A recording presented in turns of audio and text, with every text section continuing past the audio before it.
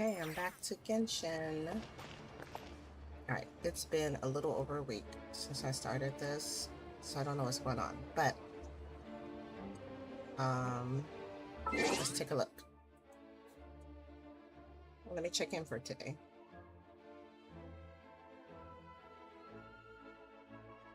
I have not looked at any Genshin things. I don't want any spoilers. Oops. And I need to make up a check-in, actually. So I'll do that now. So I get my rewards.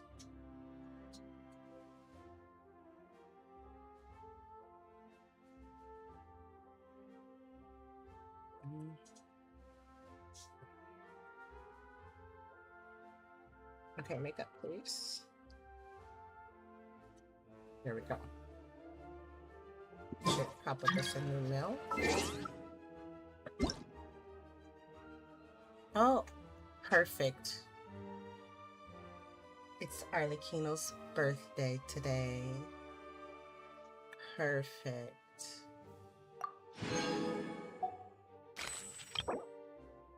Okay. Feel it for yourself. You must have heard many people describe Snezhnaya in all sorts of ways by now. But no matter how many times you hear others speak of the biting cold, it is nothing compared to scooping up a handful of snow yourself and feeling the change in temperature as it melts in your palms. And once the snow has melted, whether you choose to keep it cradled in your hands, letting your body warmth drive away the stinking cold, or open your fingers and let it fall to the ground and refreeze. That choice is yours and yours alone. Whatever you choose, you are now a Snezhnaya, and I imagine you have already formed your first impressions of the place. If you have some spare time, come by and have a chat with me and sample some of Snezhnaya's local cuisine while you're at it. Lenny and Lynette are here as well, and they put together a new magic performance. I think you'll find the visit very much worth your while. Okay, I don't know where she is. It was Navia's birthday. I might have missed some birthdays because I didn't play every day.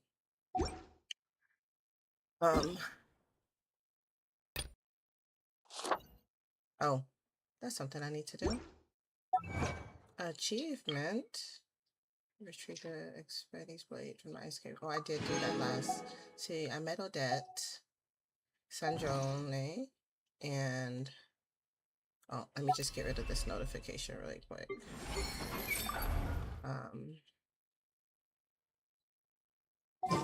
Yeah, so I am not doing temper this round because I have done temper, even though I have all these people I could do temper for, I've done temper already for 4 people in a row, and it's exhausting. As much as I would love to temper some more, you know, outside of these that already have it. Like, you know, I would love to temper Churi. I just finished up Risley. I'm working on his artifacts and Sino and Ganyu. I'm gonna take a break and I'll join it back in the next temper. So I don't need to get, I do like my BP though. I'm probably behind on BP. Yeah. So, I don't know what I was doing. I know that I met up with Child, Snezhnaya, and Odette. Odette found out who I was last, I believe, because Odette is Signora's, she was under her, and Traveler was scared to tell her that, oh, something you wish to report? That Go on. You have my undivided attention. Oh, no. Missed it again. Oh, she missed something again. Let's see what she missed.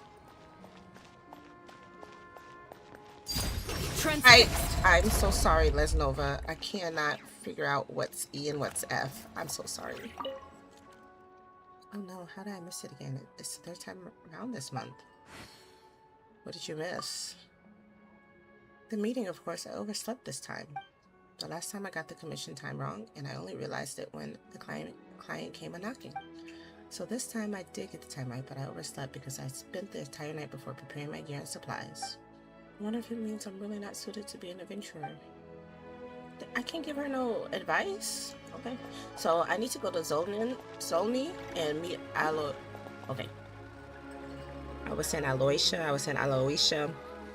His name is Alosha. Just ignore the Y. Alosha. So I have to meet Alosha. Who, by the way, because I got C1 Arlecchino on the wishing. Got my C1. That's why I don't have anything here. Alosha, I have not done, anything with him right now. So he's at the bottom of the barrel. Oh wait, sorry. I have a C5. I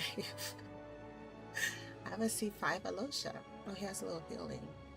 So yeah, one day I'm going to, I should have everybody that's a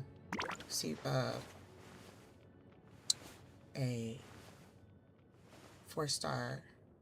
I have the level 60 at least, except for Charlotte, Dahlia, and Alosha, because I've been trying to save up my stuff. Aww. How cute.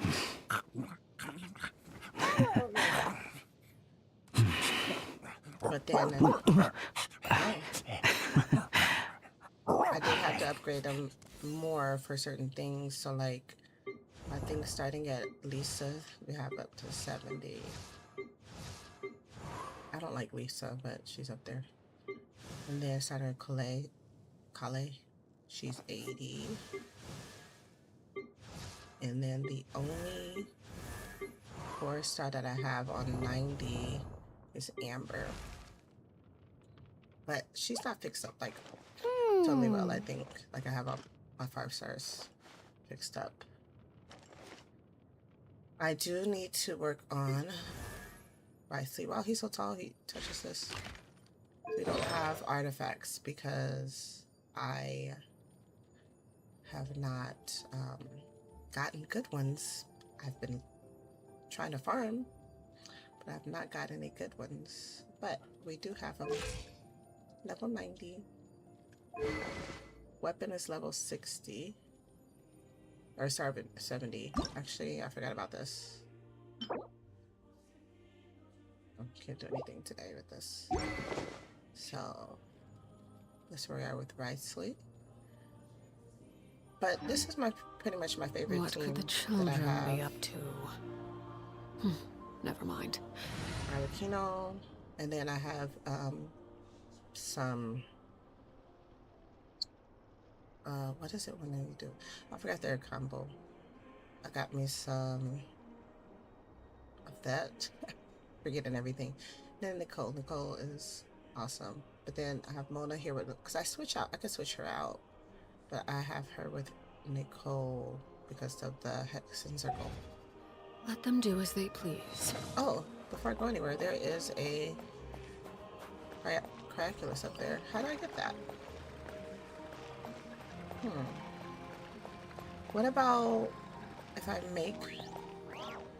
Oh, I never opened that. So I'm working on an Archon Quest, but a lot of time I like to, when I get a new map, open all of my waypoints. I haven't even done that, but because I haven't played that much since the update. So, yay. Okay, so you can make things.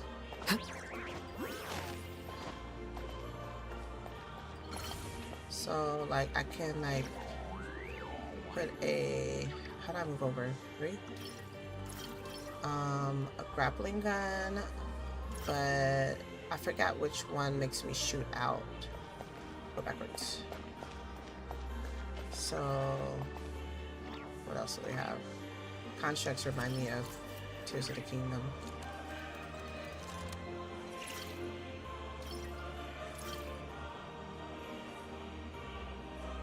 Okay. Storage device. I have no idea. I forgot everything. So I'm gonna build this and see what happens, because I could debuild it. Deconstruct it. Now what do I do with it? No? Okay, so this is not the thing that I need, I think. Let's get rid of it. Alright, let's try this one. What's this one? Okay, yeah. This is what I was thinking about. How do I get out? Do I need another one to get out?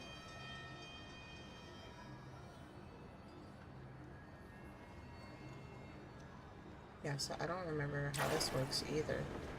Did they give me a...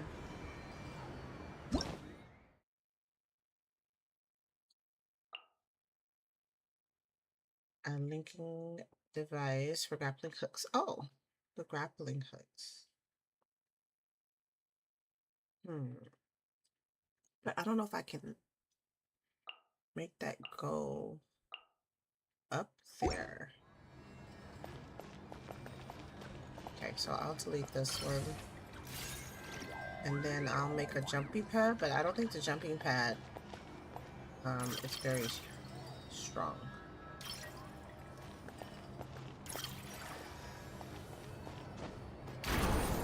Yeah, it doesn't take me too far up. I would need like some other things. Oh well. I would probably find a tall building and fly from it to get that. So I need to go to Zoni and meet Alosha. I'm gonna walk there. I mean, I think I have to walk there anyway, but I just want to see what's going on around here. Oh. Oh yeah, so Snezhnaya does not have a crafting table. I have to go to the train to get to a crafting table. Cute. Is this the right way? Okay. From Catherine, this is... Oh wait. I thought it was the armor shop place. It's keeping warm.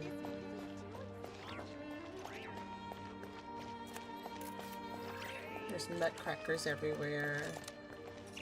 Oh, there's some music. Okay.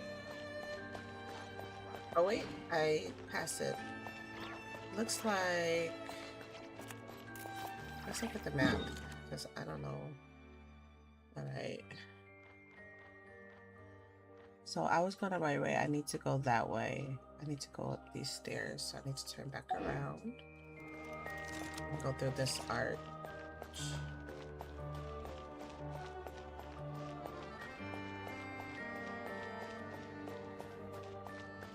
So I'm afraid Only that in the grip of winter do people it's truly Vesna. appreciate That's the one of these warmth fairy of ones. flames. Oh, was this right? No, it's that one. Okay.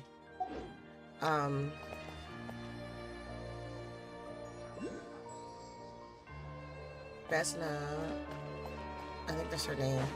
I want to wish on her, but I have nothing.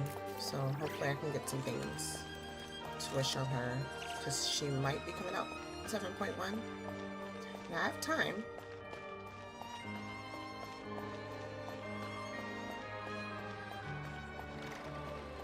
Oh wait, I'm just like, what am I doing? I went so far past, it's like right there. What? That's not a little kid. They have different kinds of beans and stuff like that. Here it is. This one.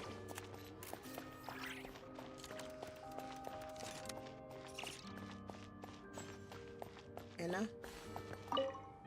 We'll try the Snow Alley Dash. Oh, no. No time for that.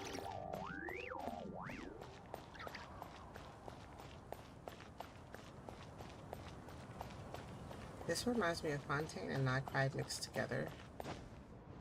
But, it looks like it might be easier to navigate than Fontaine.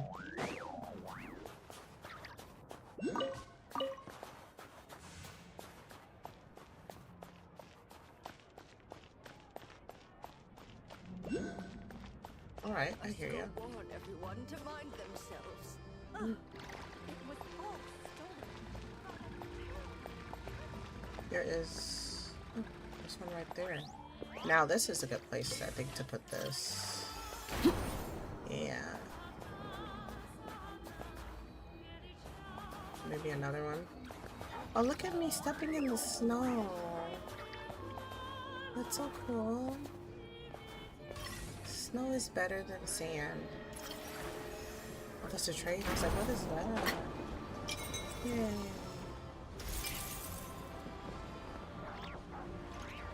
Alright, I need to go down a little more. Oh, let's go to this shop. Ooh, look at that. Ooh. I want all of those. Okay. Let's go to the shop. See if there's some recipes I can get. I don't know what's at the shop. Okay. What you got? Ooh, honey. I should buy honey. Okay. Any of these I'm low on? Kind of low on onions. I'll buy some.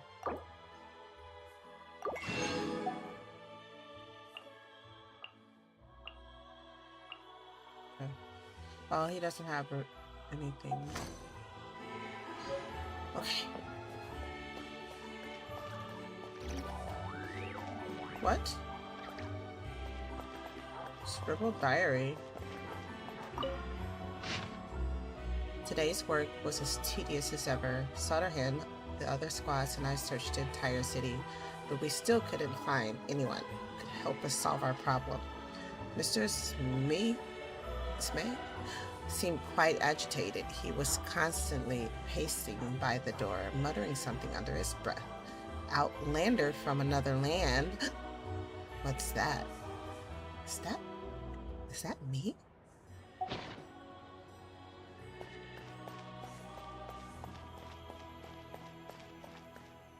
Oh, there we go. Hello there. How can I help? Looking for a lotion. Ah, sure thing. Give me a second. I'll go fetch them for you.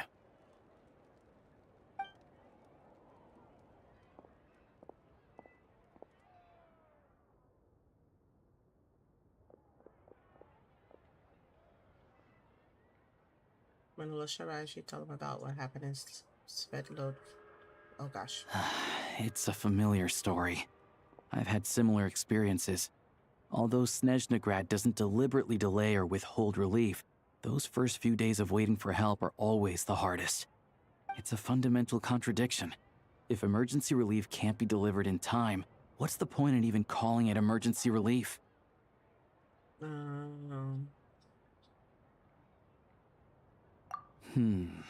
Not necessarily. I think there's a good chance that Kresnik Crystal from Stratomeros will start flowing into the market. When we resolve Stratomeros' energy issue, it's like we open the floodgates. A huge backlog of Crystal is now available to the townspeople. There's no way they can use it up at once. A lot of them will probably stockpile it and slowly work their way through.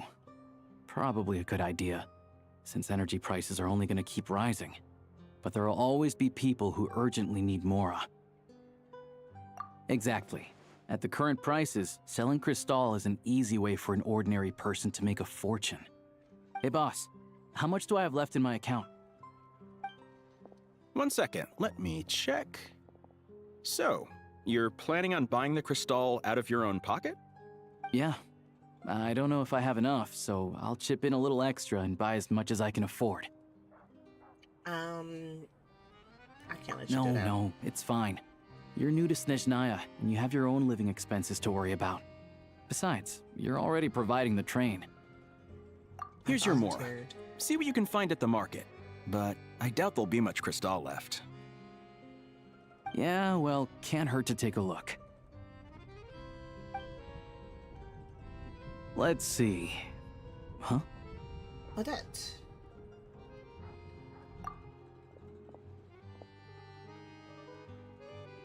Oh, Alosha, and... And the last time I saw her. Hello? Hello? I didn't realize you two knew each other.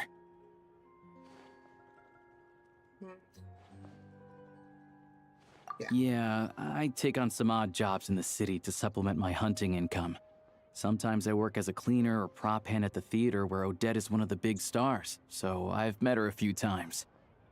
When the weather's as bad as this, it's better for a hunter to adapt than to keep looking for game. Yes, and we sometimes need extra help.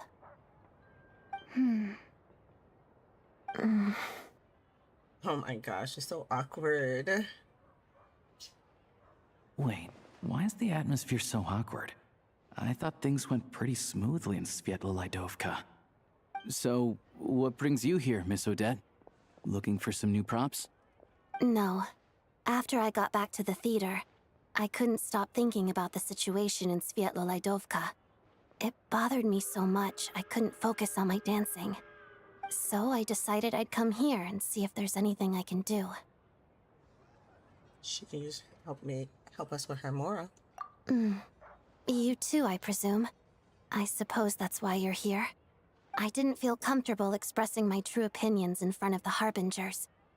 Not least because ordinary Fatui like me don't even know what Project Stuzha is all about. Without knowing the full picture, I can't make sense of it. And at some point, if things aren't making sense to me, I can't just keep going along with it. So many people feel the same way. They wish they could do something, but all kinds of reservations hold them back. Explains why groups like the Road Cotters springing up to fill the gap. Yes. Well, that's one option. But there are risks to consider with organizations like that.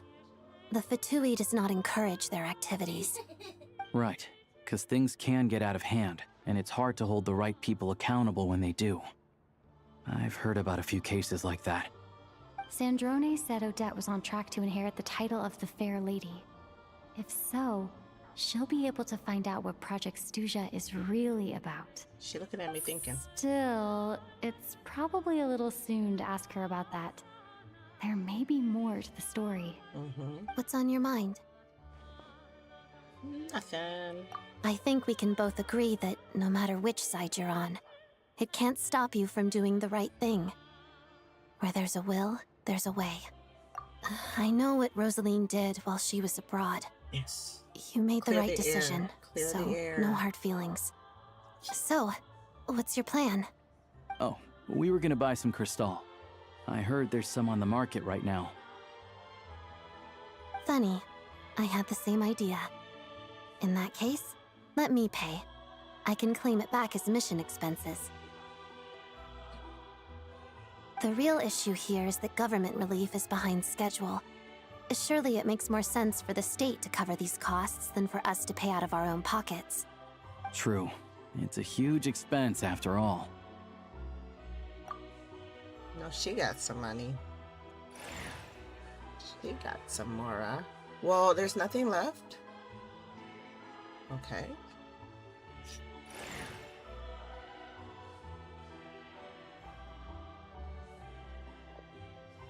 Let me see. I'll take it all, please. And I'll be needing a receipt. Right. Choose mission budget under the expense category, but be sure to specify emergency rescue operation in the description. Otherwise, the normal reimbursement limit will apply. Let's book this train.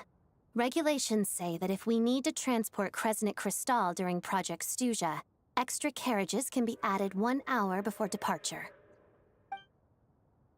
Is something gonna happen?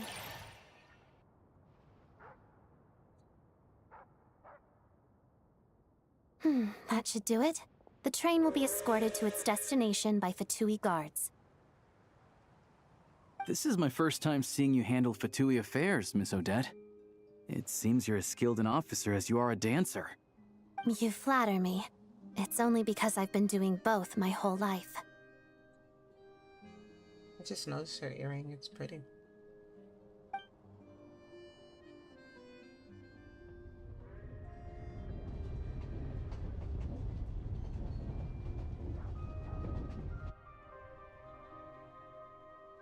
That's a pretty cool scene. The art is so beautiful. Anyway, I bet you've been non-stop today, am I right? Any idea how Paimon's doing? Yeah, so Paimon is sick. What's wrong? Who's Paimon? Her travel buddy. Hasn't been feeling well. She caught a cold right after they got to Snezhnaya. Sounds like she's important to you. I can't believe you've been dealing with this on top of everything you've been doing to help the people of Snezhnaya. I've got nothing going on right now, so I'll join you. I want to see how she's doing. Hey, Galosha. May I come too? I so have nice. some candy that someone gave me back in Svietlolaidovka. Plus, I know a little bit about relieving cold symptoms. This one. All right then, let's go. Can they just teleport me back there automatically? I still don't know what the deal is between these two, but at least the tension seems to have vanished. A good sign, hopefully.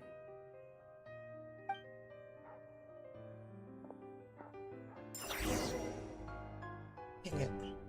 You are crucial food. Meat. Alright. Oh wait, there's a...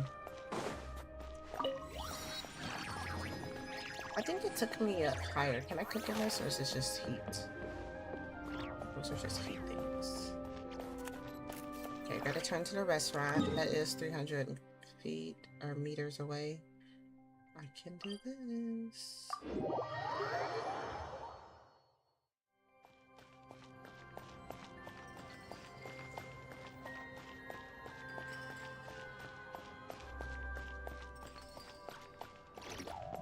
Hello? Can I talk to you? He's sleeping.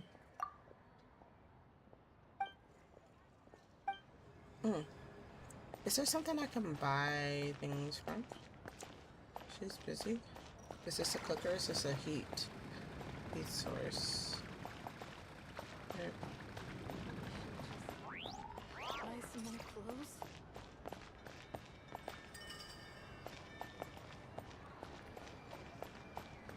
What about this guy? Cooking stuff. What kind of food they got? Oh, it looks like some bobs and some kind of meat. Oh, I can cook on that. I can cook on this. Oh, excuse me, people. Laid bare. I guess I should have did that with Nicole. Okay. I don't have a lot of...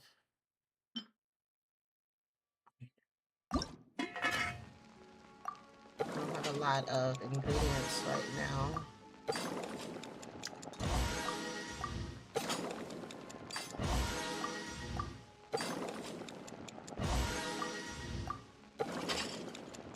I don't think I did this during this weekly BP, so let me double check.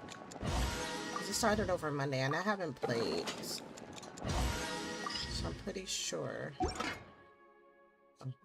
I haven't done it yet, so let's see. This one's almost done.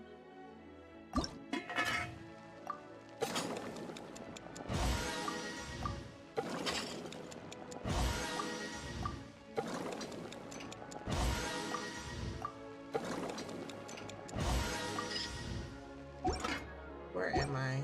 In the... Something you...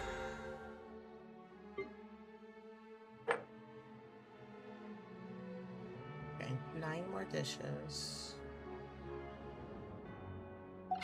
To report? Go on. You have my undivided attention. I don't want to cook that. Or do I? Let's see. Well, I need 4 more of these, but I can only make 2.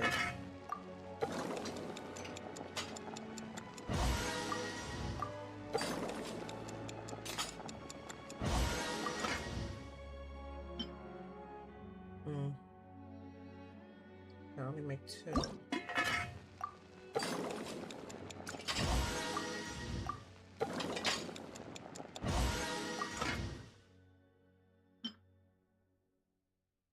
Butter chicken. Wow, I can only make so many of these. So I'm gonna try jade parcels or that. I'm gonna work on the jade parcel since we need 20.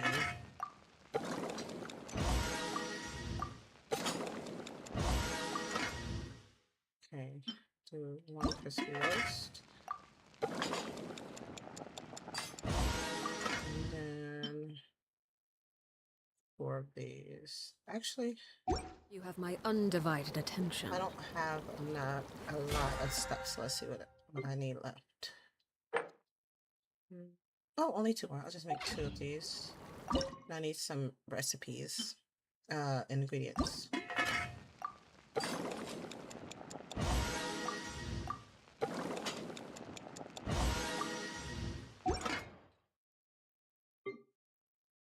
I ran out of this.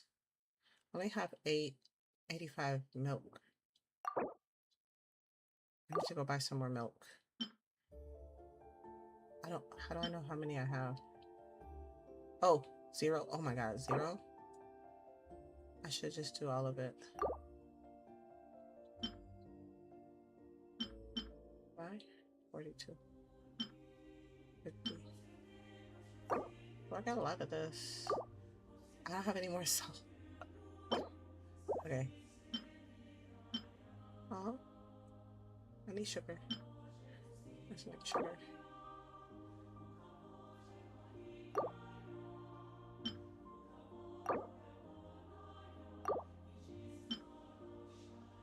Oh, 102. Okay. I need milk and sugar, right?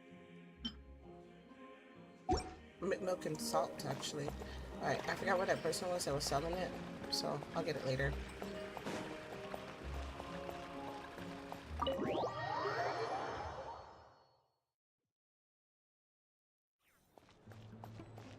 Somebody sell it here?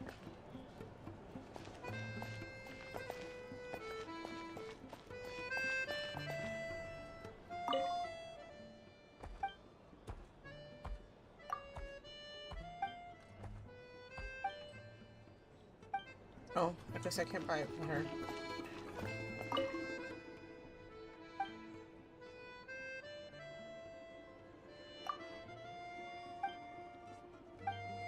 Okay. Alright. Oh, her! I right past her. I think I bought some recipes from her too. Oh, look, I could have bought green. I'll still buy it. And then flour. Used all my wheat. How much money I got? Okay.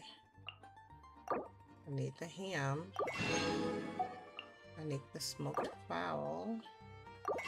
Oh, I need the sugar. I can only get 10. Oh no, I just made a bunch, didn't I? I'll get the crab roll. I'll get the jam. I'll get the cheese. These are things I just made. But I need the regular ingredients. Bacon. And the sausage. Okay. The other person was selling the single ingredients. Oh. Okay. He's the owner? What's up? Hello? Are you the boss here?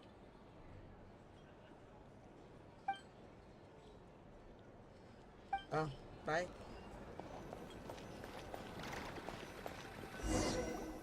Hello. Sorry, but there's a sick person recovering in this room. Can I help you? That's my sick person. What happened? Oh, please, excuse me. Are you the Traveler? Could I take a quick look at your Adventurer Handbook? Master Child said I should verify your identity.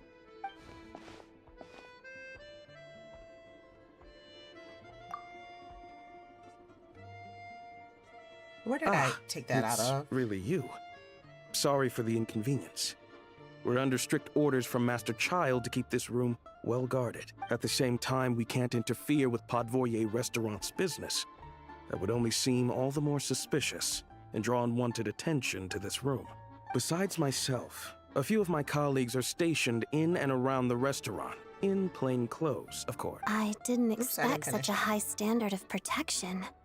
Well, Master Child handpicked us for this special assignment. We're not about to let anything go wrong. Nice. Anyway, I won't keep you any longer. Please, head inside. Exactly what I wanted. Good job, child.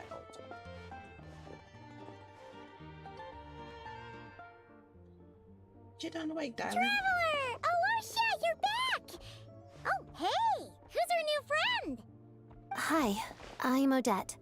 The Traveler and I crossed paths a few times. Another friend from the Fatui, huh? You're practically a member yourself by this point. Paimon's definitely on the mend. We should be back to our usual travels in a few days' time. Seems like that doctor was right. I hope so. It's just... Paimon's limbs are still feeling a little chilly. I have just the thing. Ooh. Whoa! What's this? Is that a flame inside an ice cube? Wait, is this real ice? How's it not melting? And how does the fire keep on burning? All keen observations. You're right. This is called core ignis. Whenever I've caught a cold in the past, I found I recover much more quickly if I place this by my bed. You're welcome to borrow it. Borrow, gotta get to bed. Awesome! Wow! It's so nice and warm! Oh, it's like magic. Your name was Odette, right? How did you two meet again? Looks like she's in pretty good spirits. That's a relief. Any progress with your investigation yet?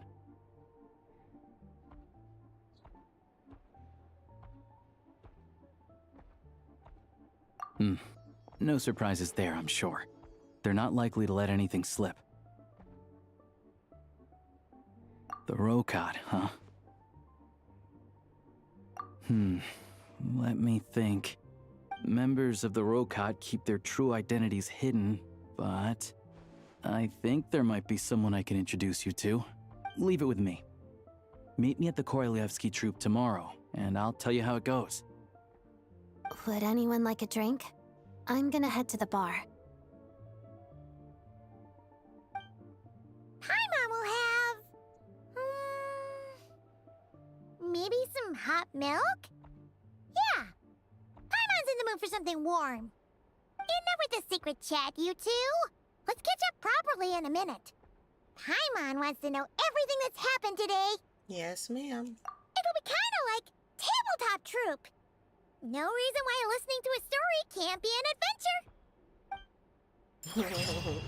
Cute. Look at this cake.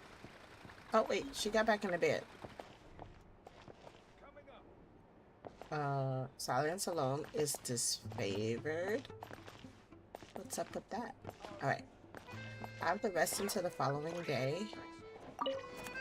I don't know what time it is already. It's... I'm gonna set the time for it, but I need to be right back.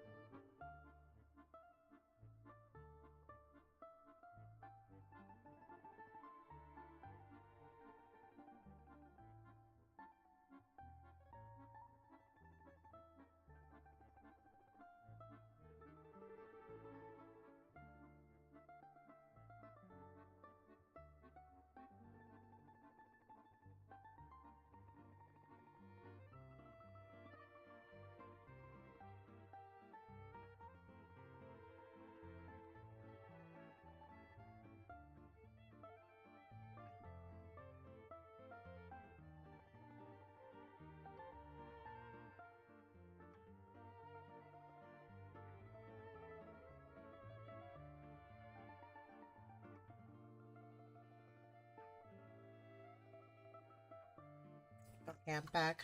I just bought me some popcorn. And I probably will mute when I munch it. So I don't have my munching on the audio here. Okay. Rest until the following day. How much time did I let pass? Oh, when I pause it, nothing.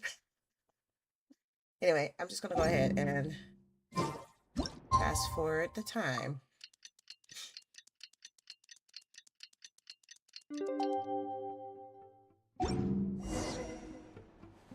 Oh, good morning, Paimon. The boss is gonna give Paimon a copy of the latest newspaper to read.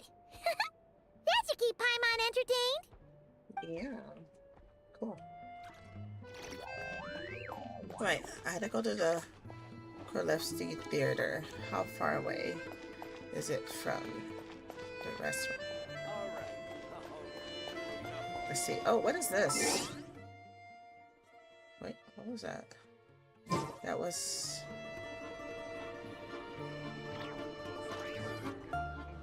this one. Oh, my commissions, yay. I'll go and talk to Catherine and get that done while I'm at it.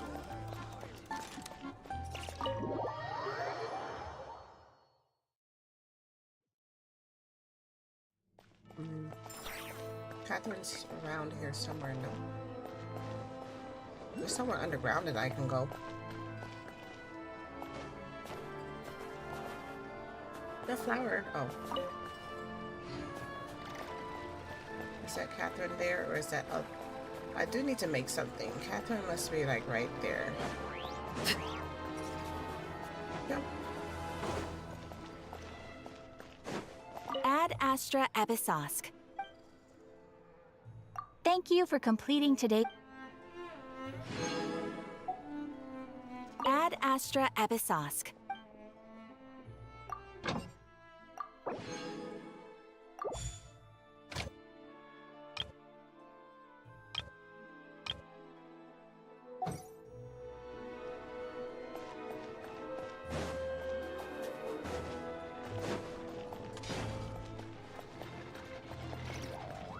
This guy is the armorer. Blacksmith, I mean. Get the temperature wrong and the details suffer. His voice is so deep. And the flaws start to follow. He's so cute. But we can make something so I can work on my BP. As always, we're just gonna do this one. There we go. Alright. Oh, what is this? Oh. Oh, I did this. Oh, okay. I forgot. So what am I working on right now? The arc that used to be a soul? Through the ivory gates. The gates of ivory. Okay.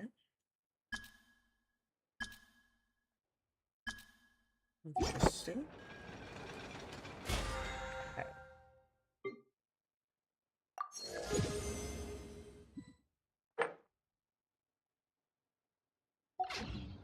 I didn't claim that. There we go. Chow Chow. Oh yeah, he's the little one that wants to pet them. Alright, so let's go to the theater. Where's the theater? It is here. I am... wait, where did I go? Oh, right here. So, I'll go that way. What could the children be up to? Never mind. Let them do as they please. Wait, am I going the right way? Yes.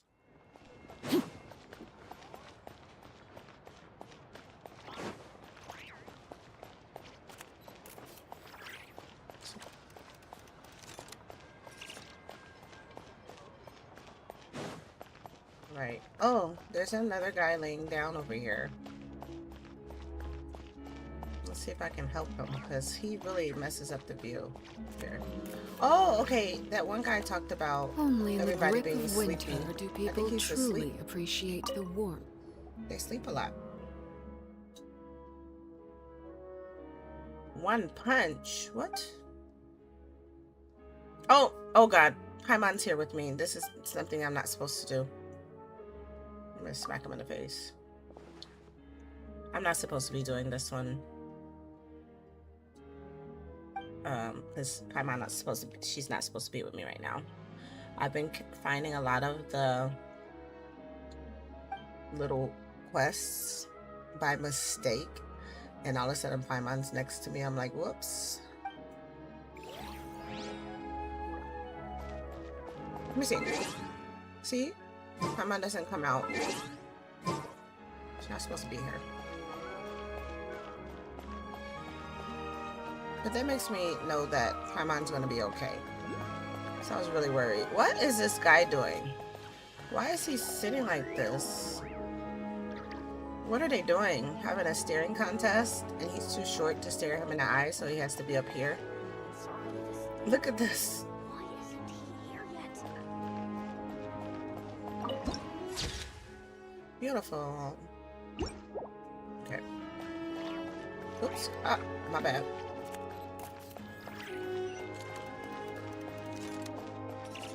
Please let me get that first. Alright, good. Ah, you made it. I've got some tickets, and I managed to set something up with the Rokot. It'll have to wait until after the show, though. Happy to stay and watch? I doubt you've seen the Korolyevsky troupe on stage before. Pleasure. Here, this is the way in.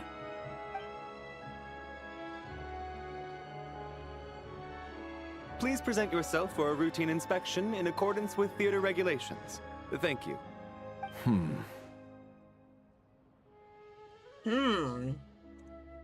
Look, did you see his hand?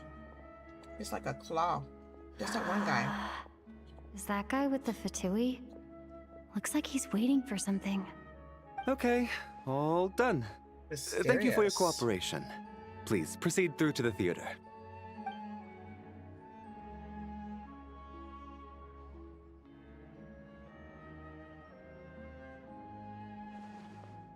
What's up? Everything okay?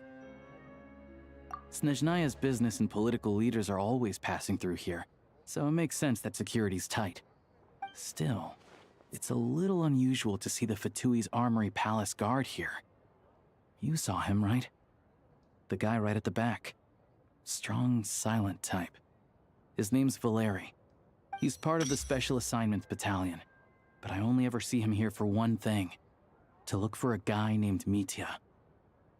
Supposedly a researcher, though he never seems to put much time in at the office. The theater is one of his favorite places to hang out when he's playing hooky from work. But that's not for us to worry about. Let's go. The show's about to start. I'm suspicious of Alosha because he knows so much stuff. He's nice. What do you think? Pretty impressive, huh?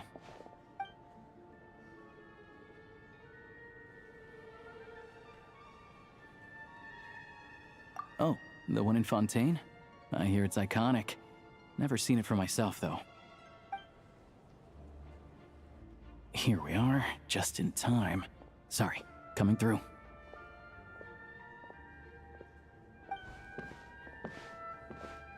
Why he looking at us like that? Ugh. If you're gonna show up late, keep your mouth shut. Oh. What's his problem? Rude. Whatever. No point arguing with people like that. Yeah, because I'll beat you up. There she is. That's who I'm introducing you to later. She's the lead singer of the troupe, Vodyanitsa.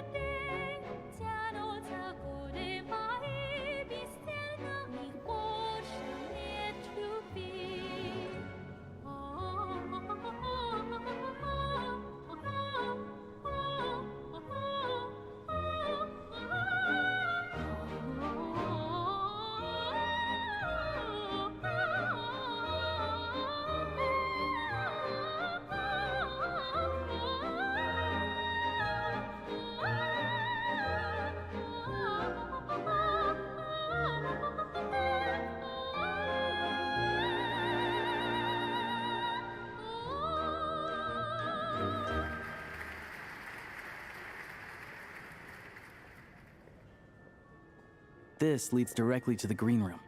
They're expecting us. Vodyanitsa will be waiting for us there.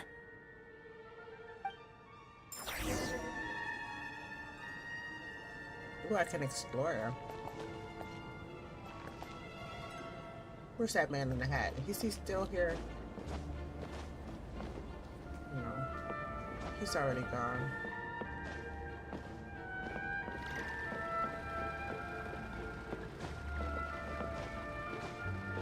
Alright. Where do I go? I go on stage.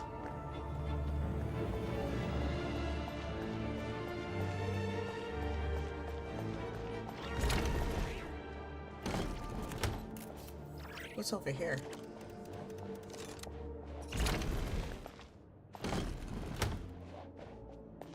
Can I read this? Okay. Let me go where I'm supposed to go.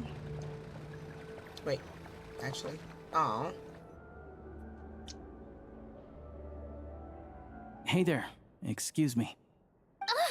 Can you believe it? I am so mad right now. Wow. Come in. Oh, it's you two. Huh? You know each other? Oh, wait. Is this who you were telling me about? The one you met yesterday and couldn't stop thinking about? What? I never said that. Dang. Yes, you did. She has no Why filter. are you denying it? It was right before I went on that rant about the moody factory owner. Oh, I remember it so clearly.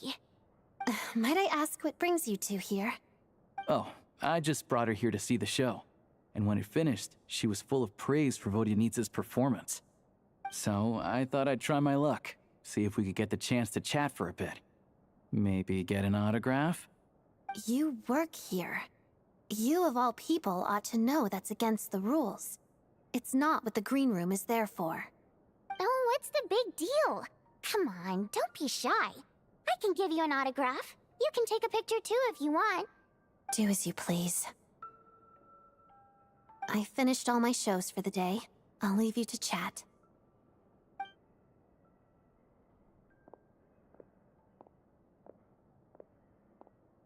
I wasn't making that stuff up, He's like you know. a child a little Odette's bit. just too proud to admit it. She thinks very highly of you, and so do I. You did the right thing in Svietloladovka. We're good. Odette's out of earshot. I'll lock the door. Confidentiality, of course. That too. The Rokat is very strict on that. I knew Whoa, he was Alosha! Not out loud! Not with an outsider here. Relax. I've taken care of it. Look at this. The President's reply sent this morning. Wait, so she's been approved to join? What? Dang. They're doing everything for me. You told me last night that you wanted to get intel from the Rokat. Unfortunately, Rokat intel is only available to members. But ever since you set foot in Snezhnaya, we've been working together. I've seen the way you work, your character, and your motives. Everything about you is perfectly in alignment with what we're trying to achieve in the Rokat. So I figured I might as well cut to the chase. I wrote a letter to the President explaining your situation, including just the right amount of detail. His approval came very quickly. Of course, it's still your decision whether you want to join or not. We'll respect your choice. If I didn't decide to join, wouldn't I be in trouble? Because I know this information? Well, assuming Odette was telling the truth and she didn't misjudge you, I guess we don't need to worry about you blowing our cover. Still, you gave me a real fright. I didn't know that's why you came looking for me. So, that stuff you said about admiring my performance, was that just because Odette was here? Did you actually mean it? Now you're talking. That's what I like to hear. Anyway, let me give you a quick rundown of how things work. She's like an anime Like girl. I said, the Rokat is a covert organization, and we hide our identities. Members typically don't meet in person or even know each other's identities. This helps us maintain a high level of independence and secrecy, Because of this, members are basically free to decide their methods without constraints, so long as the outcome of any activity doesn't violate the organization's principles. After all, we don't have any ostensible contact with each other. This way, if anything goes wrong, no one else will be implicated. Beyond the freedom to choose how you operate, it's also your choice whether to act at all. We have plenty of members who have yet to take any action. In short, joining the Rokot in and of itself won't place any restrictions on your activity in Snezhnaya. There's a code of conduct you can read if it interests you. But basically, as long as you don't plan on using your anonymity to go around doing evil, you'll be fine. I tried reading it 5 or 6 times. Never made it all the way through. Even the most lackluster script makes for more interesting reading. Great. Then I'll go grab an official application form. Be right back.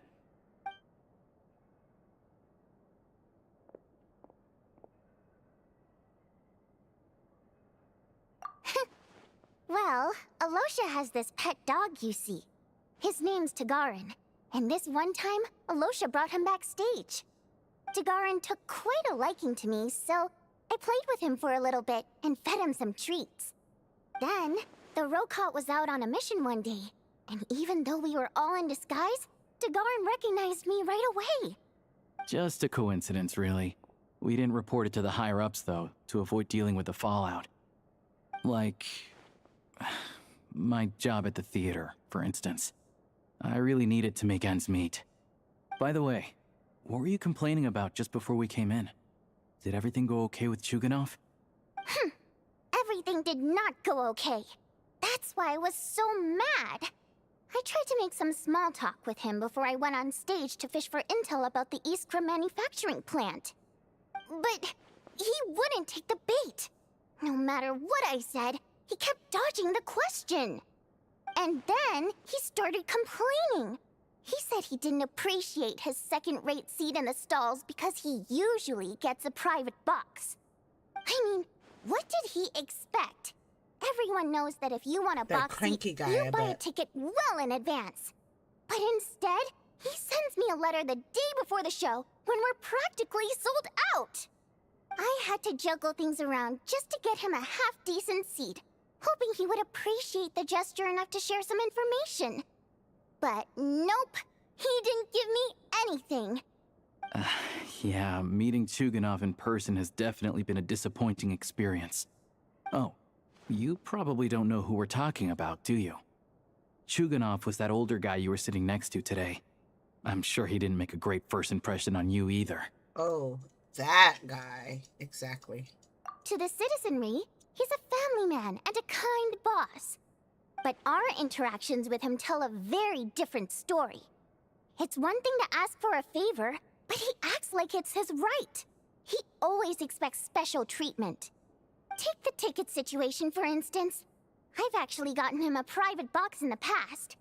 But not only was he not even grateful, now he's acting like I've sold him short this time. Not to mention that he's never paid for a single one of his tickets. I have a quick solution.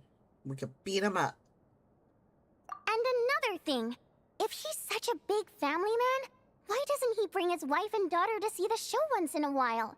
I've never seen them here, not even once. She should send him tickets Calm for down, everybody. Vodyanitsa. If you won't do it the easy way, we'll have to try the hard way. But first things first. Here's your application form. Go ahead and fill it out.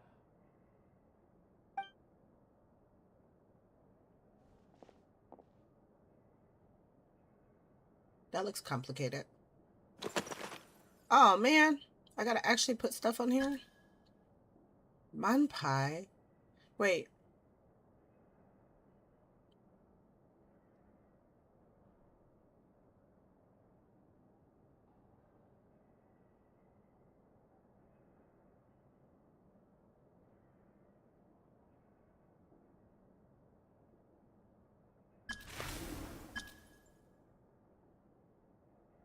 Am I a human?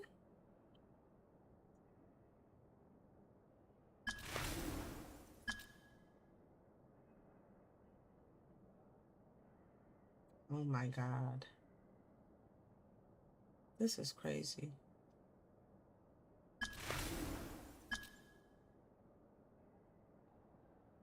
I want to ordinary people. I think the whole guy is cool. Mom told me to give it a try. That's crazy. I'm gonna do all the normal things.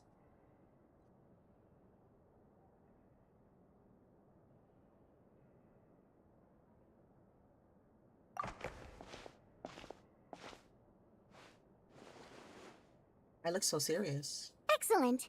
We'll hold on to this for you. All right. Now that we're officially Rokot comrades, I can tell you. Chukhanov is the target of our current operation. Recently, we've done some recon work at the Iskra manufacturing plant, which pretty much confirmed that their energy consumption is way beyond the legal limit. All we need now is some direct evidence to present to the Vetcha, so we can demand that they shut the plant down. That way, the Kresny Crystal can be allocated to where it's needed most. I was hoping he might let slip during one of our chats, but he's too tight-lipped. We'll have to find another way. I'm meeting another regular theater-goer tonight, Mitya. But Valeria's here too, and he's probably looking for Mitya, so he may end up being a no-show. Don't you worry. He must know how to dodge Valeri, or he wouldn't be showing up on time for every performance. Mitya is a renowned energy expert. Although we can't get any direct evidence of the excessive energy consumption at the plant, we can accidentally let the information slip to him. The authorities should take someone like him seriously. So if he starts raising questions about energy use at the Iskra manufacturing plant, there will be a proper investigation. Also, we're not allowed on site, but he has clearance. So all we need is his cooperation. Yeah, so that's the other thing we're trying to figure out. Though I think we're far less likely to make any progress on that front. Still, I hear that Mitya is a bit of a chatterbox. So, who knows? Maybe if we catch him in the right mood, he'll let something slip. What do you think? Sound like something worth your time? Okay, in that case, you guys find a seat somewhere nearby. Pretend you're a couple of buddies there to eat, and keep your ears peeled for useful information. He's a huge fan, so I doubt he'll have his guard up around me. But you two need to be convincing. If he suspects anything at all, he might stop talking. Sure. Don't worry. We'll make a believable pair of buddies. Perfect! You've sold me already. Now, help me tidy this room up a bit before we head out. Okay. What needs tidying? Exactly. What? Where did that come from? Everything. Okay. The Howling Gate. Or Gale.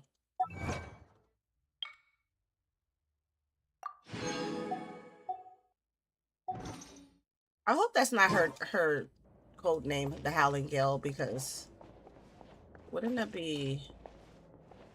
let's see. Wouldn't that be, like, telling?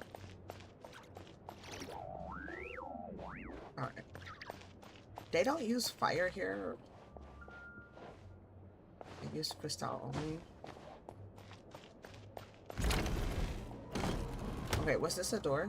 Okay, it's not a door.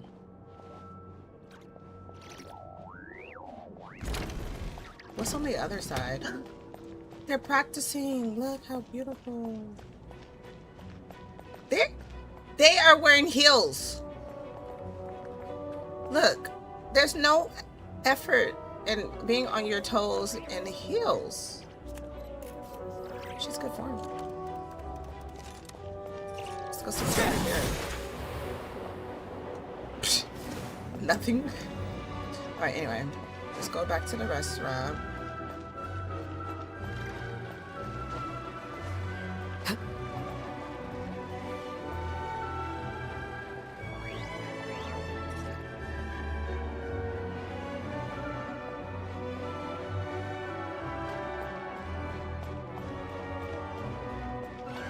What does she do?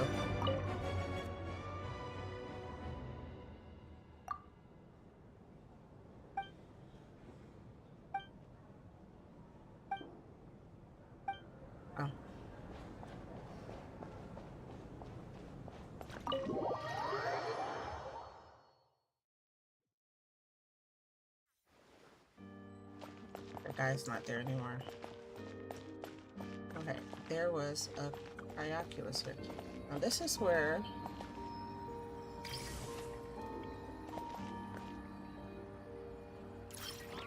let's try. Hey, I didn't jump.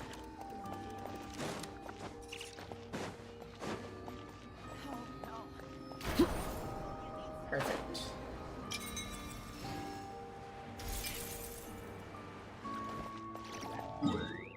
What's around here? Nothing much.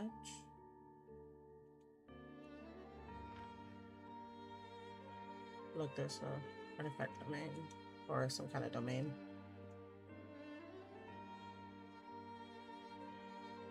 Is there anything I can get around here? What's this place? Oh, the bitch. That's the Snezhnaya I. Oh, have I been to the palace yet? Juice, yeah. What's the juice? Yeah, I forgot. There's the treasures. Oh, I want to go here. Only in the grip of winter do people truly appreciate the warmth of flames. I know, right?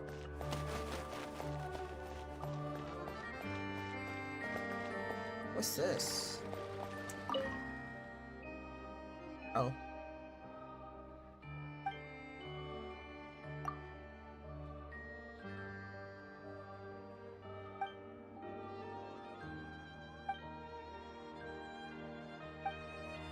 Okay.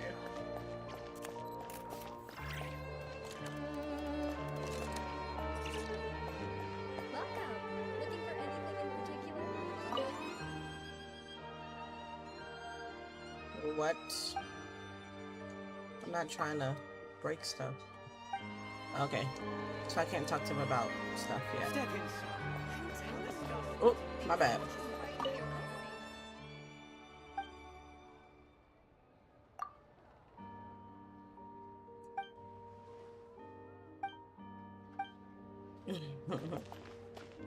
Okay. Let's go where I'm supposed to go. Wait, which way was it? What's this place?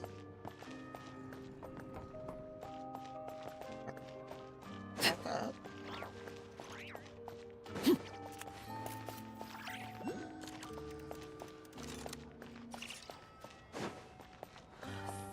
cold. Why don't we go for a fire water?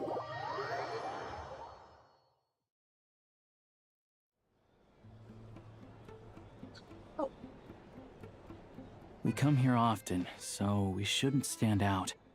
Let's sit here. Now, it's up to Vodyanica.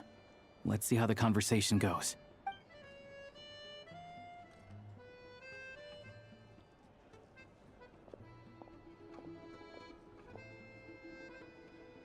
Mr. Metia! Over here! Over here!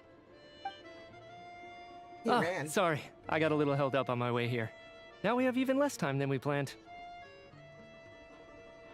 Go ahead and order some snacks and drinks, whatever you like. Let me see. According to my schedule, we still have 25 minutes left. You're really pressed for time today, huh? I was imagining this would be a leisurely chat. If you'd prefer, we can always reschedule for another afternoon when you have more time. No need. Getting to meet the lead singer is a very precious opportunity for me. I'm not about to pass it up.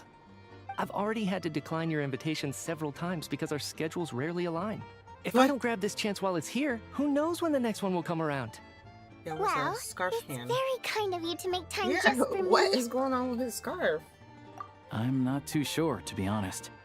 But Snezhnaya's full of weird and wonderful things like that, so people tend not to bat an eye. I'm sure the same will go for the Eye of Grey and Paimon. Yeah. The reason I invited you out for tea and a chat today was to get some feedback from a true fan of the theater. Well, I genuinely have nothing bad to say. No matter how many times I hear you sing, it never gets old. It always seems fresh and new somehow. Maybe it's because the more times I listen, the more details I notice. Or maybe you simply improve with every performance, delivering it better each time. He's so Thank cheerful. you. I'm delighted to hear that. Could you give me any specific examples? Oh, yeah. The piece you sang today, for example. Beneath the Frozen River? Hey, what's with you? I'm just praising a good performance. I always used to find that such a bleak and lonely song. But the more you listen, the more you realize that it's not as cold and nihilistic as it appears. When you really dig down into it, there's a certain level where you're surprised by the emergence of hope. Wow, I'm impressed. I didn't expect you to pick up on that. Actually, I only tried out that angle after talking with a composer. Still, Beneath the Frozen River wasn't on today's program. Oh, really? But it's a classic. You sing it every time. Almost every time. That's right. Oh, well then, let me say a few words about that other all-time classic, Flying in the Wind from the Mountain Sparrow. I didn't sing that one today either. My voice wasn't quite up to it, so I switched it out at the last minute. Oh. What is going on, Mitya? What are you doing? Sorry, Mr. Mitya, but you were at the theater today, yes? Of course I was. Remember? I said hello to all the troupe members before the show started. You, Odette, and the others. So what did Odette sing today? Elegy of the Snow-Winged Goose, of course. Correct. I see. I see. You find my singing boring, don't you? That's why you don't remember a single song. Looks like I'll need to cut a few from the program next time. No, that's not it. I swear. All right. I'll be straight with you. I'm sorry. My mind was wandering as you took the stage today. I enjoy watching your shows because the exquisite performances stimulate the mind. It always sparks some inspiration for my research.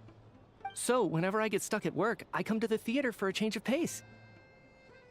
Odette's dance during the Elegy of the Snow-Winged Goose today was simply incredible. It got me wondering what she's been going through recently. That look of sheer defiance in the face of utter tragedy? It was so inspiring. I started scribbling in my notebook right away. Not that I made a ton of progress in the grand scheme of things, but I still think it was productive. By the time I snapped out of it, the entire show had finished. So what you're saying is, you didn't listen to my singing at all? Unfortunately not. I'm sorry, I don't know which is more disrespectful. The fact that I don't always come for the show itself, or the fact that I missed your performance. Seems like things are getting a little awkward. Mitya just stepped into a conversational minefield. If there's one thing Vodyanitsa doesn't like, it's people who show disrespect for her performance. This meeting was so hard to set up. Don't tell me it's already falling apart. It's fine. I suppose this is affirming in its own way. At least, it shows that our performance really touches people's hearts, right? Don't let it bother you. It certainly doesn't bother me. She's showing a lot of restraint. Well, I'll be sure to let Odette know how much you adored her performance. Please don't say that. I always love your performances too. It's just that inspiration struck at the wrong time today. I'm usually all ears. I know, I can tell. That's why I value your opinion. I'm sure some people can't stand it when others praise their coworkers right to their face, but not me. No, sir. Fair enough. I still feel kinda bad, though. But you know what I really can't stand? People who only show up to the theater to pretend that they're cultured. Makes me sick to my stomach. Oh, yeah, 100%. There are too many of those people around. By the time they're walking out the door, they've forgotten all about the show. What's wrong? You look furious. I don't know if you've heard about the boss of the Iskra manufacturing plant. He isn't even a theater investor, but he always demands the same privileges as actual investors. Box tickets only, premium drinks, even the right to request specific songs. Well played, Vodyanitsa. Seems like she's harnessing her rage to steer the conversation back on track. Now that you mention it, I've interacted with that guy before. I gotta say, everyone holds him up as an example of a benevolent businessman, but I don't know. I don't see it. Yeah, he couldn't care less about what's happening on stage. He's just there to flaunt his social status. I hate that I have to prepare programs for guys like that. What's the big deal with that factory he runs anyway? I asked around a bit and heard some pretty shocking stories. Sounds like he's just another greedy capitalist. Oh, really? Yep, the things people are saying are pretty damning. Low wages, insanely long working hours, equipment running around the clock. And as if that's not bad enough, he also strictly forbids his employees from giving any kind of interview. Project Stuja has now been extended so many times, we're at the point where crystal rations for the common folk are barely enough to survive on. Yet he even wants to get his greedy hands on them just to boost his own profits. If the rumors are true, he's in serious violation of the law. Interesting. So you've heard about it too? What? So it's really true? Who knows? I've only heard the same rumors you have. But there's no smoke without fire. The Rooster's been coming down on us hard lately, demanding that we track and trace every single batch of Crystal. My coworkers in the Department of Energy have been tearing their hair out over it. The Rooster? I didn't realize he cared that much. Yeah. Even though there are no restrictions on Crystal trading, the poor will wind up freezing to death if we let the rich buy as much as they want. That's clearly unfair. Looks like we'll need to arrange an investigation into the Iskra manufacturing plant as soon as possible. I never knew you kept up with current affairs beyond the theater, Miss Vodyanica. You really have a heart for the common person. Most Fae in your position have long been indifferent to the plight of humans. Well, those of us who choose to live in human cities are naturally going to pay attention to any significant upheaval. Isn't the Rooster a Fae himself? I'm just surprised to learn that even someone with as much experience as him is getting so stressed out over Project Stuja. What is the end goal of this project anyway? This is it. We're finally going there. I'm sure Mitya can sense on some level that she's fishing for information.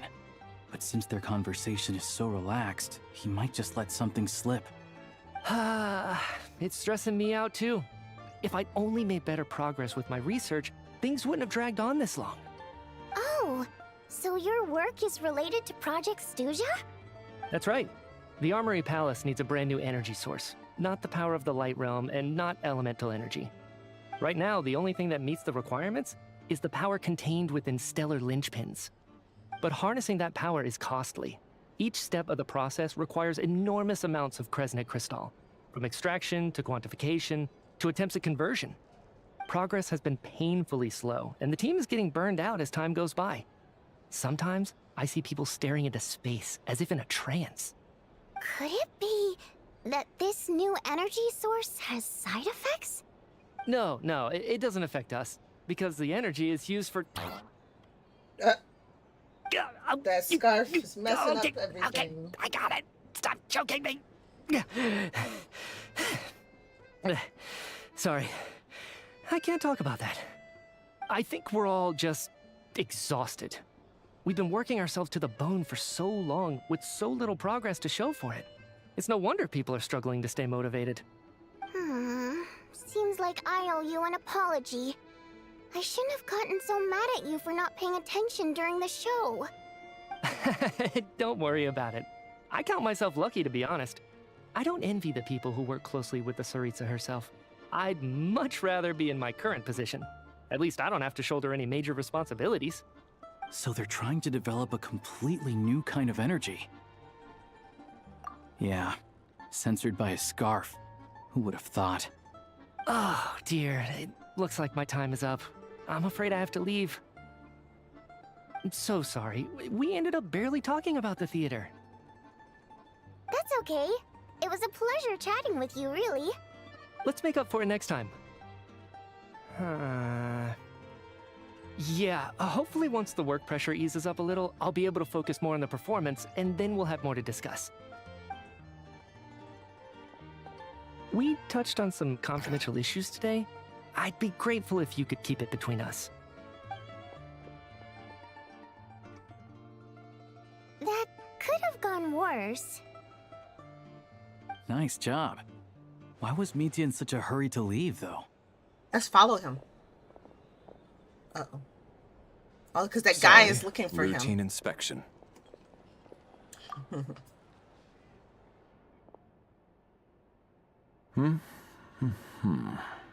Oh, he's got it down to a science. 25 minutes.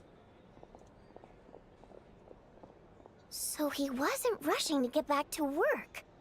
He must have calculated that Valeri would find him here in exactly 25 minutes. It is accurate. That's frighteningly accurate. One of the main duties of the Special Assignments Battalion is to ensure that important figures stick to their schedules. All right, time for us to get going too. Excuse me, check please. We'll settle our check too, then. Oh, hello there. Mr. Mitya paid the check before leaving. Oh. He also asked me to pass on a message. He said it was an honor to share his tea break with Miss Vodyanitsa and her two friends. What? Wait. So he knew we were here all along? This raises a lot of questions. You're so tricky. Did he deliberately mention the new energy source so that we'd overhear it? Maybe his work isn't confidential after all. Maybe the key here is the purpose of this new energy. I guess that's the next thing to look into.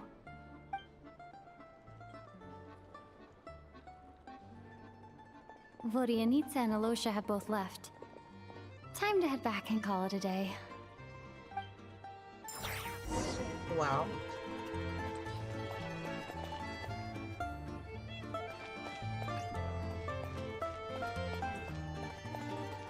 Can I go in other rooms? Nope. Oops. You're back! You're pretty early today. How are you feeling? Paimon was just gonna mention that. After she woke up today, Paimon felt like her temperature was completely back to normal. But her strength still hasn't returned.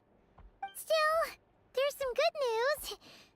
Paimon thinks she might have figured out the source of the problem. What? It's like there's some kind of mysterious power affecting Paimon. Paimon's never felt this way before during any of her travels. She only started feeling this way since we arrived in Snezhnaya. Why do I hear footsteps? Somebody's outside and I can hear the thudding footsteps.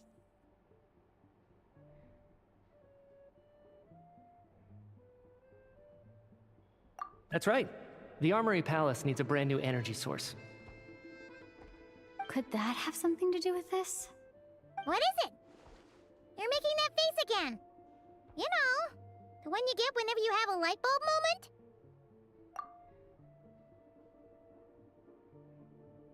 I knew it was something more serious than a cold. They're trying to develop a new energy source here? Oh, sorry. And you think that might be why Paimon's feeling unwell? Well, Mitya denied that the energy they're researching has any side effects. Although, he did say that people working on the project have been having issues with their concentration and short-term memory. And even so, those are completely different symptoms from Paimon's. It's pretty faint, so it's kind of hard to tell.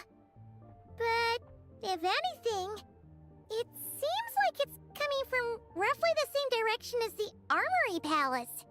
Sure, Paimon's with you there. But how, though? The Rokat only has a limited amount of intel. Oh, great point!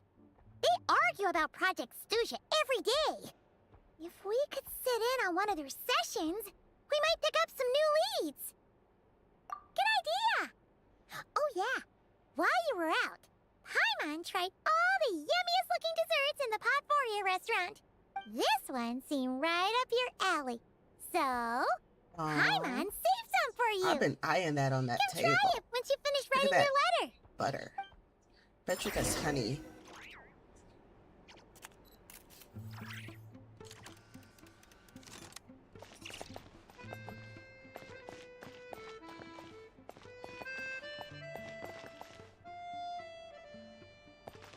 I have to wait 2 days. You know what? I'm gonna go ahead because I want to finish. I'm still in Act 1.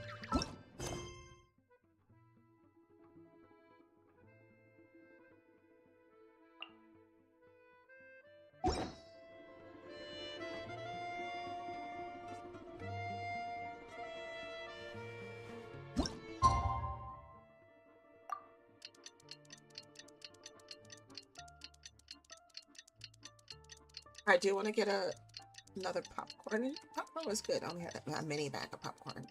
And also going to get a iced tea. So I'll be back.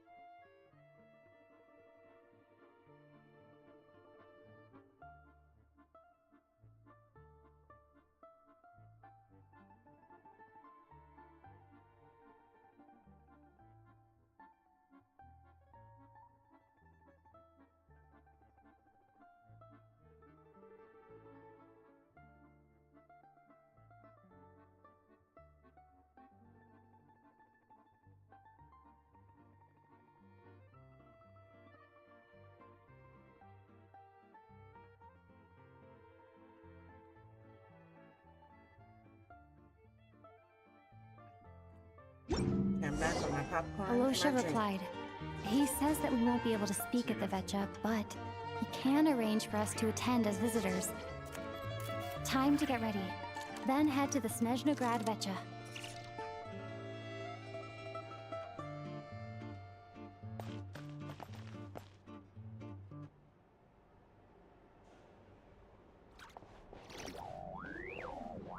What's this?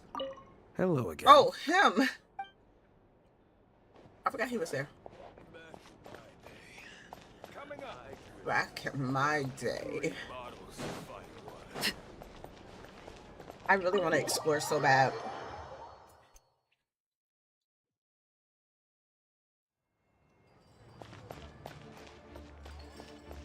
I did see this on the map. Oh, let me go talk to this guy. Do my stuff.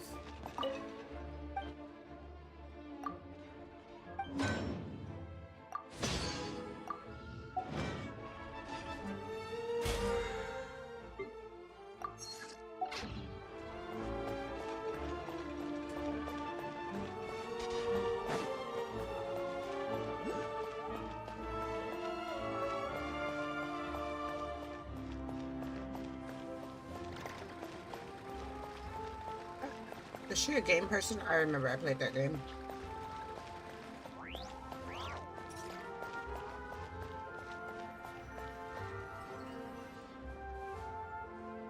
Ah, Miss Vodyanitsa, prima donna of the Korolievsky troupe. What a surprise meeting you here. Will you be sitting in on a session of the Vetcha? Sorry, I'm not taking interviews today. Oh good, you're here. The session's about to begin. Let's get inside. Please wait, Miss Vodyanitsa. Could you introduce me to your new friend?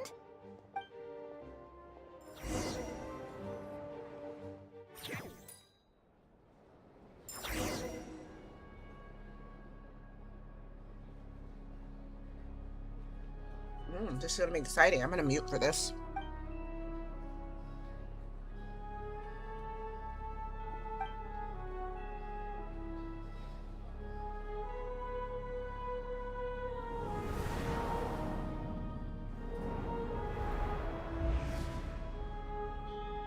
In summary, the energy management commitments made for the outgoing period have been delivered upon. Furthermore, both the production and consumption of Kresnik Crystal show clear signs of stabilizing. The relevant agencies have assessed the present circumstances and determined that the status quo can be sustained until the next period. For detailed statistics, I would refer you to the industry reports that have been distributed to all persons present. It should also be noted that while the recent blizzards have led to a significant increase in people's energy expenses, this is strictly a short-term phenomenon associated with a remotely located monster. Her Majesty the Tsaritsa is giving her full attention to this matter. We should have every confidence that it will be dealt with swiftly and conclusively. A financial report on disaster relief is also present in this report, courtesy of Pantalone. They cover the same old ground every single time. The rooster never seems to mind, but everyone else is getting tired of it. There's a general lack of trust. People aren't seeing any tangible benefits that affect them directly. Of course, none of that will be reflected in any of the reports on the table. Yeah, if it weren't for these hard copy documents, I could have at least made something up. Oh, don't mind me. I'm just out here trying to hit my interview quotas. Bring out the kvass. Ever read it? Best-selling newspaper in town. If I remember correctly, you guys don't even have a sales permit. You have to sell from stalls on the street. Okay then, best-selling street stall newspaper in town. Still counts. Order! We will now open the floor to the representatives. If there are no further substantive issues to discuss, we will then proceed to a vote on this motion. Snezhnaya has a gonna long tradition of treating members of recognize the Fatui armed forces and their dependents favorably. But recent surveys shows that Fatui families in remote areas have access to 15% less crystal than the average civilian family in Snezhnograd. It's been said many times before, but it bears repeating now. There needs to be a clear and consistent rationale behind how crystal is allocated, or we will soon face immense public backlash. Perhaps you wouldn't need to keep repeating yourself if you would hear me out for once. I say again, true consistency exists only in principle. In the real world, fairness is relative. You appear to treat resource allocation as a simple function of production and population. So what about when the equipment used in production breaks down? Have you factored that into your equation? And do you even know how long it's been since Snezhnaya last conducted a census? If I knew the answers to questions like that, I'm sure I'd be a very wealthy man. And I doubt I'd be going by child. I'd like to bring the focus back to the specific issue I raised. Or do you wish to deny that favorable treatment for Fatui dependents is our long-standing policy? It's easy to be a critic when there's no accountability. That seems to be a running theme in the anti-Project Stuzha cohort. Defeat the ringleader and all other problems will magically resolve themselves. That's what they seem to think. But in case you aren't aware, not one jot in my report would change whether Project Stuzha continues or not. So you have no intention whatsoever of finding a solution to this problem? On the contrary, I'm the only one here who ever brings solutions. Child opened by speaking up for the armed forces. Regraders struck back with style and a war of words ensued.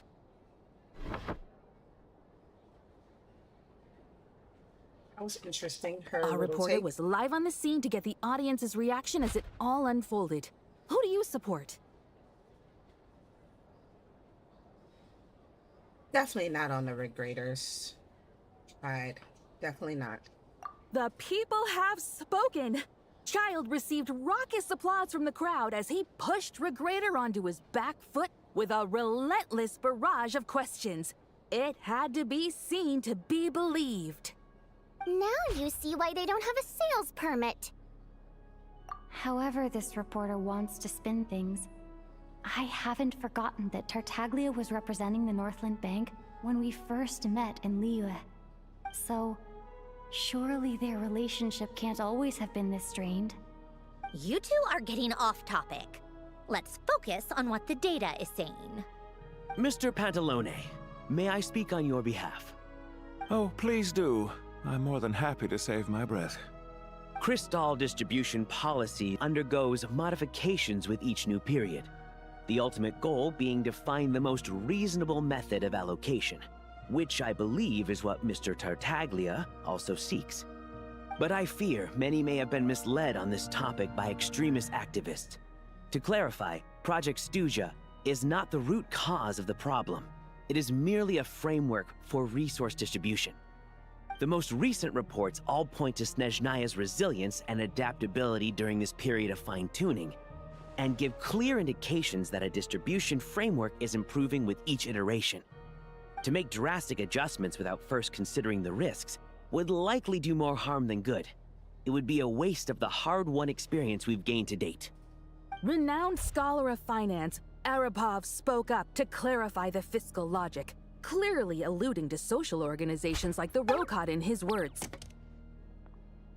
With the notorious Lelek still active to this day, should the Rokot be held responsible? No, there is someone else to blame. She's just rephrasing what Mr. Pantalone said. The Rokot are the critics he accuses of taking no responsibility for their actions. As for Lelek, you won't have heard of him yet. He's currently the most famous member of the Rokot. Well, more like infamous. Ending Project Stuzha has become an obsession for him. Unlike the more decent ones among us, he believes that votes in the Vetcha are all that matter. So whether it's threats, coercion, or bribery, he'll use whatever means necessary to get people to change their vote. And since we're already on the subject, what do you think of Lelek's methods? Are you for or against? Right there in the middle. Well, whatever the story is, his actions benefit us all. We stand with Lelik. At least someone here wants to take this discussion seriously. I've been considering that issue myself. What you really need is more precise regional data, right? I think it would be easiest to let the Fatui handle it, since they're already in charge of Crystal shipments anyway. We may as well get them to collect some data while they're at it. Whatever you need, you can ask the Fatui to look into it for you. In terms of supervision, I think the Druzhna would be a good fit. I had hoped to discuss this with Miss Vesna, but sadly, she's not present. I will be happy to take a note of your suggestions and present them to Commander Vesna for a decision upon her return. The Commander has always taken a keen interest in Project Stuja.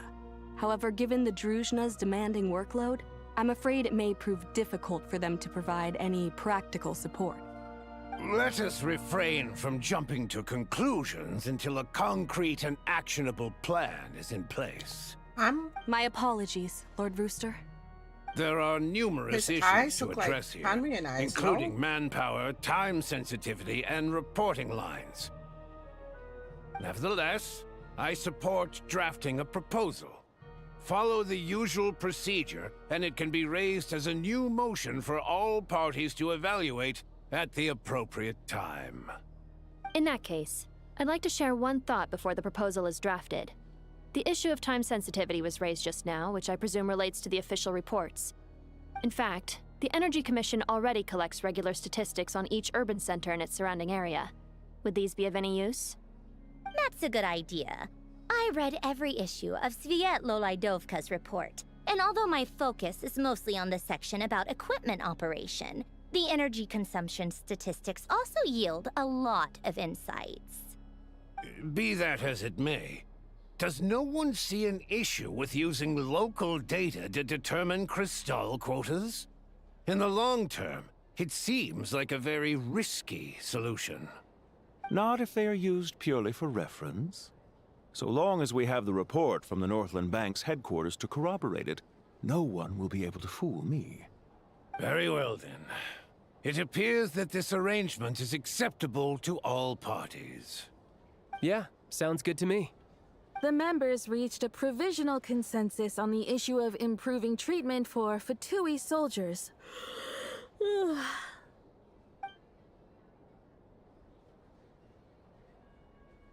Today, the prima donna of the Korailievsky troupe attended a session of the Snezhnaya Vecha in the company of a most charming young lady. The question on all our minds is, what is the true nature of their relationship? If I was Write anything like that again, and I'm revoking your permission to interview the troupe. Got it?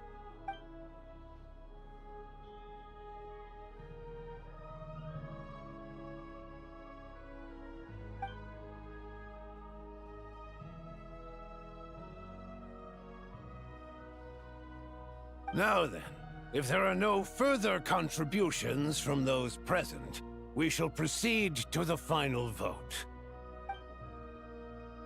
Hey, check it out! What made him vote against? Why now?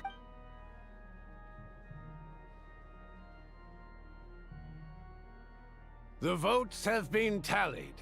Those in favor of continuing Project Stuja total 61%, securing a clear majority. Project Stuja? That was too close.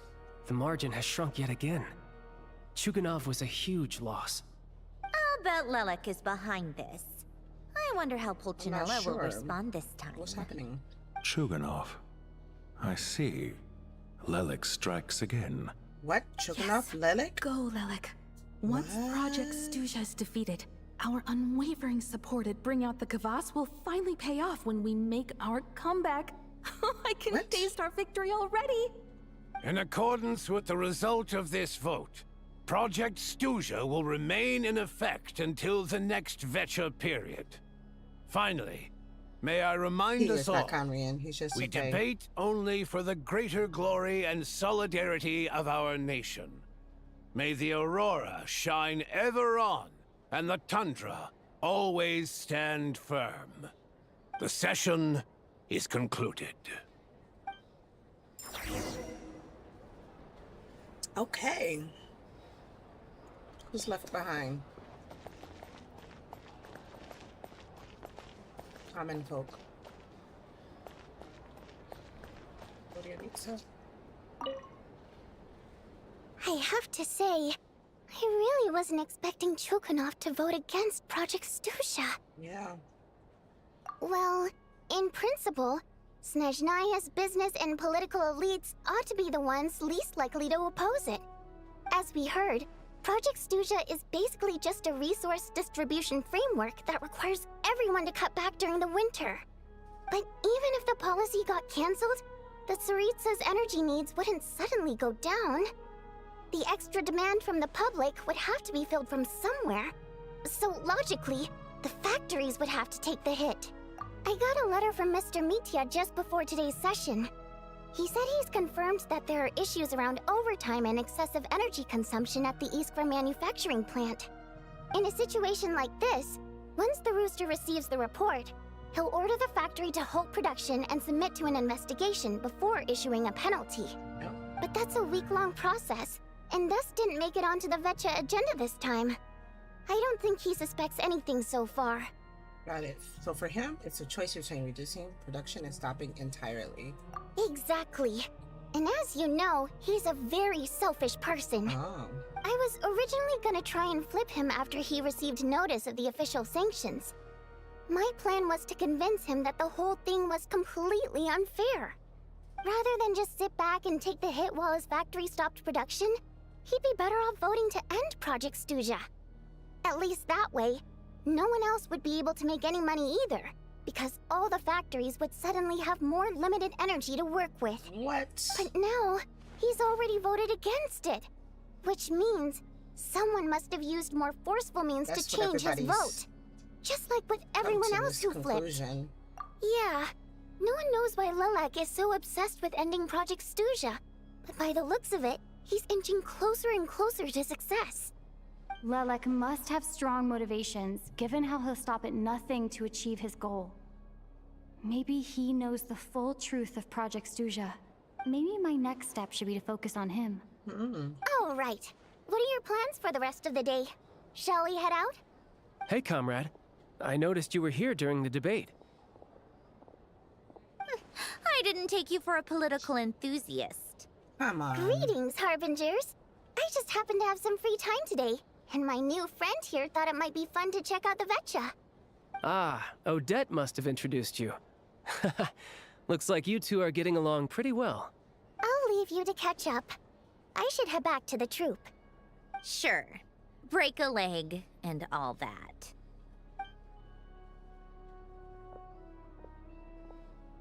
Thought it might be fun to check out the Vetcha, did you? Things are never that simple with you, Traveler. There's no way you're here for kicks and giggles. Tell me I'm wrong. A guy called Lilac. Oh, yeah. To some, he's a captivating enigma. To others, he's the bane of their existence. No one ever thought that some anonymous nobody from the Rokot could cause such a stir. Okay, so I start digging around. You want to look into Lilac? Then I'm sure his days of anonymity are numbered. What do you think, Sandrone? Fine by me, I guess. If the Traveler actually manages to expose Lilac, it'll be doing Pulcinella a favor. In return, it seems fair to let her in on what we've learned so far. Let's go. My thoughts exactly. Sharing is caring, after all. It is. Head back to Glupov and grab the files on Lilac. It's easier to just pull the records than go through the rigmarole of getting the Traveler a visitor's permit. As you command, child, sir. In that case, since we're going to be waiting anyway, I'll have someone brew a pot of black tea. Thank you.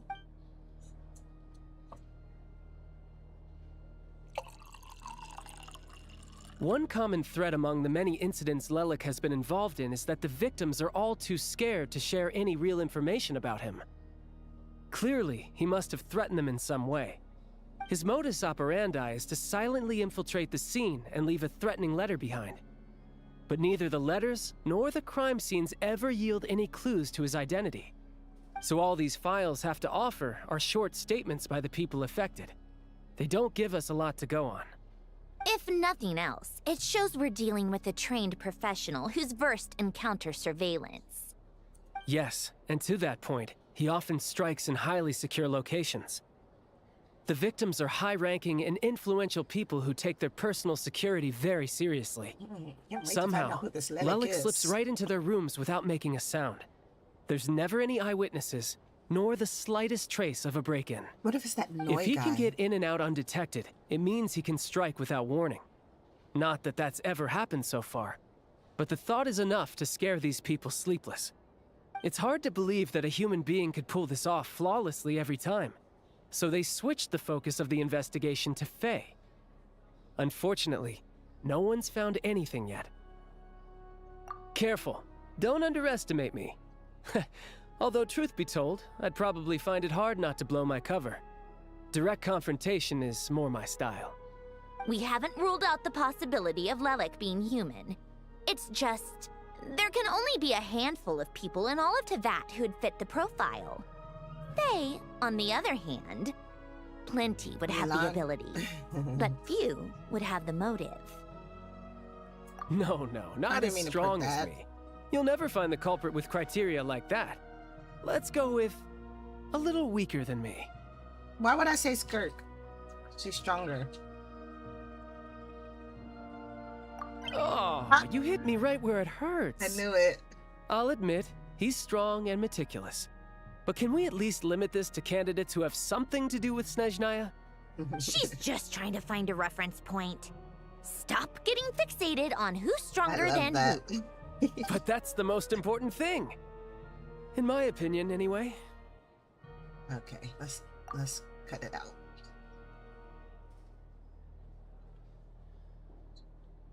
Yeah, let's do that. Odette? Yeah, that seems about right. Her skills are solid, and she's always calm under pressure.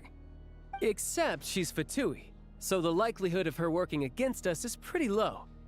But yeah, much more accurate than your previous example, at least. No, wait a moment. Maybe we should interrogate that assumption.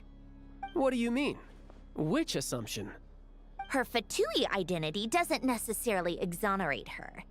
And when you think about it, the Rokot would be precisely what she needs to conceal her identity. Plus, she wouldn't need to be such a pro at covering her tracks. She'd already know where the Fatui will be and when, so she could choose the perfect time to act. Oh, yikes. I was just thinking out loud. Why is this starting to sound like such a convincing theory? Still, what reason could Odette possibly have for trying to call off Project Snezhnaya? Are we Arlecchino would be her? the best person to ask. Yes. She knows Odette best. Oh, she's not back yet. Unfortunately, she isn't back yet. Rosaline used to open up to her in private about her struggles with Odette. As I'm sure you can imagine, Arlecchino is quite a lot better with children than Rosaline was. She gave her some tips on how to handle the situation, and Rosaline managed to reach a settlement with Odette before leaving. So I suppose there were at least no lifelong regrets left behind. Beyond that, I don't know the details about that side of things. But I do know that Odette definitely has a motive to hold a grudge against Project Snezhnaya. The reason being, her father passed away during the early stages of the project. That was back before it had been named Project Snezhnaya, when things were still being worked out. But in essence, it's remained the same ever since. Huh. The more you know. Rosaline was always so self-centered. I never understood why she started paying so much attention to Odette. Is that such a surprise? If you cast your mind back, you may remember that Rosaline and I weren't exactly close. We had tea together a few times, but that was about it. Odette's past is no secret. Her father was a Fatus and her mother was a very famous ballerina. On the surface, it looks like she followed right in her parents' footsteps. But the truth is quite a different story. After her father passed away on a mission, her mother was overcome with grief. She broke her leg during a performance and could never dance again. Odette was only interested in ballet at the time, but this tragedy left the family with both breadwinners gone. they could barely make ends meet. Per Capitano's policy, family members of Fatui who died in the line of duty had to be appropriately accommodated and provided with adequate assistance. So, regardless of how Rosaline may have felt about it, it fell to her to resolve the issue of Odette's family's livelihood. In the end, the solution they agreed upon was to have Odette join the Fatui. Right, because the alternative would have been a one-off compensation payment, I guess. In that sense, joining up was definitely the better option. Still, she must have had mixed feelings about it, right? If she doesn't even like the Fatui. It's just a theory, a possibility. But as a motive for Odette to become Lelik, it holds up. That said, I have no idea where Odette's head is at right now, or what her conflict with Rosaline was about. Plenty of people were on bad terms with Rosaline. I have no intention of trying to figure it all out. Yes, but there's not much point in discussing that now. Yeah, back to Lelik. Since our investigations so far have turned up next to nothing, we've got nothing to lose by trying a new angle. Funnily enough, Tonya and I had actually made plans to go to the theater tomorrow to watch Odette's rehearsal. Unfortunately, thanks to this Lelik situation, I'll be stuck working overtime again.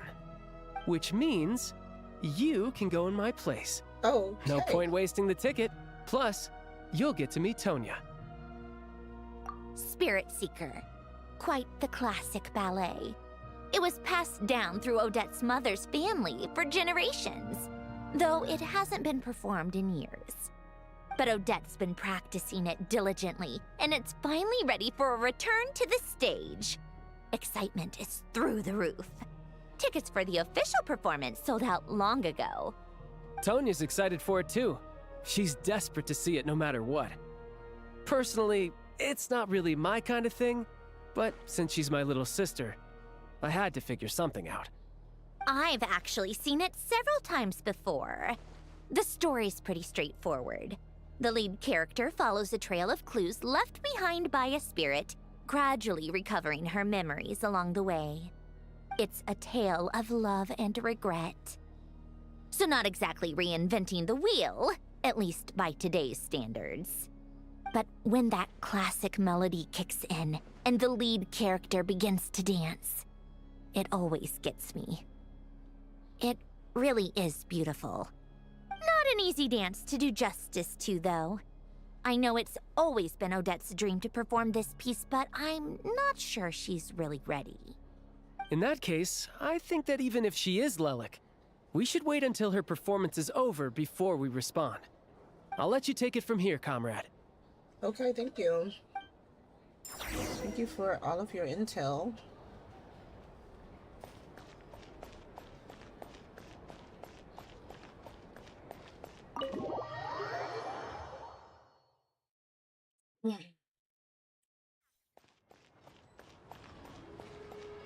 I shall short cross.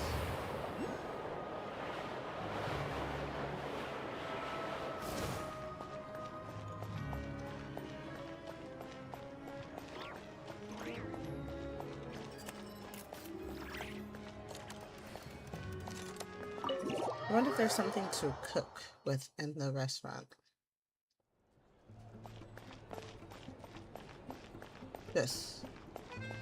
This time I'm going to use Nicole. Oh. There we go.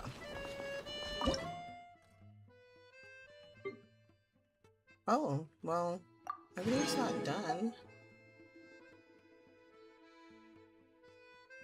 Okay.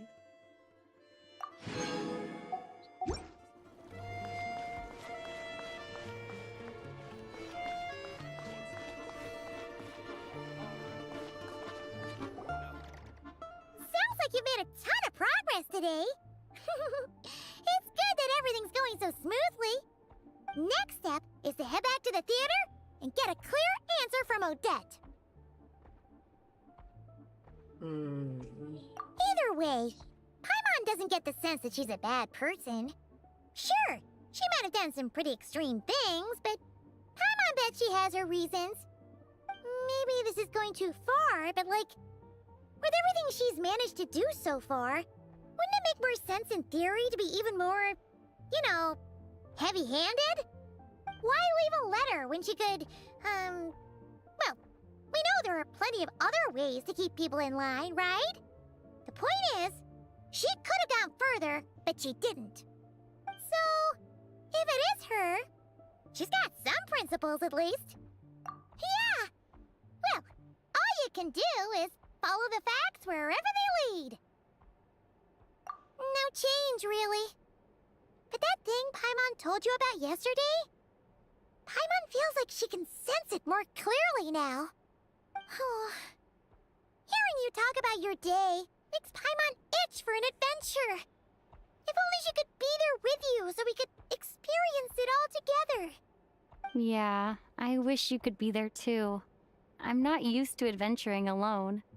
But don't worry, we'll get to the bottom of this. Guess it's just one of those things.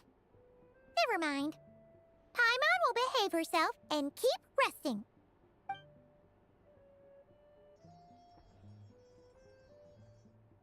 If Odette is Lelek, she may well have inside information on Project Stuja. Her father was involved with the project's early implementation and tragically died in the process. Now, she's dedicated herself to bringing it to an end. It's hard to imagine she could have gotten this far without knowing anything at all about the Tsaritsa's true intentions. When she spoke to us as a member of the Fatui, how much did she let on? And So how we're much really was thinking she it's hiding? her. Only time will tell. Maybe tomorrow everything will be answered. Hey look! It's snowing! Could be a tough day ahead. Make sure you wrap up warm tomorrow.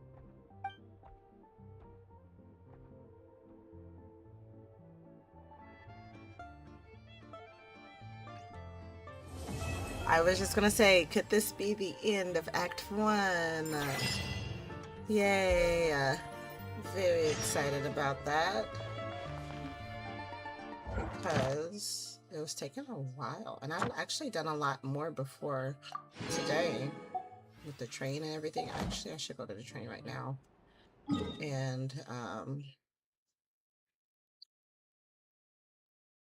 where is my train?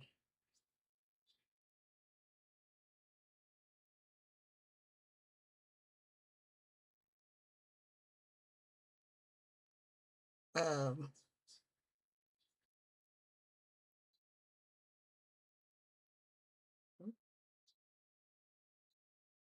let me do this. Oh, okay, I can't do that now. Okay, I came here. Oh, it must be down here. No? I wonder what this is too. Oh. I have a meeting point? Nice. Let's try something real quick. Oh. Okay. There's a meeting point here. Let's check that out. Oh.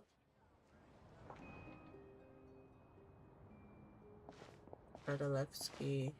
Theater Street Library is a real bastion of the arts. No way! Did you say a ghost? Huh? It's true, I swear. Everyone's talking about it. The moment it strikes midnight, eerie music echoes from the theater. Someone even saw the ghost shadow dancing on the wall. What? You're sure someone didn't just make that up to scare people? Yes, I heard it last night. The sound was so eerie. I don't even know how to describe it.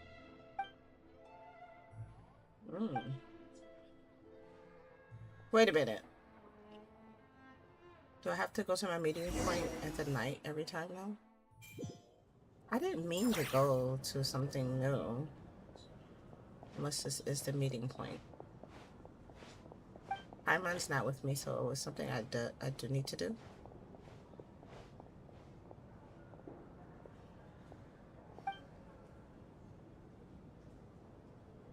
Why does it sound like people are here?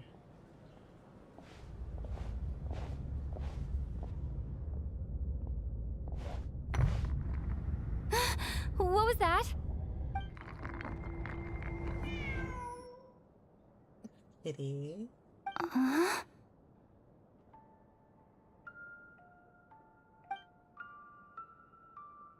Is this, I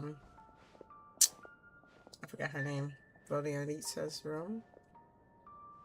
Is it her? Because she's a siren?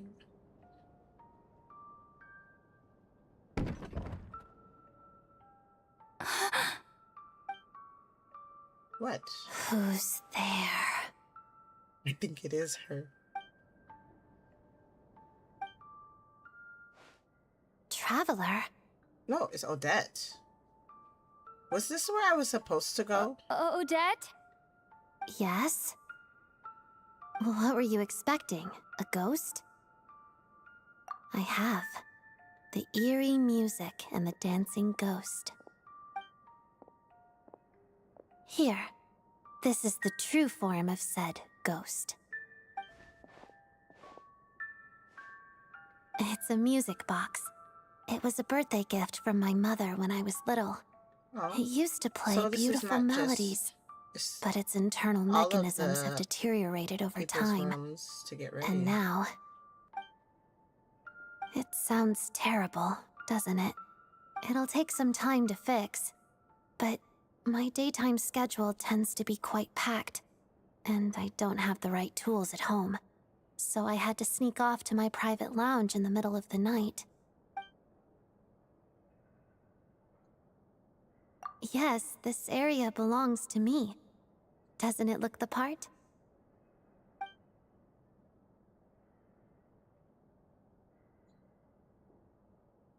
It's fine. To be quite honest, neither of us should be here at this time.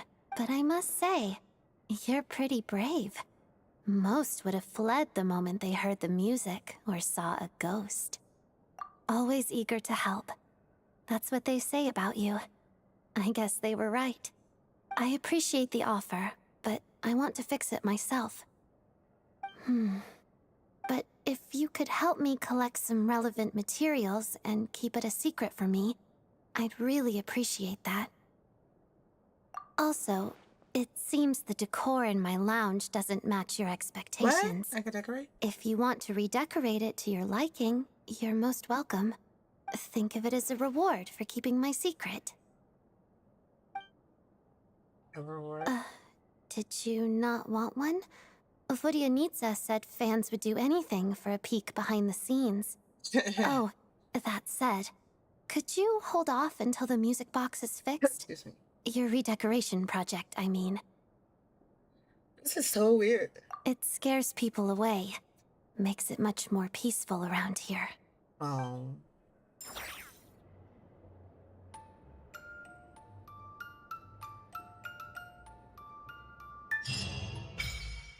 This is the meeting point.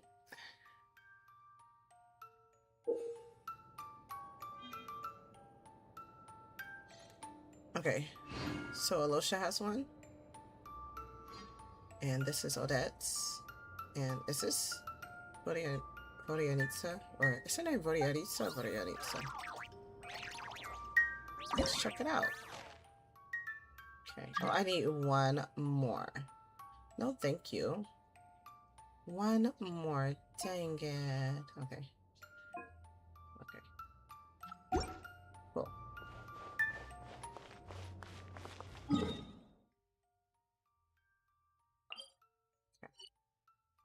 Next, I was looking for my train. Oh, can I just... No, I can't. Where is that train? I can make it come here, I think. I can call it. Maybe that's why. This is not my train, right? No, there's people in there. So I think, oh, first let me do this.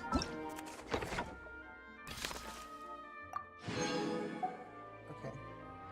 White curtain falls. That's what I'm working on. Oh, these are different stuff. So this is the Archon Quest, I believe. Meeting point.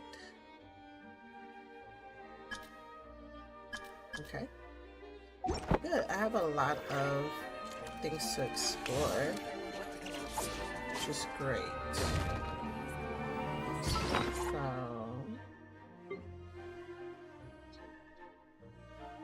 where's the train thing?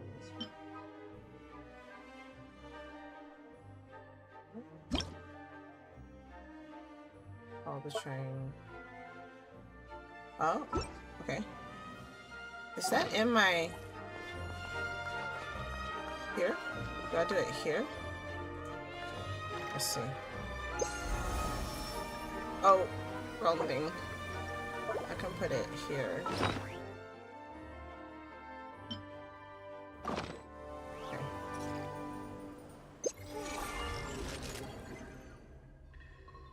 Do I have messages?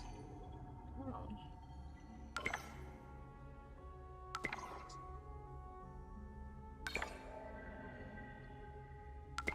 I can't touch anything until he's finished. So let me just call the train.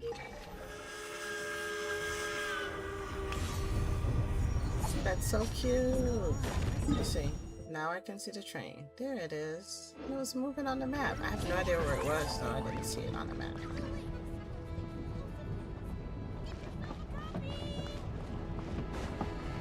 Why is it still moving?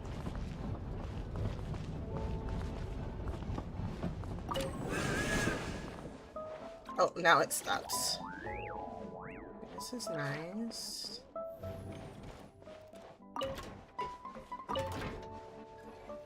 Here it is.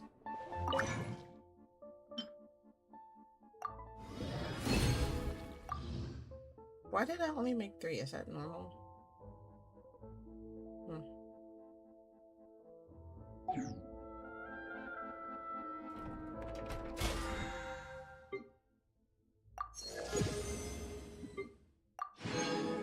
That's pretty much what I wanted to do with that.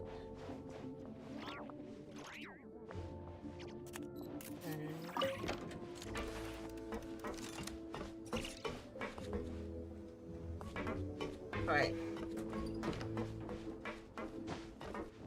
That's all I wanted to look at. I came to the train. Now, I'll go back. I don't think. What's this? Hey, is this?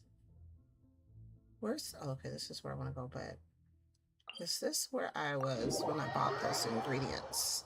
Or saw the ingredients? I would like to buy some more ingredients.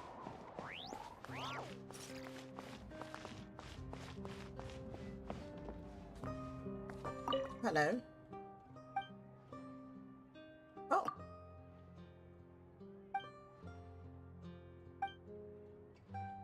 Yay, thank you. Okay. I haven't talked to him at all. He doesn't have any recipes. Interesting.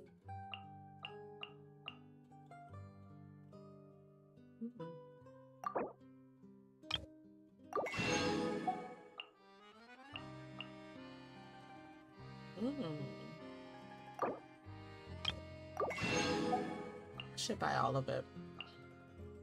Oh, my temperature goes up. Oh, let's try this. What's this? Okay.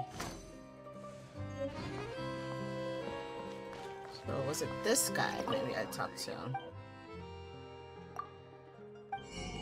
Yes, it was.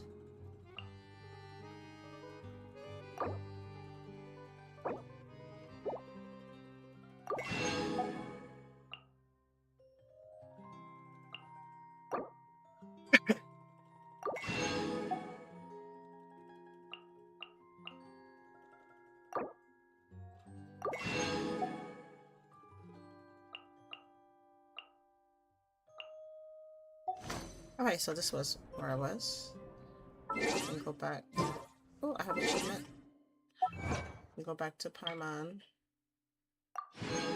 But then I can go meet up with Tonya. Where does it take me? Right here?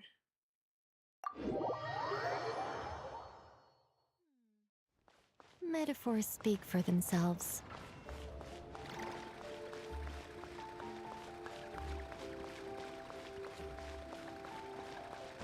Oops.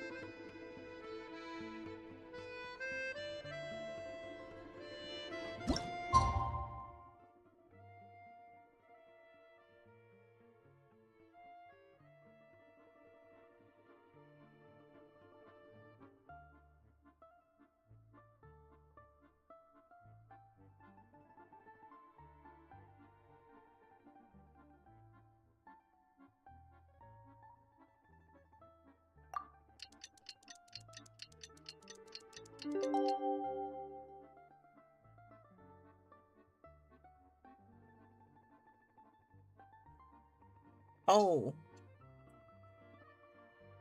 All right. Good morning, Paimon. You're back! Paimon's been working on the crossword puzzle in the newspaper. It's actually pretty fun. Oh, shoot! Paimon forgot the next word. Oh, she had it a moment ago. Think, Paimon, think. I miss Paimon being with me. She's my best friend. I'll be back. I'm still hungry from the popcorn. So I think I have to go back to the theater. I should probably go eat some of my tacos that I had. That would be so delicious right now. Back to the theater. Don't I have a... I don't need to go all the way to the theater, so I won't choose that. Let's get this started before I go get my tacos.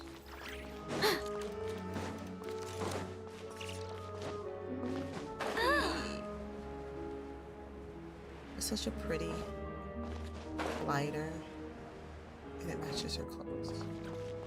All right, what's going on over here? Saving? Why? What? What's happening? It's... Oh, I have to meet with Tanya here. Oh, I actually... You know what? Let me get out of this wind. I actually want to... This looks weird. Why do I have to go like this?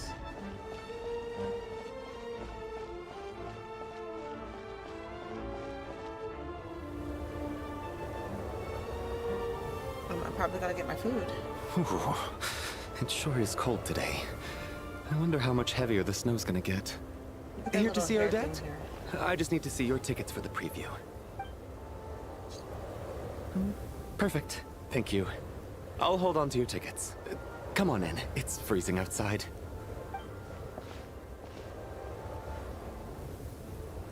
What's up with this snow? Yeah, I'm concerned. Why is this saving? I can't go to my menu. I should have got my tacos first. I could always I think I'll take leave the audio, Lilac question until after the show's over. I can Then I'll go turn find that Odette. off. Sorry, I have to blow my nose. I will do it like this. So I'll leave Lily question that's out. Okay. So let me make sure that doesn't pop off.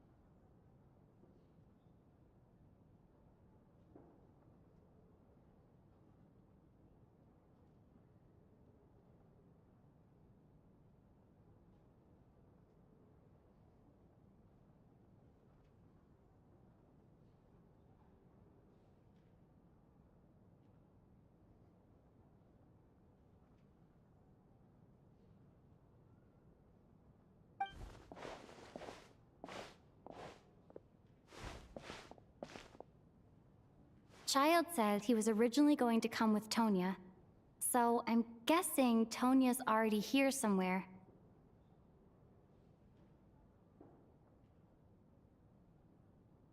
Is there anyone here who looks like a Tonya? Let's see. It's a small audience. Makes sense for a preview. But wait, I do see some familiar faces. Mr. Truganow's back again by the looks of it. Oh, and is that Mitya? And that Fatui officer, Valeri. Guess he must be playing cat and mouse with Mitya again. Oh no, it looks like the show's starting, and I still haven't found Tonya. Never mind. I'll just have to take a seat for now and see if I can catch her afterwards.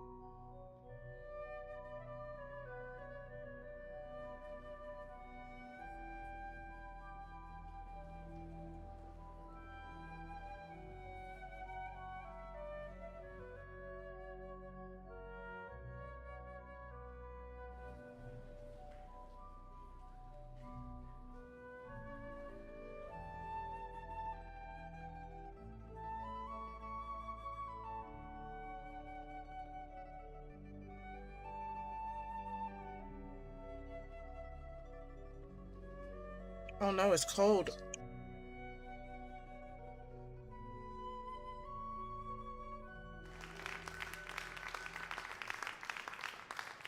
Hello, members of the audience. I'm a staff member here at the theater. Today's performance was a very special one for us, as it marks the first attempt in a long time to revive the classic Snezhnaya I ballet, Spirit Seeker. To commemorate this occasion, we would love to take a group photo of the cast, crew, and audience members present today. Could I kindly ask the audience to please come up onto the stage? That must be Tonya, the one that has the same All right, color everyone, hair. huddle in a little more. The one right in front. Now, look at the camera. 1, 2, 3.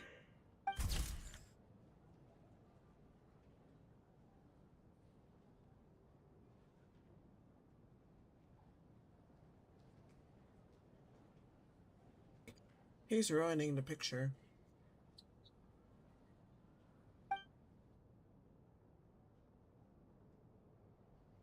Are you quite satisfied, Mr. Energy Scientist? I rather hope you don't have any other escape plans to add to my workload today. What are you talking about, Sarge? This was simply my way of inviting you to watch Miss Odette's new show with me. And wasn't the performance spectacular? In the future, I heartily encourage you to take a leaf out of my book. Find some soul-nourishing pastimes to enrich your time outside of work.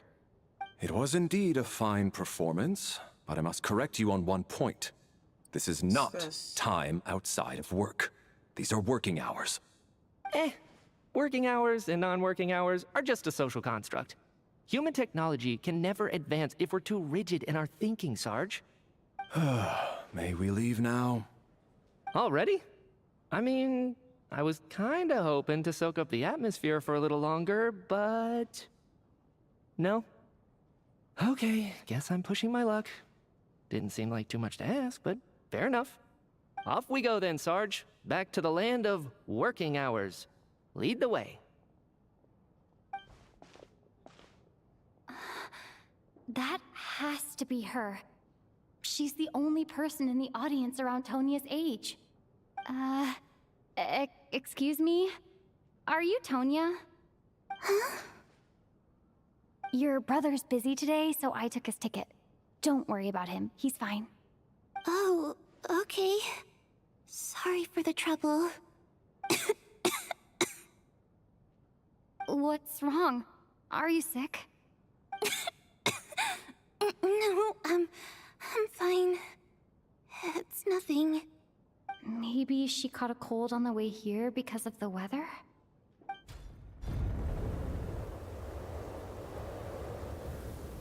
I haven't seen snow like this in a long, long time. It's most unusual. I know. It's completely white out there. You can barely see a thing. I've never seen such heavy snow in my life. Let's wait it out for now. You'd be lucky not to freeze to death in this weather, let alone find your way. Well, look at that. Maybe we shouldn't be in such a rush to get back after all. What do you think? Let's wait and see. Why do you need to take it so seriously? Fate has given us this wonderful chance to take a break. We owe it to ourselves to make the most of it. Come to think of it, there's a small inn not far from here that always keeps plenty of extra blankets on hand for guests. I know the route well. Shall I head over and borrow a few blankets? That way, anyone in a hurry can wrap up warm for the journey back. Just remember to return them next time you're over this way. Sir, there's really no need to go to all that trouble. Hey, it's no trouble at all. Wait here, I'll be right back. What a kind gentleman. Very good. My wife and daughter are waiting for me at home, so I shall be heading back as soon as I get my blanket. So... are you expecting us to go back to the Armory Palace wrapped in blankets too? Don't worry about that. I made arrangements in advance. Should I not return to the Armory Palace within 3.5 hours after Operation Showtime begins, an armed squad will be sent to collect us. He's uptight. They will escort us That's back. his electro signal. You are one of our key military personnel, so what any about- weather-related risks must be eliminated. Yeah. Operation Showtime? So, wait. Every single time you drag me back to work when I sneak out, it's a whole official operation? I gotta say, you've really turned this into quite a moral dilemma for me. It's snowing pretty hard out there. I think you should stay here for now. You seem a little under the weather. Sure. My brother might come pick me up in a bit anyway. Time to get to work. I should head backstage and find Odette. I need to look her in the eye and ask her about Lelek. Excuse me, are you looking for someone? Ah, a fan, I'm guessing? Today is just a dress rehearsal, so Miss Odette won't be meeting with fans. She's taking a well-earned rest right now. Sorry, but that area is currently off limits to everyone except the cast and crew. Huh. Bad timing, I guess. Well, I might as well stick around.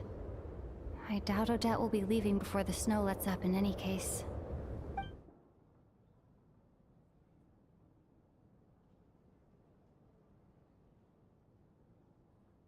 What happened to the gentleman who went to fetch the blankets?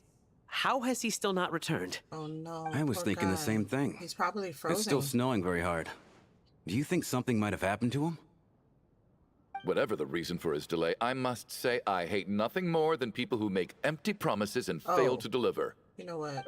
Well, I have to treat my employees like that on occasion, but that's different.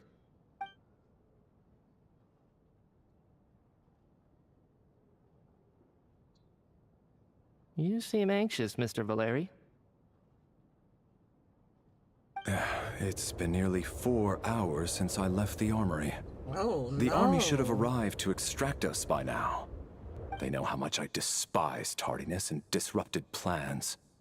There's simply no reason that they shouldn't have shown up by now, barring exceptional circumstances. Surely a snowstorm like this one counts as such. Few things in this world can stop the Snezhnaya army, Mr. Mitya. And a snowstorm is certainly not one of them. Why don't you go out and take a look? They might be right outside, waiting for your orders before they dare come in. An absurd hypothesis. I have no intention of leaving your side for even a moment until I have escorted you back to the Armory Palace. His eyes are like This targets. doesn't look like an ordinary snowstorm to me. That guy who left earlier. It looked like he just vanished into thin air. Either that, or my eyes were playing tricks on me. Oh no. A man-eating snowstorm? Come on. Night hasn't even fallen yet. Spare us the ghost stories. So I'm not going to be able to do anything, am I?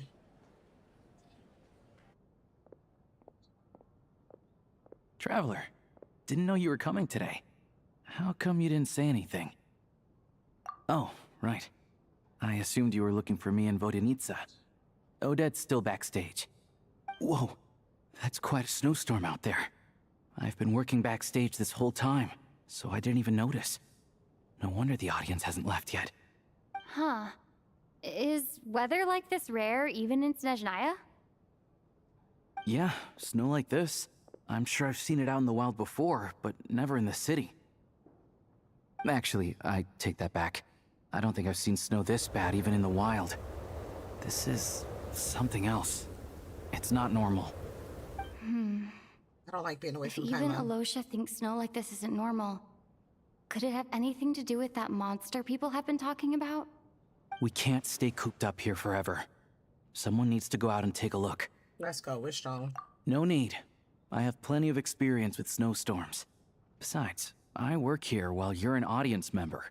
I should be the one to do it.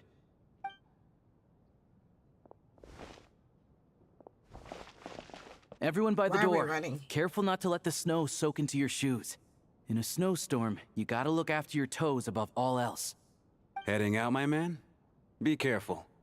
I've been told the snowstorm eats people alive. Thanks for the advice. I am planning to be careful. I just want to take a quick look at the situation out there.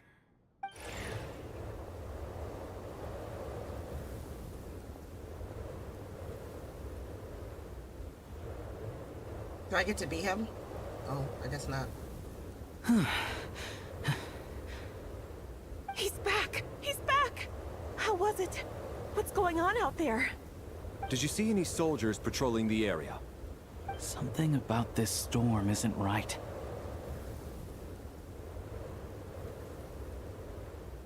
Oh. There's no one out there. I didn't see a single soul.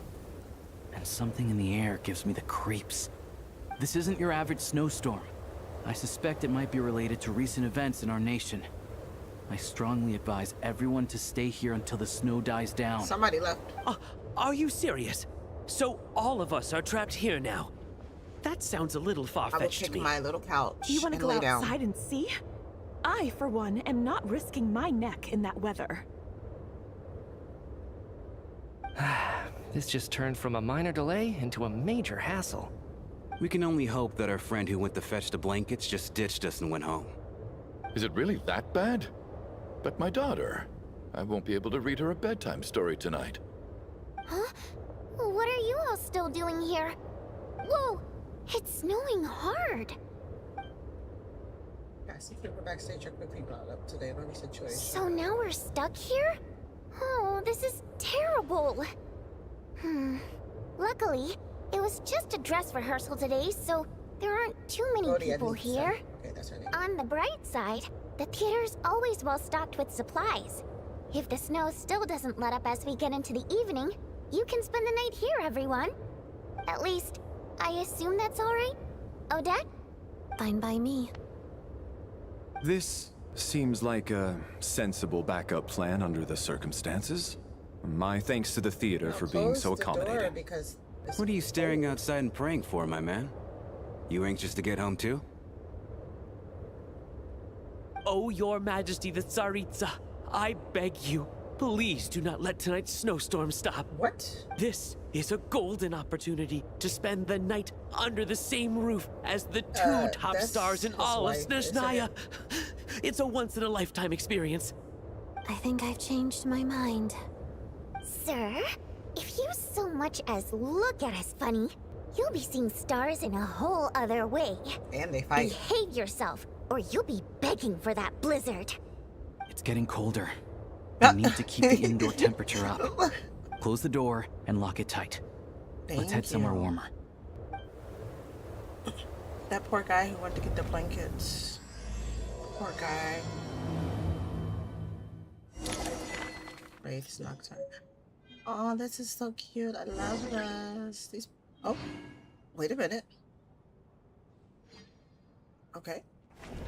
Rapana, a staff member at the Korolevsky Theater, drawn there by dreams of celebrity lifestyle. She's now handles duties such as announcing performances and whole secret bits. She can occasionally get a little too fixated on things.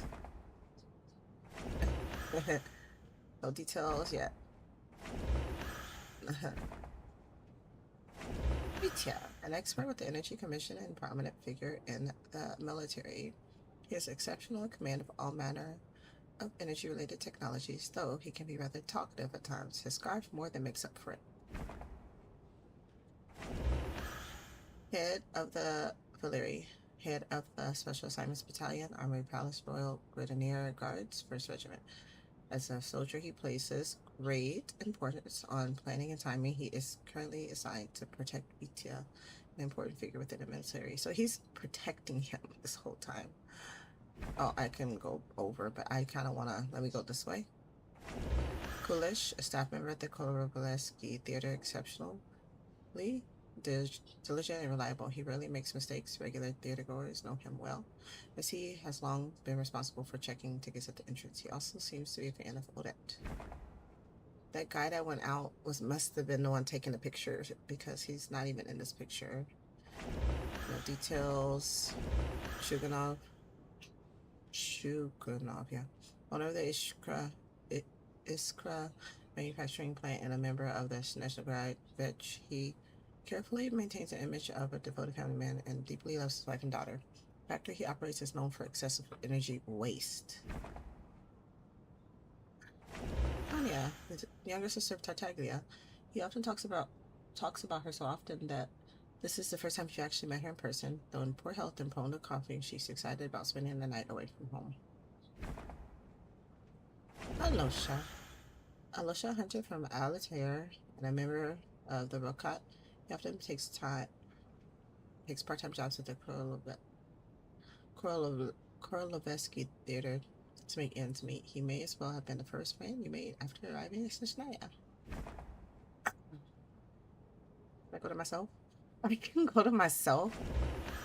Me, the 4th descendant, traveler from beyond the stars. Valenita, the prima donna of the Koroleveski troupe. I thought prima donnas were ballet. Mysterious Rusalka, whose extraordinary singing has captivated countless audiences. A member of the Rokat, she cares deeply about the welfare of ordinary people. The principal ballerina of Koroleveski troupe, also a member of the Fatui and candidate to become the next harbinger, the Fair Lady. She is additionally suspected of having another identity, Lilik, who operates from the shadows. We'll see about that. That was so nice. No. Okay, so I cannot exit. I'm in something. Huh. Alright. I can't go to my main menu. No. Okay. Let's see what's going on. Are these doors anywhere? No, but that storm sounds fierce out there. Where's everybody staying?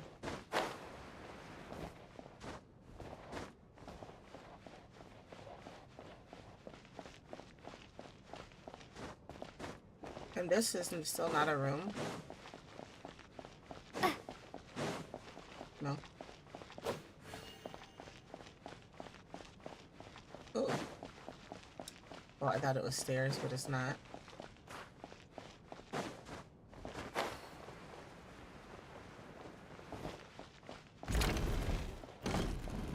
Let's see. Is this room? Okay. Oh, no, this is the regular room. What about down Stram? And then there's the aristocrats. Easiest of all to deal with. You don't need to use any force whatsoever. All you have to do is show them the rope you plan to tie them up with. Do you know why? I don't. Do tell. Because nothing horrifies them more than the thought of a cheap, coarse rope leaving creases on their precious million more coat. They'll do whatever you ask to avoid that fate. Unexpected, but funny nonetheless. Tell me another one. Well, look at that. I got myself a new listener. Hey there. Let me introduce myself. The name's Shram, and I'm a mercenary. The kind that gets paid to do odd jobs for rich folks. And I am Chuganov, an entrepreneur. If my name is unfamiliar to you, you will no doubt have heard of my factory, the renowned Iskra manufacturing plant. And he doesn't remember being rude when I came to watch the show. Are you really that famous, Mr. Chuganov? How come I've never heard your name before? Excuse me? Is that a joke? Or are you being serious? Oh, I'll have to ask my rope later. He's probably tied up more entrepreneurs than I've ever heard of. Is it funny? Now, how do I look at my group photo like this?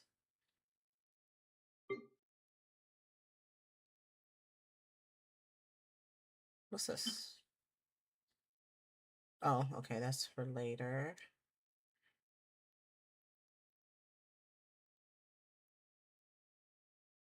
How do I check it?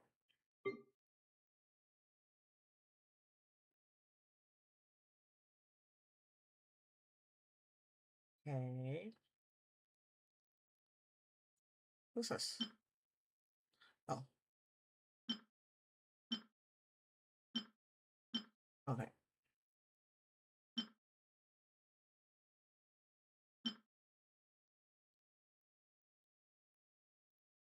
What? Oh, okay.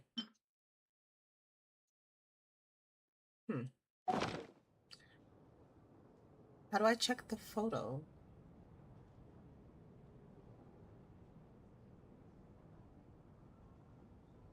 Let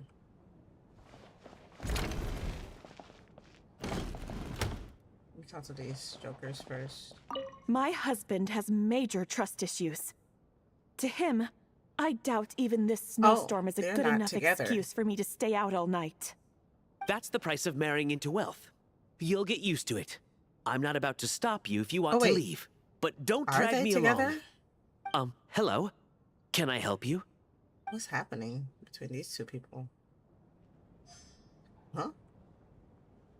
Wait, my husband has major trust issues. To him, I doubt even this snowstorm is a good enough excuse for me to stay out all night. That's the price of marrying into wealth. You'll get used to it. I'm not about to stop you if you want to leave. Oh, but don't drag me along. They are not even together. Hello? But they must know each other. How are you feeling, Tonya? I'm fine. Sorry to worry you. I'm used to it by this point. I take medicine for it. My brother usually helps to get it ready for me.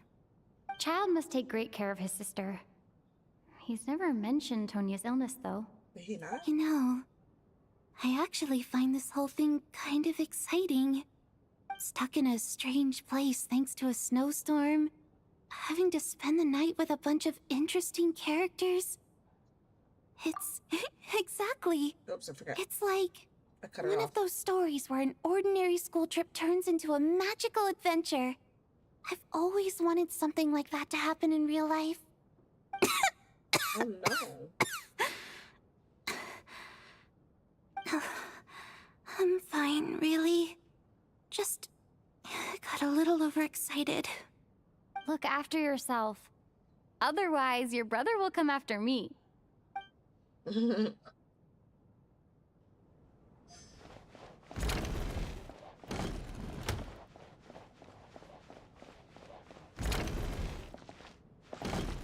This is highly irregular. A delay of over an hour during an operation like this theoretically warrants a Harbinger-level response. I wonder what the issue is. The storm, or something else. Sarge, the day you learn to let go and just enjoy moments like this is the day you'll finally understand the meaning of life. Why, hello, ma'am. I believe you were the one sitting at a nearby table back at Podvorye Restaurant. Any friend of the theater's star performers is a friend of mine. It's a pleasure to meet you. I'm Mitya from the Energy Commission. Embarrassing. Greetings. Major Valeri, head of the Special Assignments Battalion. Armory Palace Royal Grenadier Guards, 1st Regiment. I am here to ensure Mr. Mitya's personal safety. Please let me know if I can be of any assistance. Miss Traveler, I cannot help but notice that Miss Odette is stealing glances at me. Any idea what that could be about? I've racked my brains, but I can't think of anything I might have done to offend her. Perhaps she noticed me spacing out during her performance? What? You mean I really did do something to upset her? Well, thanks for letting me know. So, Mr. Mitya, is your work related to Project Stuja? Dang. Yes, that's right. The higher-ups in the Fatui Went transferred right for me it. from the Energy Commission to the Armory Palace because they wanted me to... Really? I can't even talk about that? Pretty sure it counts as part of my private life. All right, I won't say anything. Sorry, traveler. As you can see, I'm afraid this pleasant chat will have to end here. Who gave him that scarf?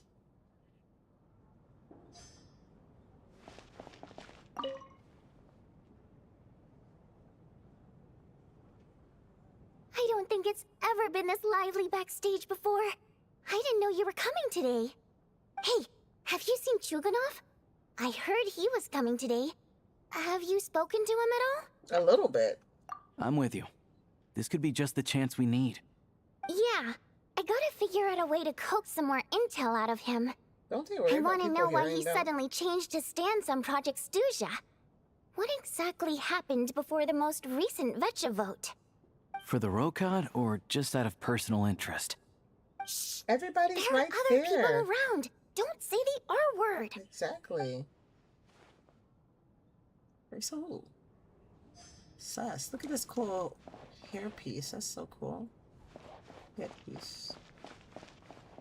I have to say, even though today was a rehearsal and there were some hiccups along the way, Miss Odette's performance was one of the best I've ever seen, even compared to an actual show. I couldn't agree more, especially considering the weight of the subject matter. It takes a truly seasoned professional to do justice to a theme like love and regret. Do you think we were coming on too strong? Odette's ignoring us again. What about you? What did you think of today's performance? Actually, I wasn't paying much attention. Oh my, that's very flattering of you. Thank you. I'll make sure to save a ticket for you when the show's performance ready. This doesn't seem like the time or place to bring up the subject of Lelek. I need a chance to speak with her in private. So unfair. Talk about double standards.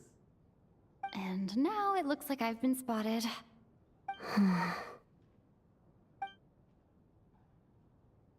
You know Mitya too? No, I don't. I just have a feeling that he might be dangerous. Time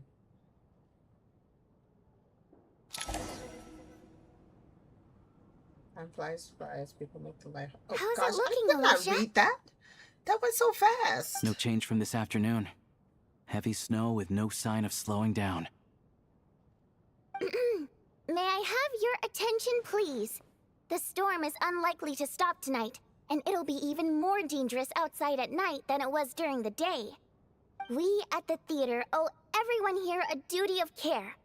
Therefore, we strongly suggest that you stay on site overnight and avoid going outside unless absolutely necessary. In a few short moments, we'll give you a tour of the theater's various quarters. You can choose to sleep in the VIP room, the office, or backstage. Or on the stage if you'd prefer. We won't mind. I'll pass on sleeping on the stage. What if the snow is stopped by tomorrow morning? The early birds in the audience might think we're part of some experimental new show. A drama about sleeping? That could be fun. Maybe we could come up with a title for the production.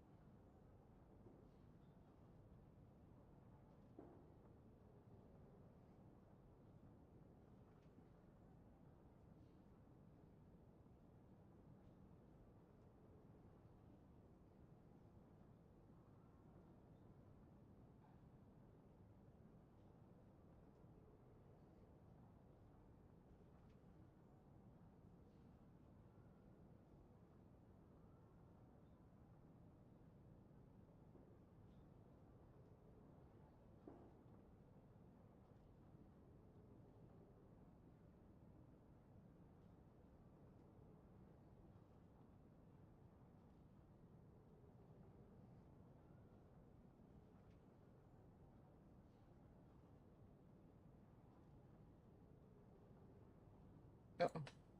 Sorry. All right.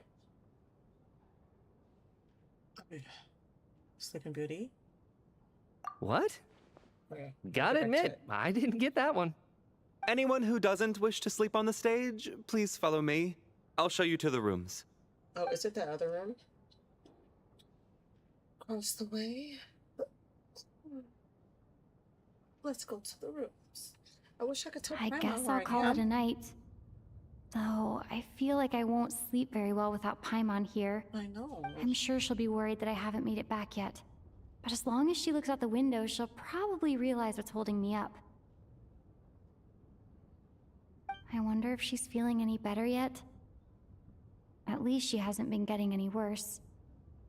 Still, I should try and get back first thing tomorrow morning. Yeah. What is this?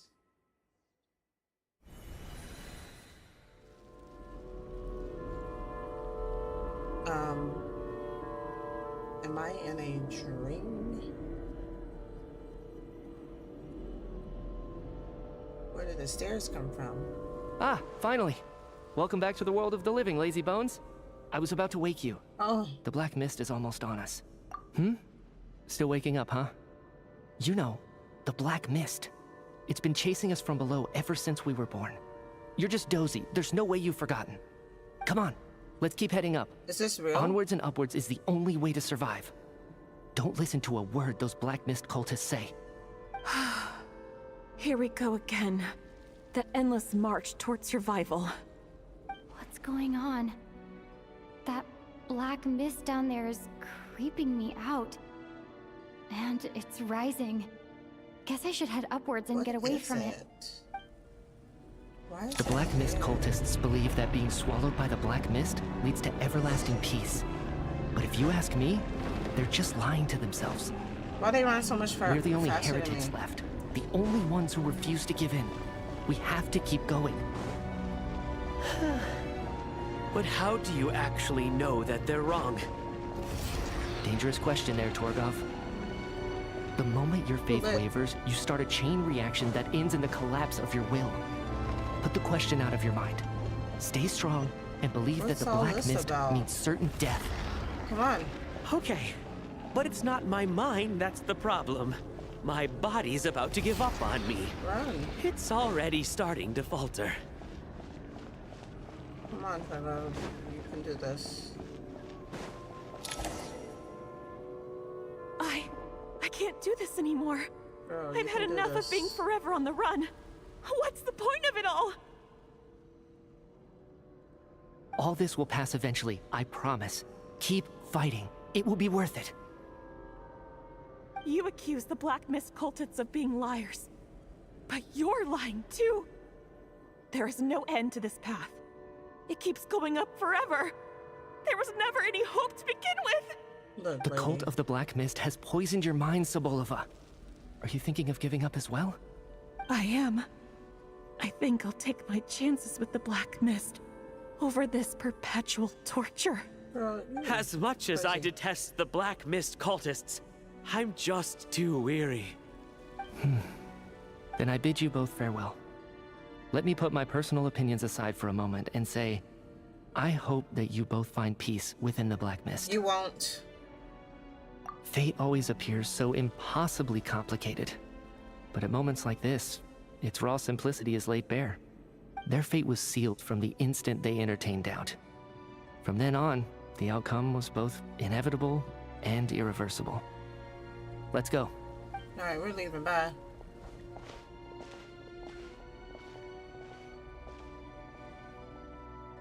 Torgov and Sobolova are gone. I never thought the day would come when even they would be swallowed by the Black Mist. It's just you and me now. Yes, it looks like it's satisfied. For now. This happens from time to time. But it won't be long before the Black Mist starts chasing survivors once again. No one knows how to stop its advance for good. Well, we should make the most of the precious moments of rest that those two bought for us. I'm confused. Huh? Are you really that sleepy, traveler?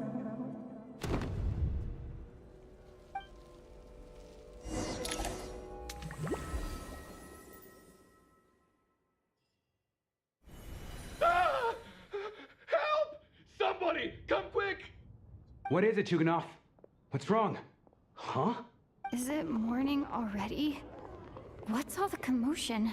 Sounds like it's coming from next door. I should check and see what's going on.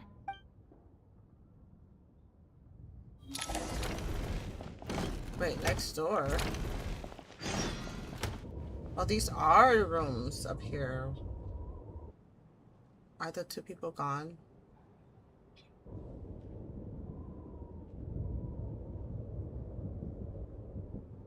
Don't look, Miss Tonya. Stay here. Okay. What happened to them? The Black Mist got them.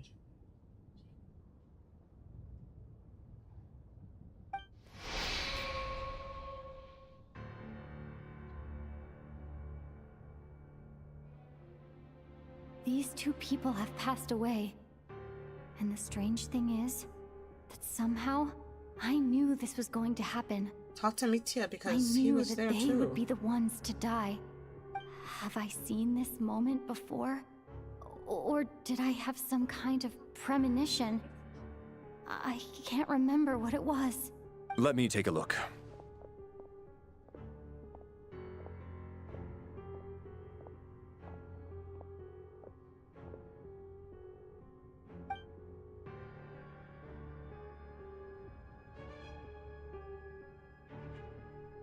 No vital signs in either of them.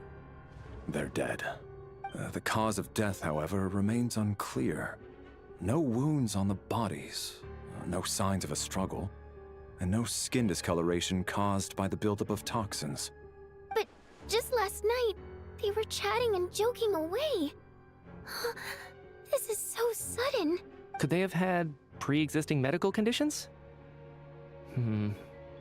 Even then, the odds of them both dying of sudden complications on the same night are extremely low.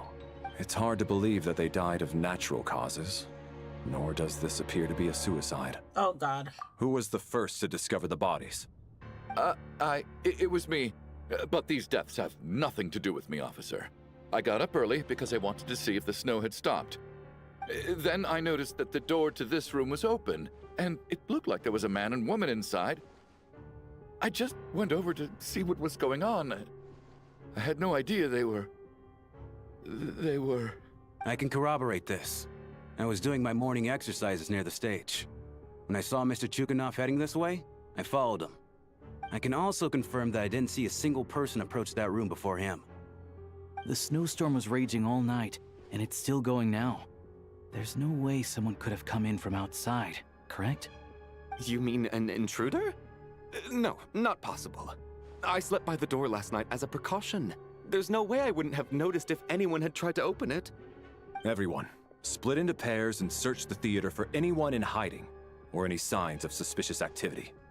I'll follow up with a full search of my own shortly. Go, there is no time to waste.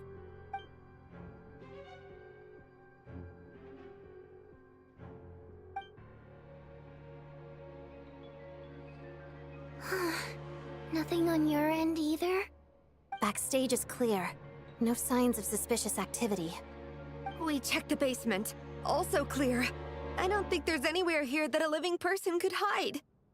Are we certain that the theater doesn't have a back door?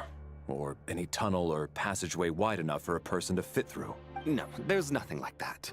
If people were sneaking in through some secret tunnel to avoid buying a ticket, we'd have sealed it off ages ago. I also checked the windows. All of them are locked from the inside, and there's no sign of anyone entering or leaving. It sounds like we can safely rule out the intruder theory. If anyone came in during the night in this weather, there'd be no way for them to avoid leaving footprints or water stains. This can only mean one thing. It's like one of those murder mysteries you see in novels and plays, isn't it? The ones where the killer is one of us. We can't quite jump to that conclusion just yet. Could he be right? It's hard to imagine something like that happening in real life. Set in a theater during a snowstorm, a murder takes place and the killer is among us. It's such a classic trope that it seems unbelievable. Looking at who the killer targeted, and the clean entry and exit, it all adds up. I know what this is. It's obvious now that I think about it. What is? What have you figured out? Both victims were wealthy, well-known local merchants. And the door was deliberately left open so I would discover the bodies and witness the crime scene first thing in the morning. Such ruthless methods. This was your doing, wasn't it, Lelik? Lelik? You mean Lelik is among us? And he's the killer? Lelik. I know this code name. Member of the Rokot, anti-Project Snezhnaya. Always works alone. I've read the case files at the Armory Palace. Walk me through your reasoning, Mr. Chuganov. What do you know about Lelik?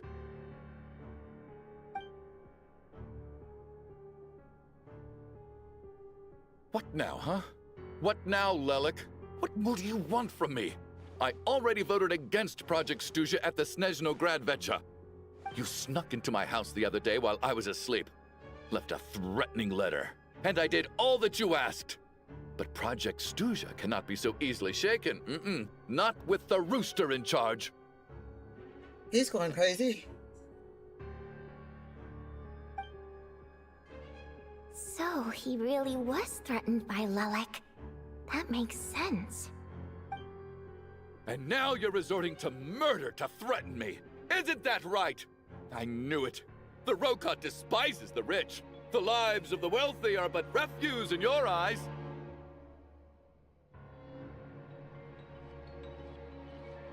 Show yourself! Which one of you is Lelik, Tell me! I'll do whatever you want! Just stop playing these mind games! Oh.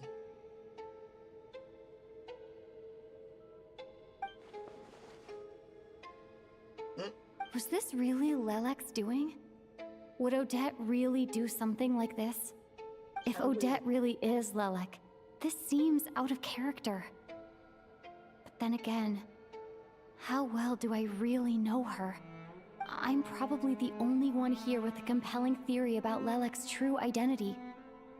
But if I reveal it now, I'll be putting Odette in the line of fire. What should I do? I don't think it's likely that Lelik killed anyone. At least from the stories I've heard, he's never killed anyone before.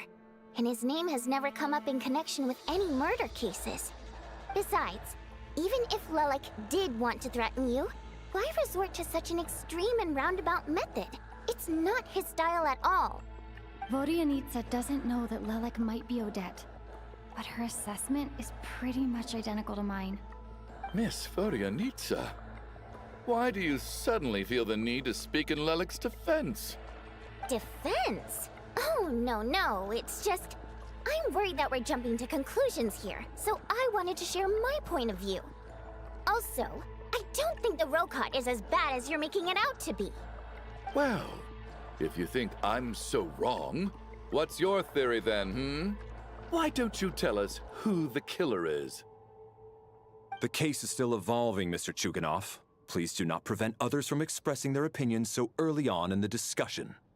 Even so, there's no denying that the recent threat received by Mr. Chuganov may well be an important clue.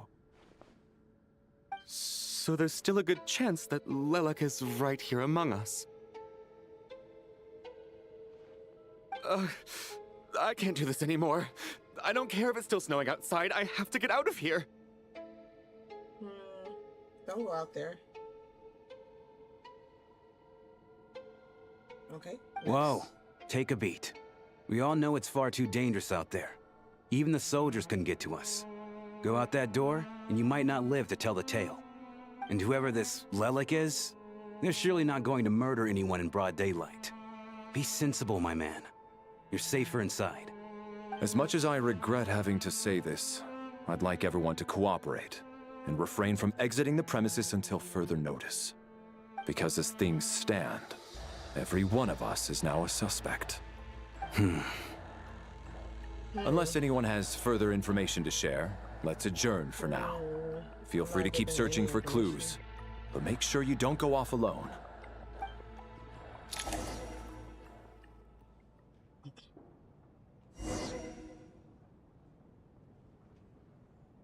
Okay. Before I see what I need, son. Are they?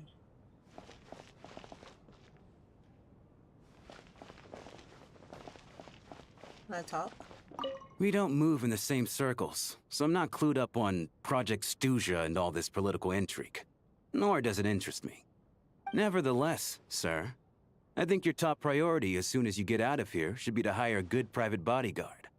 Such as yourself? Such as myself.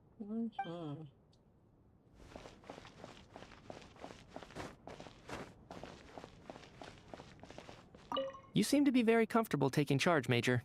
You took the reins as soon as things went south. I simply made an executive decision that someone needed to take control of the situation on the military's behalf.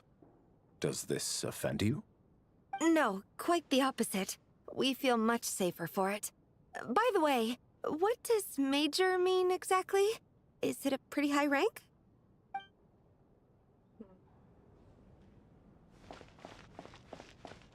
Open your quest screen.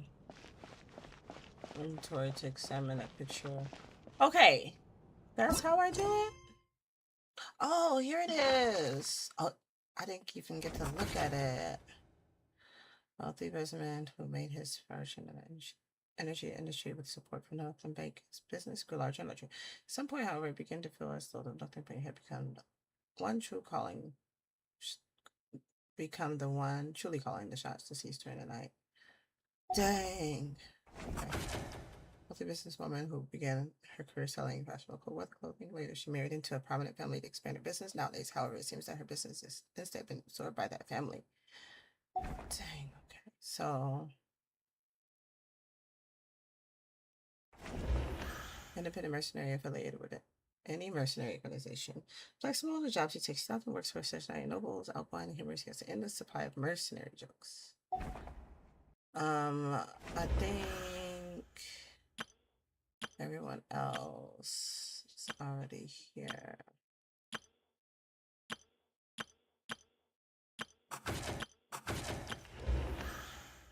Okay.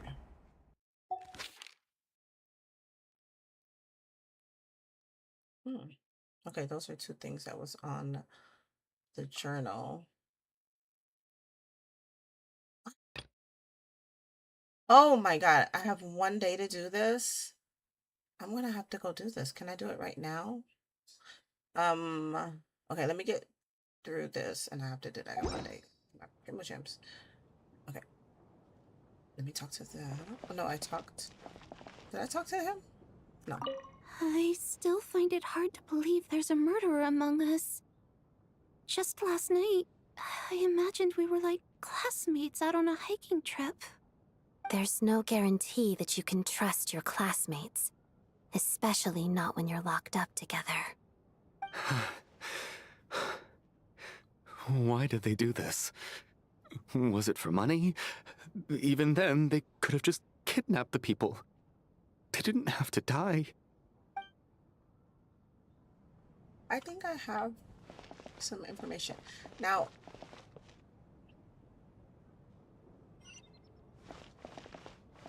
okay, they're in here.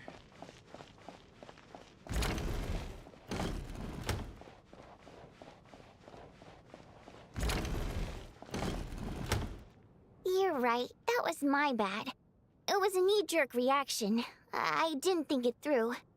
Luckily, no one suspected my identity. Oh, phew. It's just you. I thought someone was eavesdropping. You didn't hear me come through the door? Since Vodianitsa and I were on the same page earlier, I think I should share my thoughts with the Rokot members first. Okay. Let's do that. You tell Vodianitsa knows about Charles and tell Lily can your views on the current situation.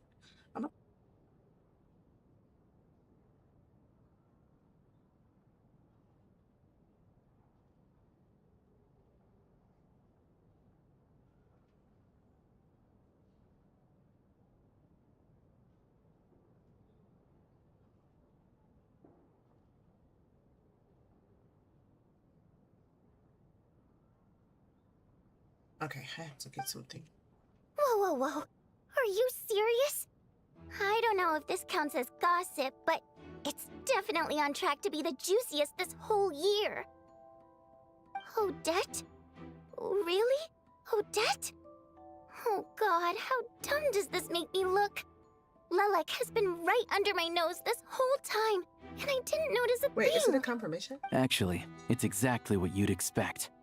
Sometimes, hiding in plain sight is the best strategy. And now that you mention it, the more I think about it, the more sense it seems to make. It all adds up. What are we up to now? 1, 2, 3, 4... Odette's identities. She's my coworker, specifically a ballerina, and also a Fatous, a member of the Rokat. Now, Lilac. Wait. It must be so exhausting. I just want to give her a hug. I guess since I've always known her as a member of the Fatui, it never even crossed my mind that she could be involved with the Rokat, let alone be Lilac. I don't understand. If she's with the Fatui, what reason could she have for being so opposed to Project Stusha? Probably best if you ask her that in person. Well, since you waited until now to bring this up instead of announcing it to everyone earlier, does that mean we're all on the same page here? Yeah. Yeah. Lilac may not follow orders from the Rokat leadership, but as far as I'm concerned, she's never crossed the line. If anything, her actions benefit the poor. We need to confront her face to face. Yes. Do you think she'd really admit to being Lilac? I don't know. If they find out? We'll have to see how it goes. If she's not, and For she now, finds out there. we'll work on the assumption that she didn't kill anyone, and see how much she's willing to tell us.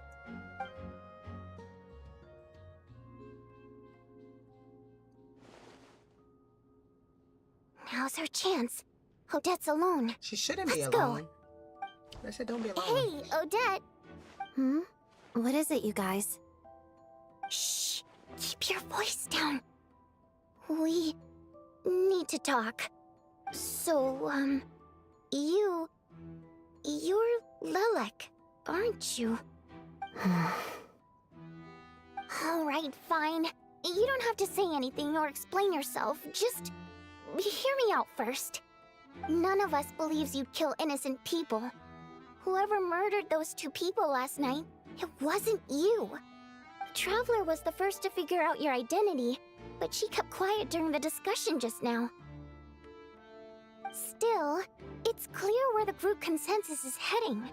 Everyone believes Lilac is the culprit. If your identity is exposed, you'll be in a really bad spot. Why is she like that? We're your colleagues, and we know what kind of person you are. I don't want anything bad to happen to you. So, can you clue us in? Tell us everything. The more we know, the more easily we'll be able to cover for you. Alright. Alright. Yes, I'm Lilac. And no, I'm not the murderer. We're so smart. And thanks, but I don't need you to cover for me. Actually, I'm planning to reveal my identity. Huh? You're gonna reveal that you're Lilac? Here? That's right. I'll admit I was surprised at first when Chuganov guessed that I was here. It was just a lucky guess, but it caught me off guard. But after taking some time to assess the situation and confirm where everyone stands, I don't believe I have anything to worry about. Are you sure you don't need a second opinion? Given the circumstances... Mr. Valeri! What? What's happening?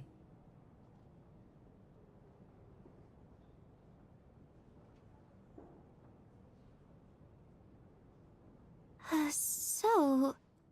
Odette is Lilac? I don't know what game you're playing, but you've got a lot of nerve.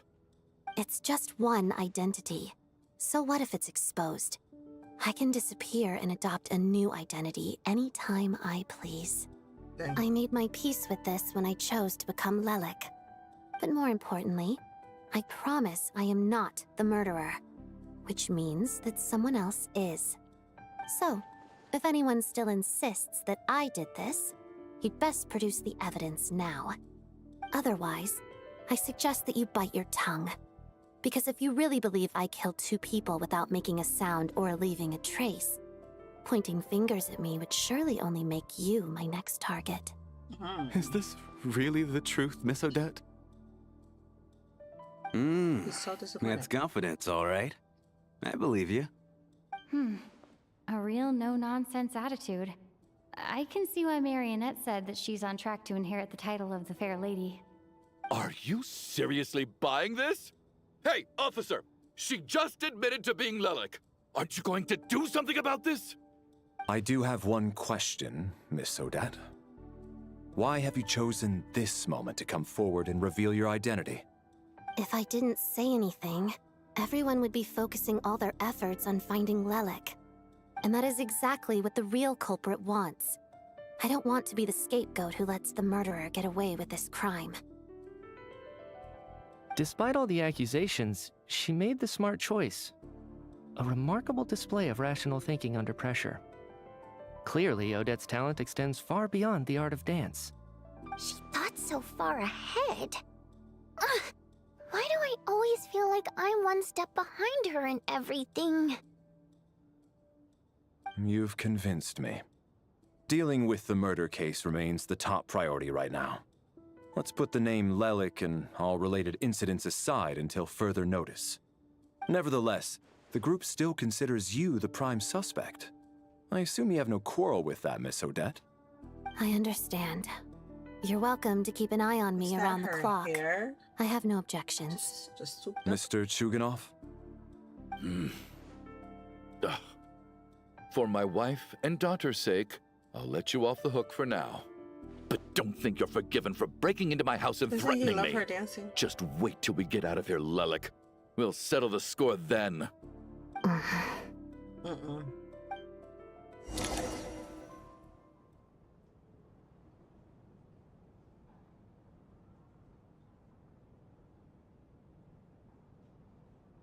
Who brought that table Good in work, Lelik guard team.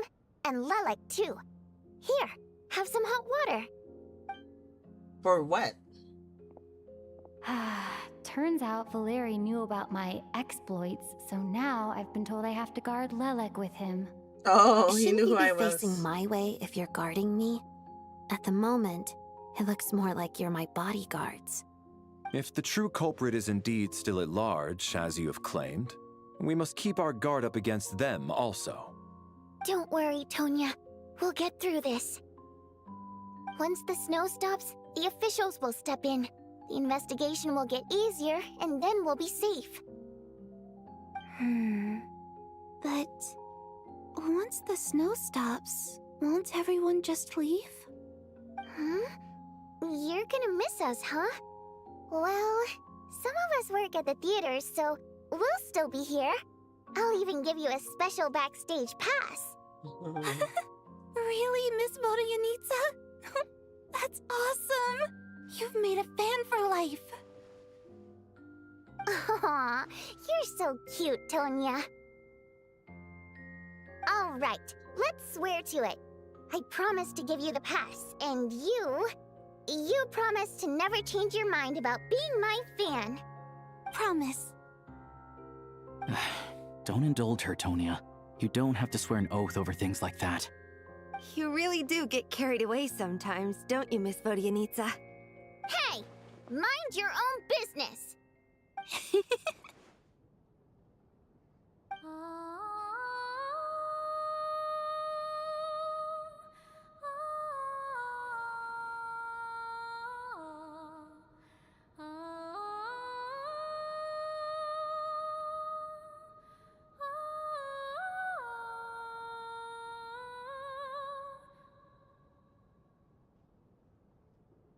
Don't be nervous, Miss Wateramp. Everyone's here. There's nothing to be afraid of. Excuse me? Do I look nervous? Don't be ridiculous. No. You sound nervous, lass. Oh. Wait, but how... Okay, plenty of people know that I'm a water imp, but still... How come you understand our primary mode of expression? Primary mode of expression. I've not come across that concept before. Do enlighten me, Vodyanitsa. Well, it's just... We water imps tend to communicate our emotions to each other by singing, rather than facial expressions. The emotions we convey through song take precedence over our facial expressions. So, we think of it as our primary mode of expression. I'm impressed, Shram. I didn't take you for a man of culture, but you're clearly rather learned. It's not about being cultured or not. The thing is, this mode of expression can usually only be understood by other water imps. It's not a simple case of a song sounding happy or sad. And yet, you're clearly human, Mr. Shram. It's really not the big deal you're making it out to be. I think I just have a knack for it. Plus, I have a... very close friend who's a water imp. A delightful lady. But keep that a secret. Anyway, we spent so much time together that before I knew it, I noticed I could understand her expressions. Oh, I guess that makes sense. Still, the fact that you have a water imp friend is even more surprising. I'd better watch what I'm singing when I'm around you from now on. Hey, what are you implying? You're not secretly insulting the audience in your songs, are you? Heavens! Why would I do a thing like that? It's getting late. We should discuss our sleeping arrangements for tonight. To guard against the killer, someone needs to keep watch. I suggest that we don't sleep in separate quarters tonight. It will be safer if we all stayed together. As long as someone keeps an eye on Lelik, I'm quite sure we won't have any trouble. Are you saying that you wish to bet your life on Miss Odette being the killer? Nonsense. Of course not. Then I propose the following arrangement for tonight. The Traveler, Odette, and I will form the Night Watch. We'll sleep in shifts, but 2 of us must be awake at any given time.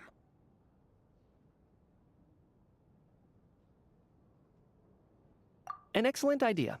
This allows us to handle the Night Watch while also keeping an eye on Lelik. Meanwhile, the rule of taking shifts in pairs resolves the other issue. Namely that we can't necessarily trust the Traveler or Valeri either. I expect that plan took you quite some time to come up with, didn't it? Actually, our field combat manual outlines a similar approach. Although the scenario there involves guarding prisoners overnight during field operations. That being said, I must clarify that I harbor no disrespect towards you personally, Miss Odette. In fact, Lelik's numerous covert operations make fine textbook examples for military agents. I care less about respect and more about the fact that you just robbed me of 2/3 of my sleep tonight. I'm calling dibs on being the first to rest. Good night. Attitude. Her personality changed a little bit. I feel like she was like super nice at first. Okay.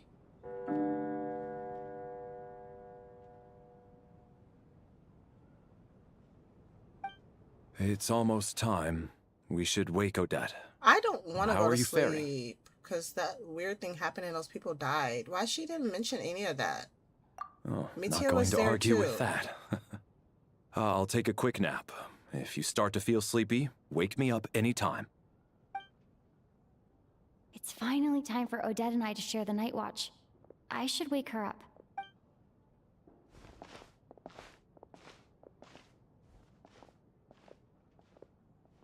I came here to get information from her in the first place.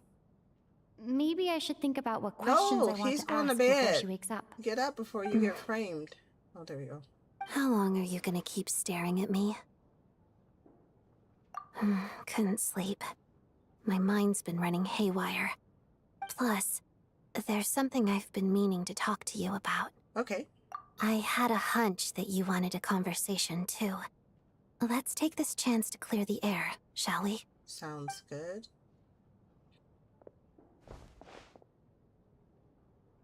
I just had a simple question for you, really. It's, Rosaline. In her final moments, did she have any last words or anything? Oh man, I don't remember that. I see. Well, that was all. I have no other questions. No. She was utterly ruthless in pursuing her goals. That kind of person should be hard to miss. But she's so sad. And yet, even though I never approved of her methods, and she was an abrasive person, the fact remains that I am indebted to her. Oh, she told you. I guess that makes sense. I think she and Rosaline were on pretty good terms. Yes. Rosaline wasn't the kind to gossip about this sort of thing. Not that it's any huge secret to me, though.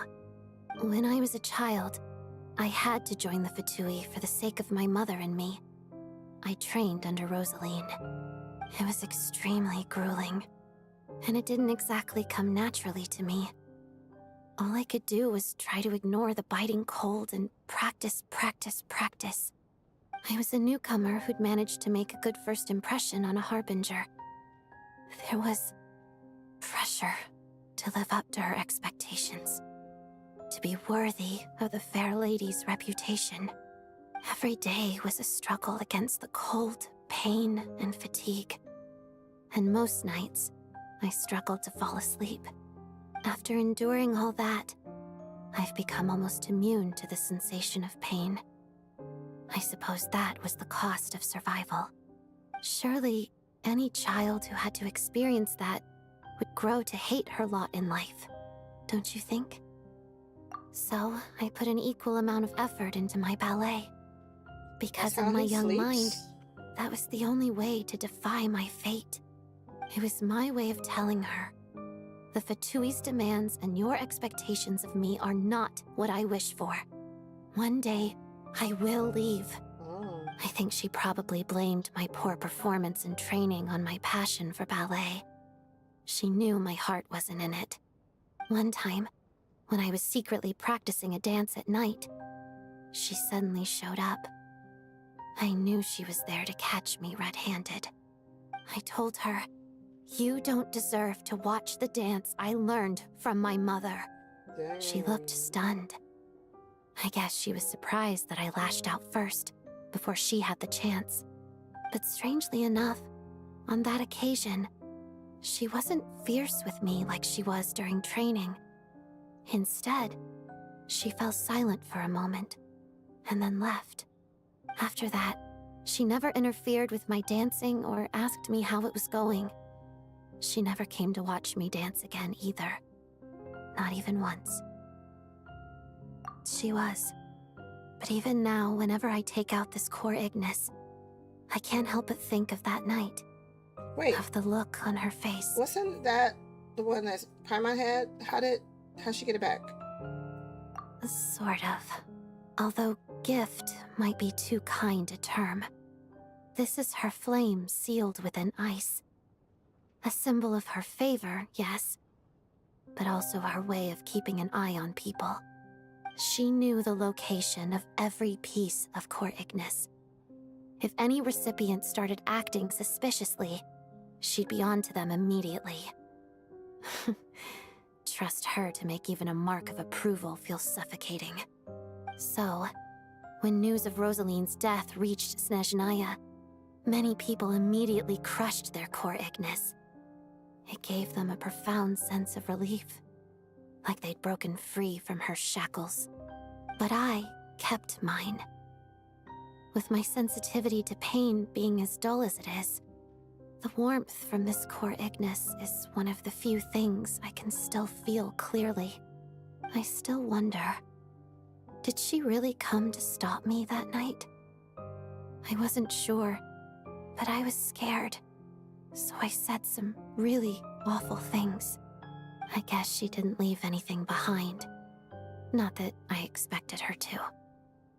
It's fine. It's just a bit of a shame that we couldn't settle our differences before the end. She did. Are you sure she was talking about this event? No, she didn't. I didn't even find out that she'd gone to Mondstadt until a while after she'd left. Wait, in that case... Yes, let's go see Arlecchino. Okay, I will. Thanks for letting me know. There's something I'm trying to figure out.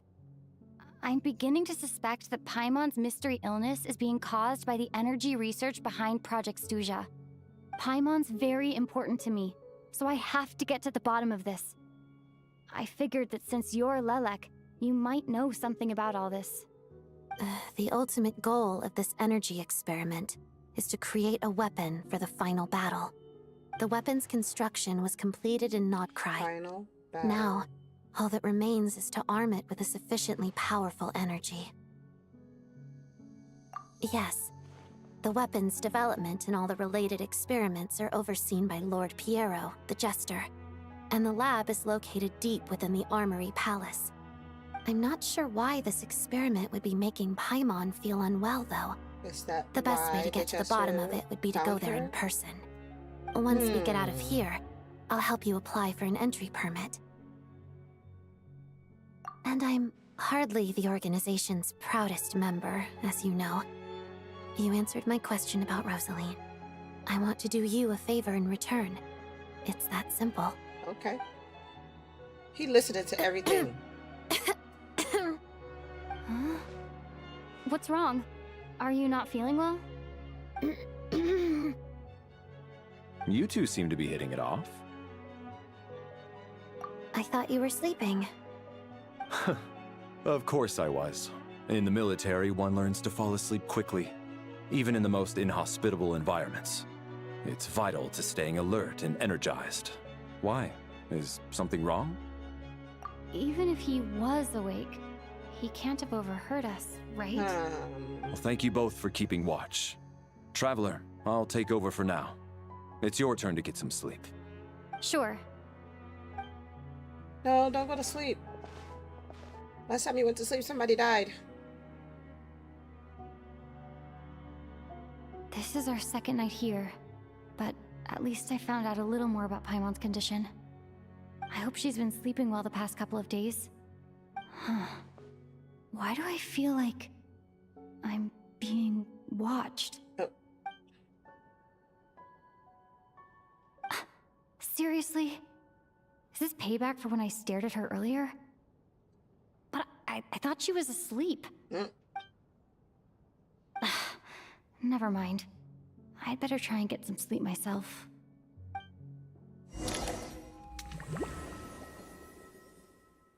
Dang it. See?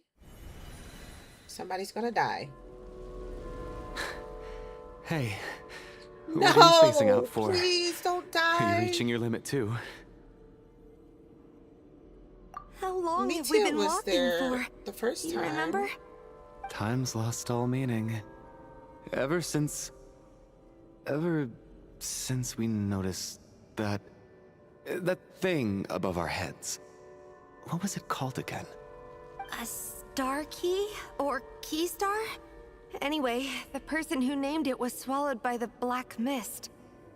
Whatever it's called, ever since we noticed it, we've been walking up and up, hoping that as long as we reach it, we can find a way out of this place. But it seems like no matter how far we walk, we never get any closer. Well, we've come this far. You never know. Maybe we're almost there? Come on, enough moping. Let's go. The black mist is catching up.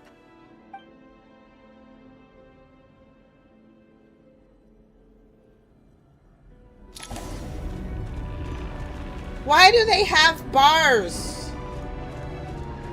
No. Why do they have health? The other people didn't have health. Why do I have health? We got ourselves a straggler. I never bought these things before. Watch out!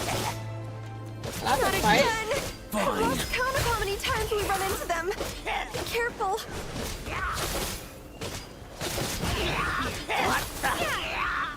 They didn't even need to put this in here. Oh, they're gone.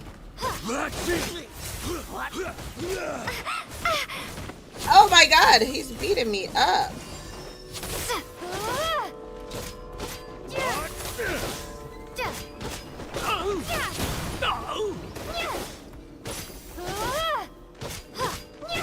Ow. I'm gonna grab this. Let's go. faster. Run faster. Come on, y'all. Last time it was pictures. Wait, can I see this? Stellar Glimmer. We got ourselves a straggler. Oh, yeah. Here they come. You want to fight? Get ready. Let's go.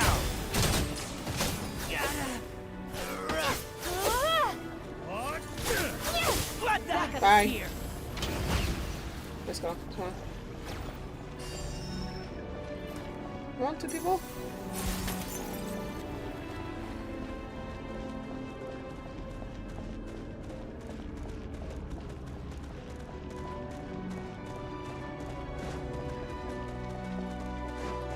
Monsters ahead of us. The black mist behind us. It feels like there's no escape.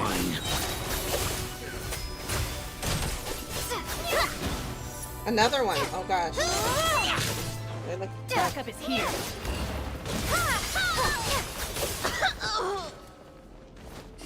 Oh. Oh, I feel bad for beating it up. It's like groaning in agony. Are you hurt, Coolish? No. I'm fine. It's No, just... come on, Coolish. Suddenly I don't want to walk any further. I get you. In fact, I reached my limit a long time ago. Sometimes it feels like there's hope where there shouldn't be. Yeah. The hope that the star gives us is the only thing keeping us going. But I'm not sure it's real at all.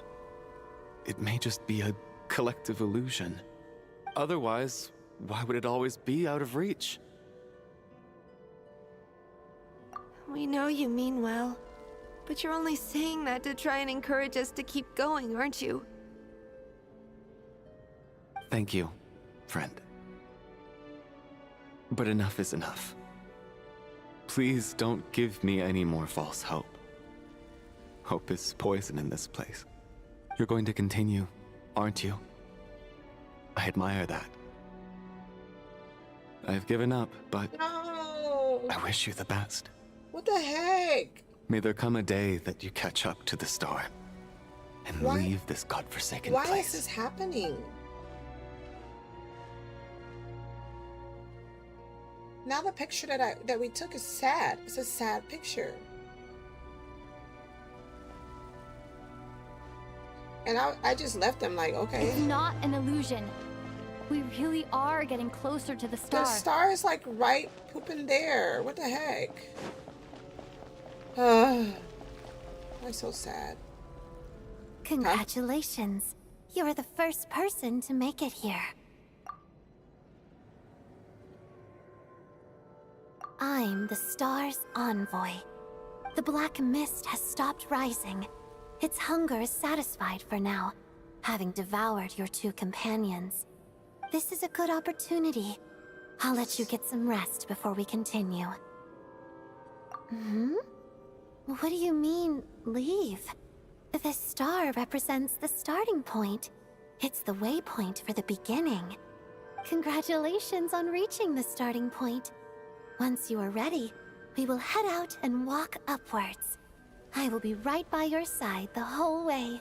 What? This is so weird. What's wrong? Hey, don't give up before the journey's even begun.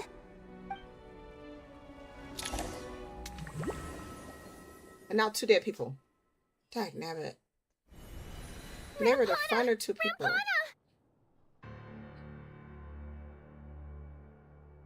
Is that Vodyanitsa's voice? What happened? Coolish, wake up! Please wake up!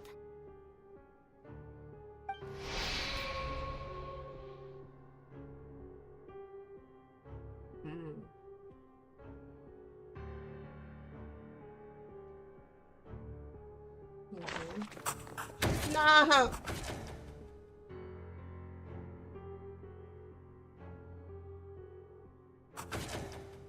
Coalition Rapana didn't deserve this. The situation is identical to that of the 2 casualties yesterday. We cannot ascertain the cause of death. At least there are some elements that we can rule out this time. They slept on the stage with everyone else, so I suppose the surrounding environment can't be a relevant variable. Rampana. Coolish. Weren't some of us keeping watch last night? 3 of us, in fact. How could you not notice something was wrong? I'm as confused as you are. Certainly nothing unusual happened on my watch. Likewise, and from what I've observed so far, both Miss Odette and the Traveler can be trusted.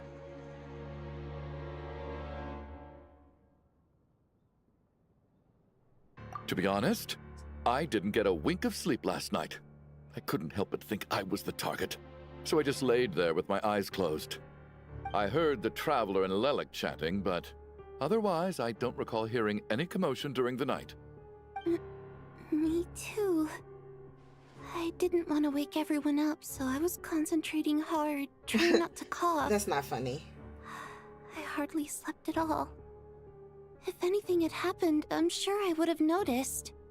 Then, what could possibly be causing this? Once was bad enough. I can't believe it happened again. I worked closely with Rampana and Coolish for so long. I never imagined that one day they'd... And on the stage of all places... Florianitsa. 4 victims in just 2 days, and we still don't have a single lead. I need to get to the bottom of this as soon as possible. And above all, keep Tonya safe. I'd never be able to look Child in the eye again otherwise. Still snowing? Yes, I just checked. Still no sign of anyone outside either. So we only have ourselves to rely on. If you ask me, this killer can clearly strike whenever they please. The Night Watch was a useless endeavor from the start. Lelik must be an expert in poisoning. Clearly she used some poison that can't be detected on the corpse. Here we go again. Listen, I was already thinking to myself last night, was Lelik's reason for revealing her identity the real story? Well, now I have my answer. It most certainly was not. She's been playing us for fools. You get off on this, don't you? Revealing your identity, only to carry on with your killing spree? That's a hideous thought. One that only a hideous mind like yours could dream up. How dare you? How dare you? That's enough! Yesterday, you named Lelik as a suspect because the victims were both wealthy merchants. Lelik might have had a motive then, but today's victims were just ordinary people. Not to mention that they were colleagues of Odette and mine. What reason would she have to murder them? Let me guess. Just to scare you? Who knows? Maybe you don't know her as well as you think. I implore you all to ask yourselves, how many people are there really in this world that have what it takes to kill another person? Not many, I'd wager. Lelik is well known to be a ruthless operator, and now she has revealed her identity. How could it be any more obvious? Everything you've said so far is still just conjecture, which doesn't constitute a concrete lead.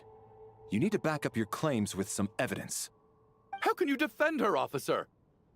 What did she say to you while you were on Night Watch? Maybe I shouldn't be so surprised. You military types are always colluding with criminals to target the rich.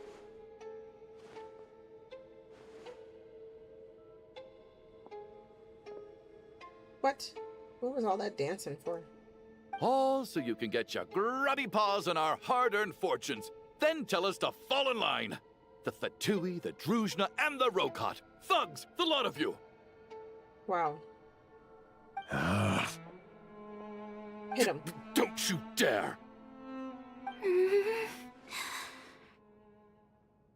What, Tonya?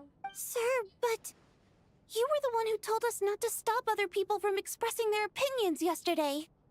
4 people have already died. Only yesterday I was chatting with Mr. Coolish. Then we woke up in the morning and he's... Turning against one another is the last thing we should be doing right now. Little girl. Even if Mr. Chuganov is a puffed-up, pig-headed windbag who doesn't have a clue what he's talking about, he's still one of the victims here, isn't he?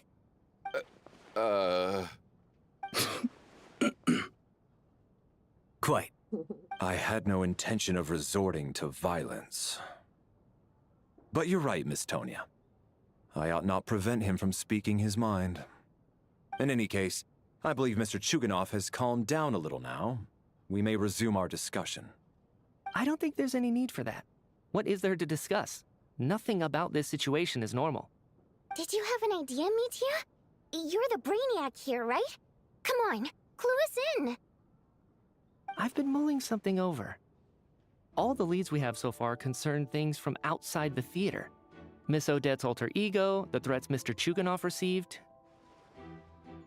But then there's the 2 double murder crime scenes themselves, which have given us absolutely nothing to go on whatsoever. That's highly unusual. Even with the most careful killers, there's always some evidence left behind. So what are you suggesting? I think this could be a supernatural event. It isn't characteristic of human-on-human homicide at all. Thank you. Correct me if I'm wrong, but aren't you supposed to be a scientist? That doesn't sound like a conclusion someone like you is supposed to make. I got into scientific research because of my insatiable curiosity. But if the present situation defies all known scientific explanations, I don't mind shifting my curiosity toward the paranormal instead.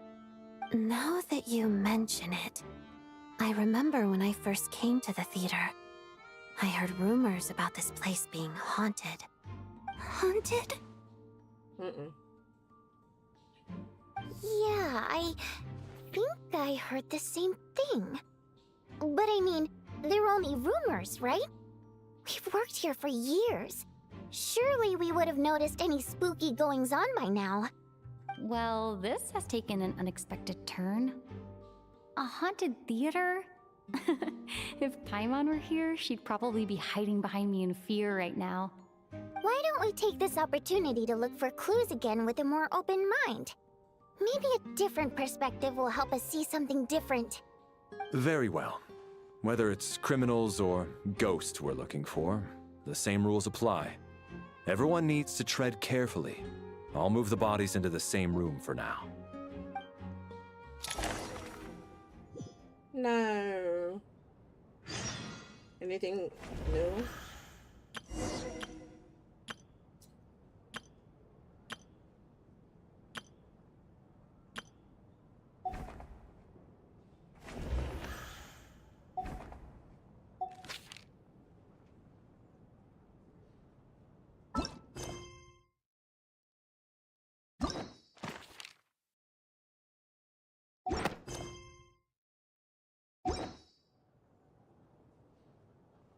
Okay.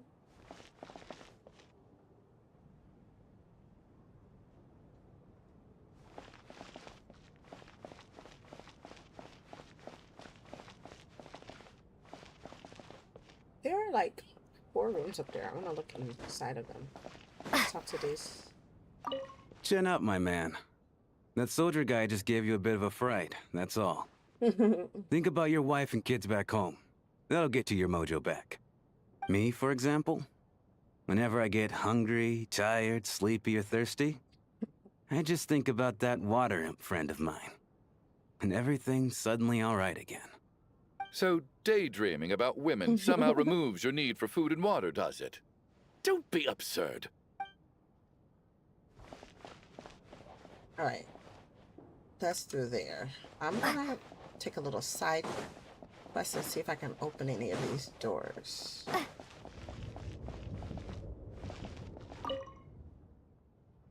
Oh no. Okay, what about this one? Okay. This is somebody's room.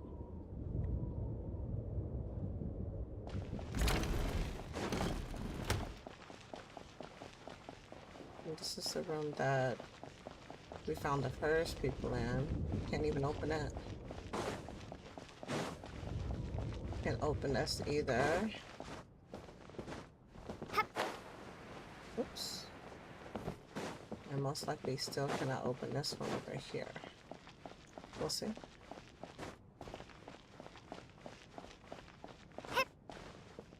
How many beds are in this place? Okay, this is blocked off.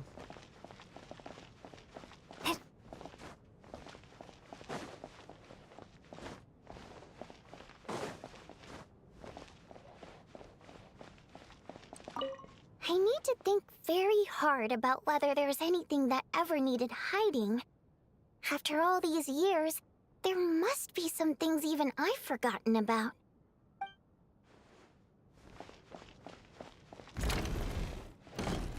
What was that? Is this room opened? No.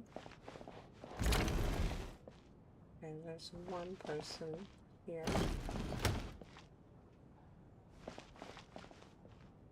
Tonya? Did you find anything? Not yet. Still looking. So... Are we supposed to be looking for something paranormal? I think I'd prefer teaming up with you than looking around on my own. This looks like somebody's notebook. Shall we read it together?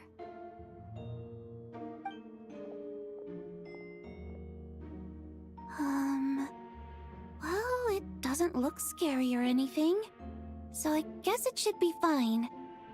Alright, let's read it together.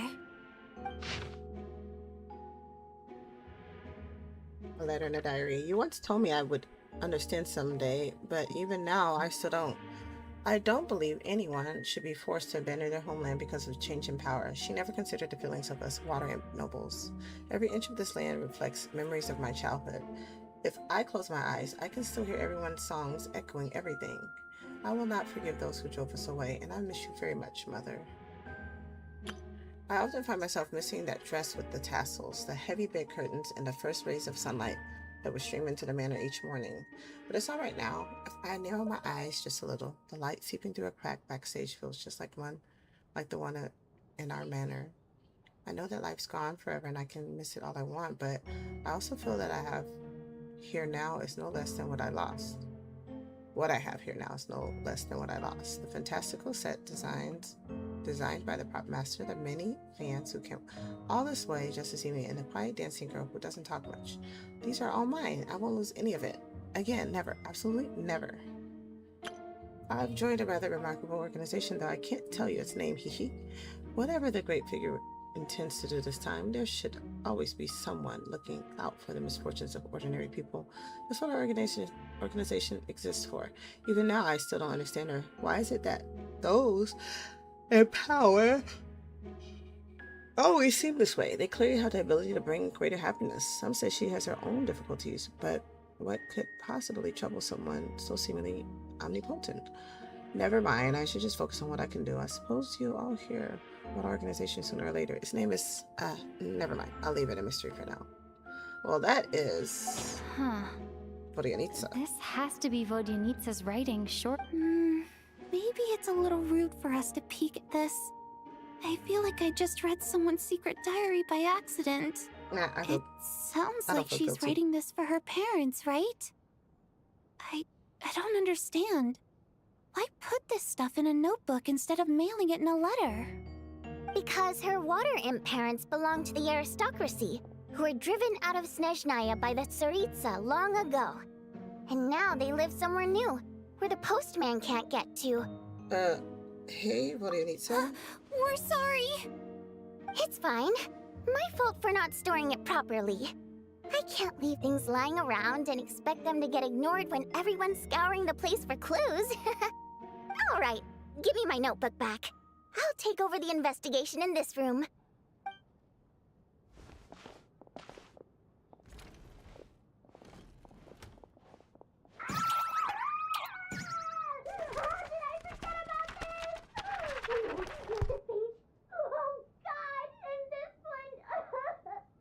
It's hilarious.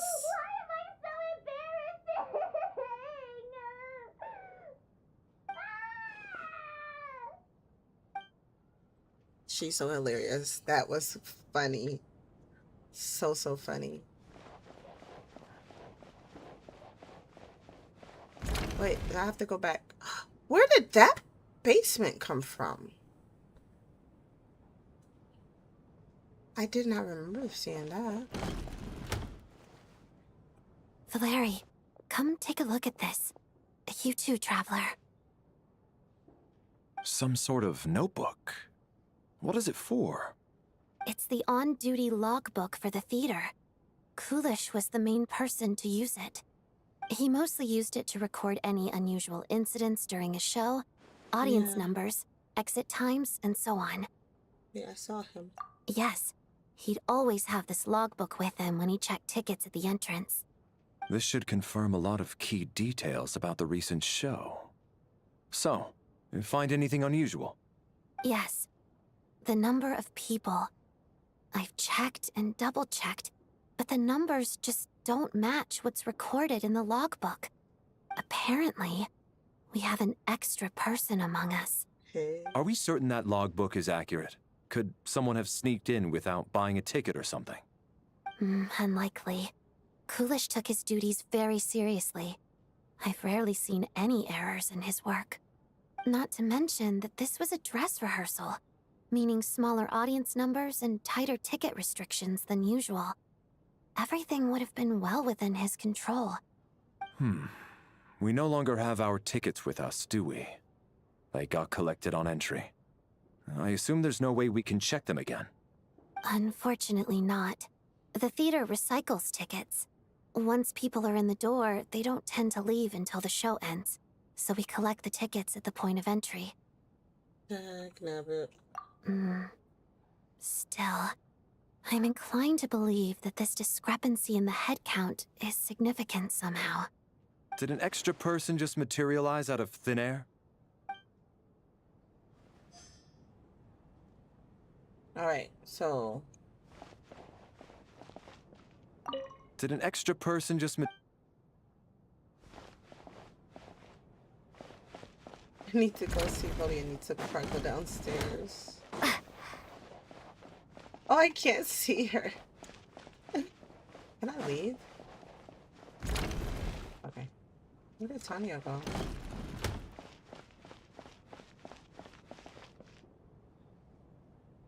Where did Tanya go? Is she downstairs? This was not here before.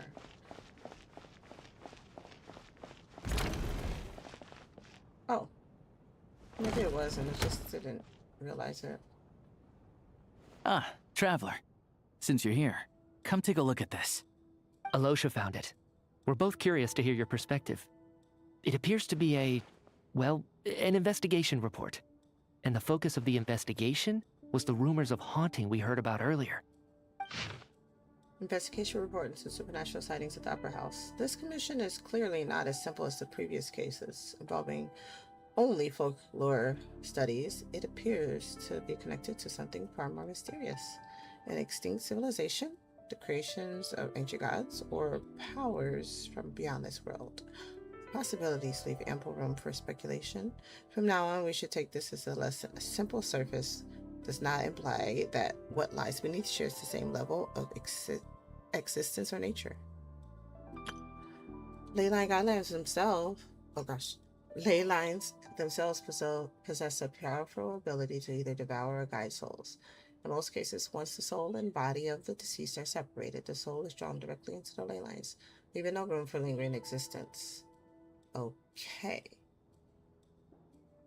Is that what happened to our four people? However, the evidence shows that the connection between the theater area and the ley lines has been obstructed, though only partially and not completely severed. Still, this has granted certain souls unwilling to return to ley lines as opportunity. Their resistance is strong enough they may even linger within the theater indefinitely. In theory, however, these souls within the theater are incapable of influencing the physical world. Only under extremely rare circumstances can they produce phenomena observable to the human eye. Overall, they can be considered harmless. This assessment may be conveyed in advance to the theater's management to reassure them. But for me, the investigation does not end here. Uncovering the reason why the ley lines have been obstructed is the true focus of this inquiry. After consulting multiple sources, the most reliable hypothesis at present, appears to be the existence of an ancient civilization and its preliminary attempts at ley line renovation. There's too little information available here. I must return home as soon as possible. An investigation report, huh? Looks quite old. Huh. This person's name looks to be of Sumeru origin to me. Was the investigator from Sumeru? The theater manager must have hired an investigator once specifically to look into this issue. But it doesn't look like anyone ever looked at the report. Presumably, the manager wanted to know if the supposed haunting was dangerous, while also being fearful of word getting out in case it affected the theater's business. Anyway, the bottom line is, the haunting is actually real after all. It's caused by an obstruction in the ley lines. Is there any chance this is the key to finally making some progress with the murder cases? Ley line problems are pretty unexceptional to me by this point. And while it certainly offers an explanation for the ghosts, it's hard to imagine what connection it could have to these two murder cases. Some of the language that appears at the very end of the report caught my eye. Angel civilization, ley line renovation? I know it, Angel. My area of research doesn't touch on any of that, so it's completely outside of my wheelhouse. Huh? A piece of paper just fell out from the report. It landed right by your feet. Let's see. Death is near. Dang it. Another one? How unnerving. It was tucked inside the report, so it must be a note left by the author. Death is near. No more people die, please. Is that supposed to be what's going on here? With us in the theater? But if so, how did the author foresee it? Could he predict the future somehow? Maybe things are more complicated than we thought. No, wait a second. If we take the report and the note at face value, they completely contradict one another. The report definitively concludes that the hauntings in the theater are harmless and cannot affect the real world. But the note seems to be warning of potential danger. The question is, what exactly does the note mean by death? The various ways we could interpret this keyword lead in completely different directions. Let's pause our analysis here for now. I think we need more information.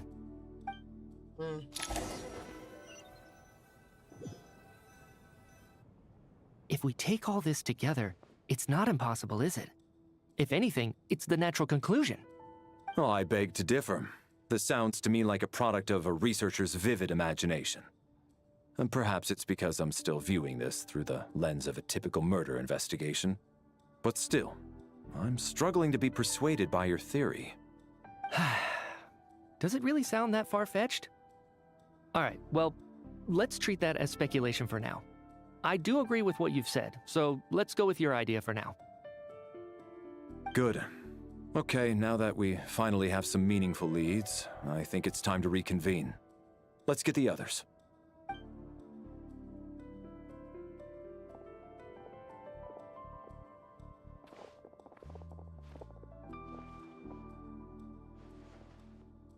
So, that's about everything we've discovered so far.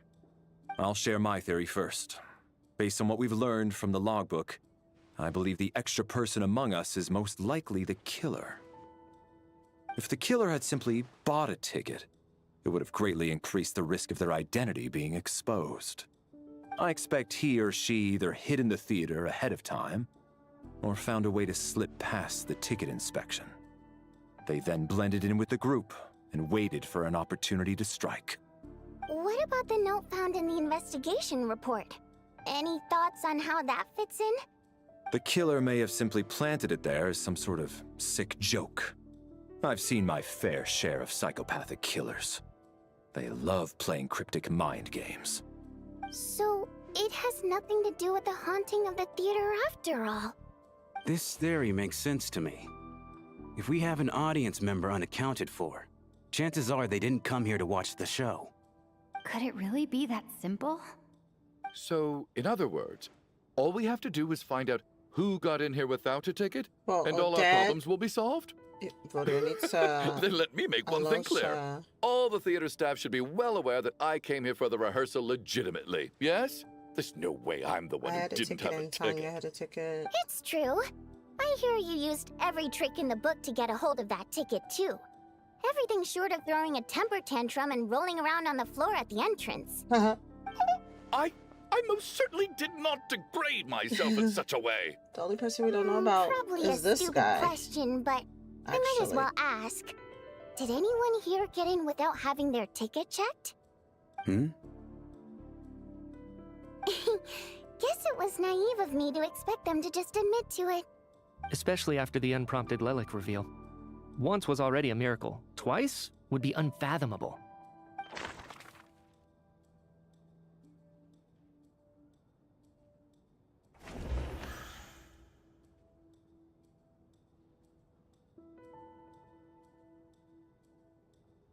I think it's him.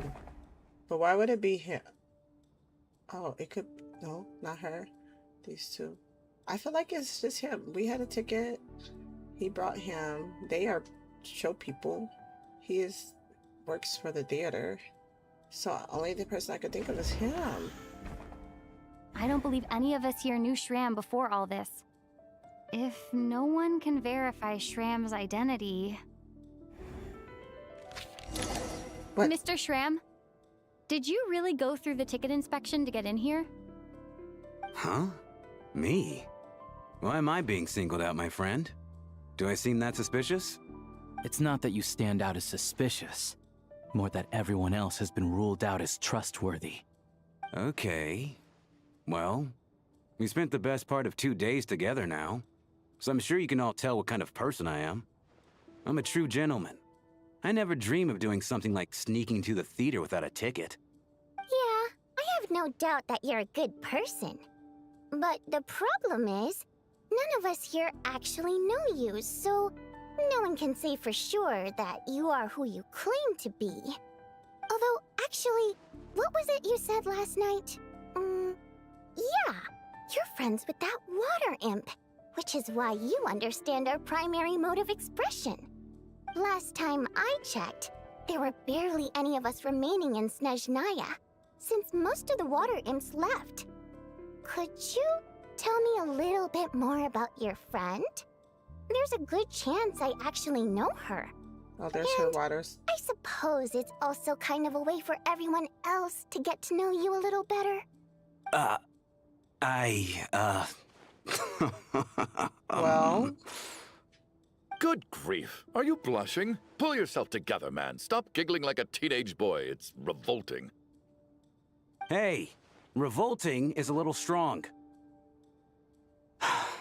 All right, fine. I'll admit it. That water imp friend of mine, the truth is, we're dating. I was just the bodyguard hired by our family. But the stars must have aligned, because sparks began to fly between me and their daughter. Never in my wildest dreams did I think I'd get so lucky. We don't need details. Just get to the point. Okay. I'm just a little hesitant to reveal her name, that's all. You know how it is. These are delicate times. Even with me to protect her. If word gets out that she's dating a human, both the Fae and human factions will give her a hard time. Really? Wait, no. That can't be. What? Huh? Shram, what the devil are you talking about? Why is everyone looking at me like that? Surely you can understand where I'm coming from. Delicate times? Factions? Where's he from? Yes. You know, the Civil War. Is he a ghost? Last time I checked, the Fae and the humans were still at each other's throats. If I'm not mistaken, the last significant civil war in Snezhnaya history was over 400 years ago, when Her Majesty the Tsaritsa had just taken the throne and was consolidating her reign. What do you mean, 400 years ago? Oh no. What's going on here? Is Shram from the past? All right, Mr. Mitya, you win this round. As far-fetched as it is, it appears that your theory may be correct. I'm just as amazed as you are. I didn't even believe it myself, to be honest. Is someone going to explain what's going on here? From the look on your face, you figured it out too, haven't you, Traveler?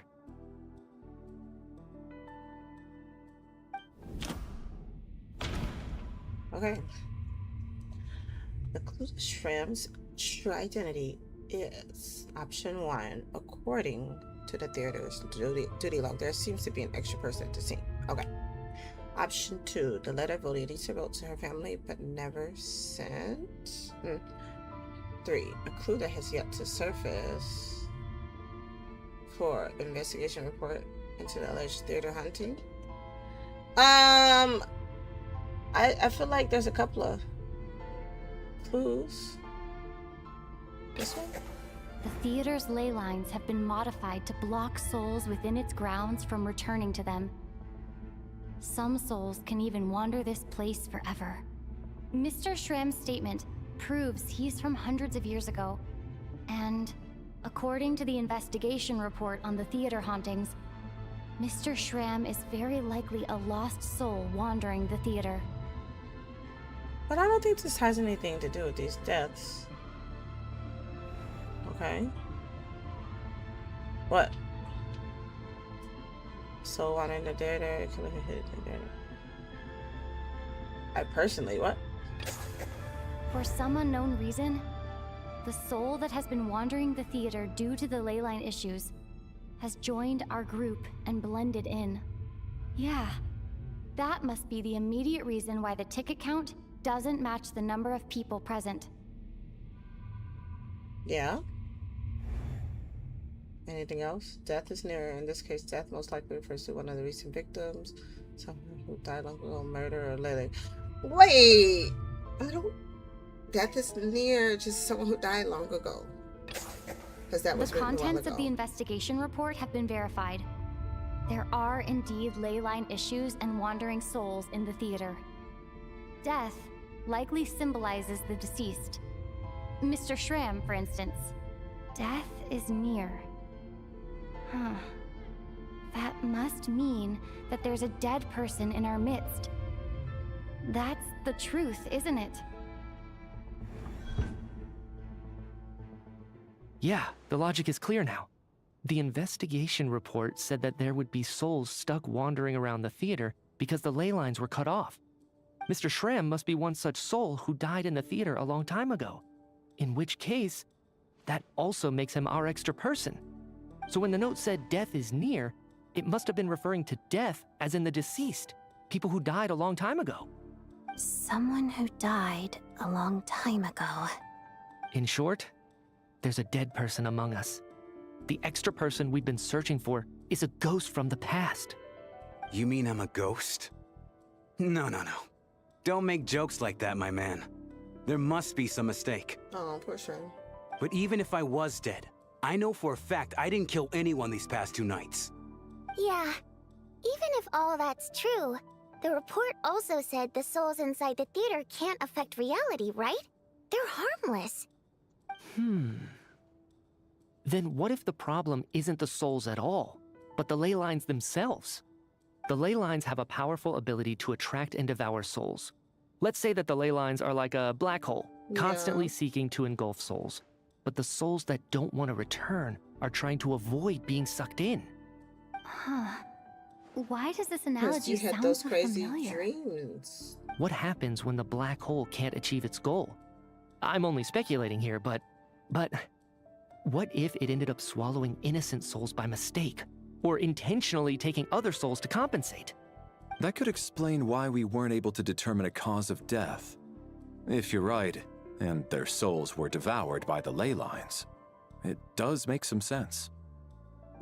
It does seem to explain a lot of the things we couldn't make sense of. Does that mean it's true? Except there's no concrete evidence.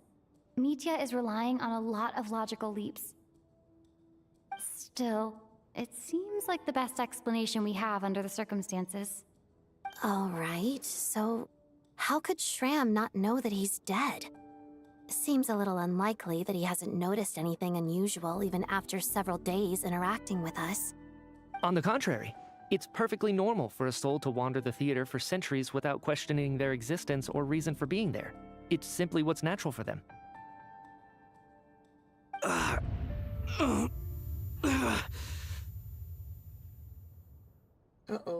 What's happening?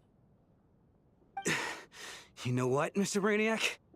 I think you might actually be right after all. I'm trying to remember and... even though my head feels like it's going to explode, I think... it's all coming back to me.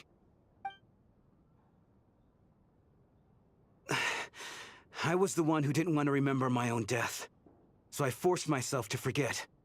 Well, I'm sure those are painful memories. My lady and I snuck out to go on a date one day. We bought tickets for the theater. It wasn't really my thing, but I was just happy to be together.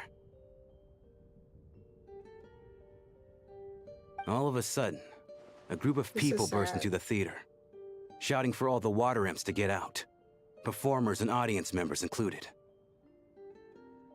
It was clear the conflict between humans and Fae had reached a boiling point. This time, the extremists were even coming after the water imps who had nothing to do with the war. I thought I could pull one over on them, so I took off my jacket, draped it over my lady, and tried to sneak out amid the chaos. But I got caught. They started shouting, calling me a traitor to humanity. But I was going to do whatever it took to buy our chance to escape, no matter how many people stood in my way. I had to, both as their bodyguard and out of love.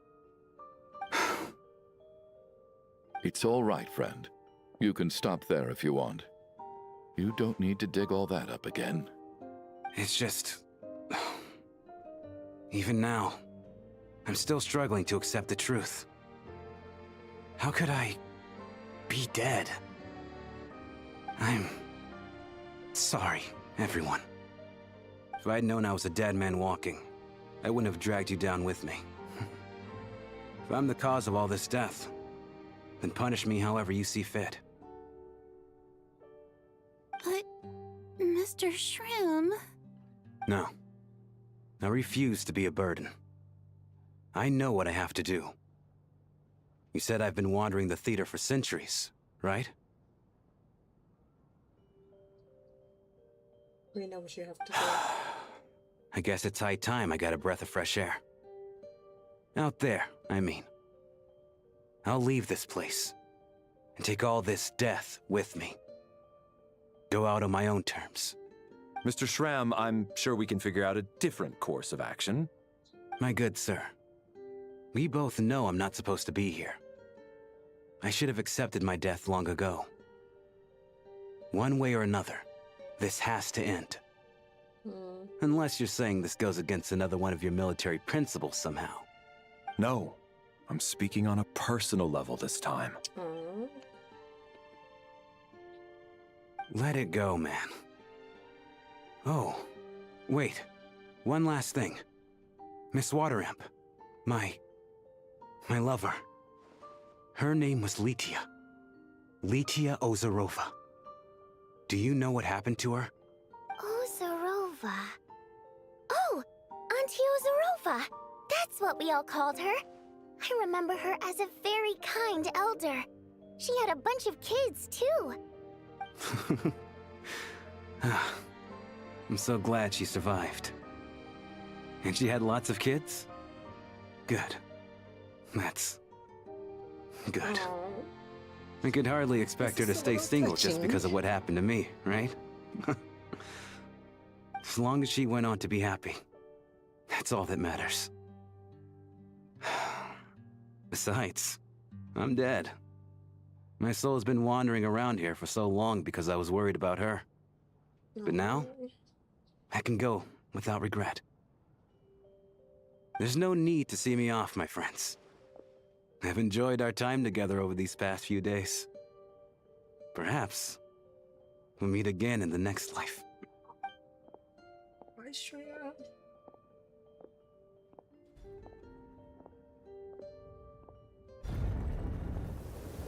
Is that what's causing the blizzard? They Take stuck care, in there? my Of man. the ley lines? I don't know. I know Mr. Shram was already dead, but I still feel so sad. Death is cruel, no matter how we might try to make sense of it. So, was the conflict between Fae and humans really that bad back then? I was only little, so I don't remember much. It's terrible to think that so many innocent people had their lives turned upside down.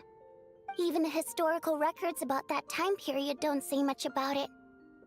All people know is that the Tsaritsa founded the Fatui, drove out most of the Fae aristocracy without explanation, then used her terrifying power to suppress the humans.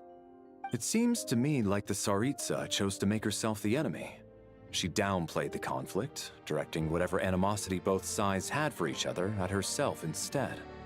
That's also why, despite how brutal the conflict was at the time, there hasn't been much lingering tension between humans and Fae since. Things have been fairly harmonious for the past few centuries. So, the Tsaritsa banished the Fae to protect the Fae living in the city? She offered herself up to be hated in exchange for peace. Wow. Maybe it's not quite as bad as it sounds. I don't think Her Majesty is too concerned if mortals hate her or not. And besides, there are very few who truly do. All this time, I had no idea. All right. If Mitya's theory is correct, then I think we can consider this matter settled. Let's all take a break.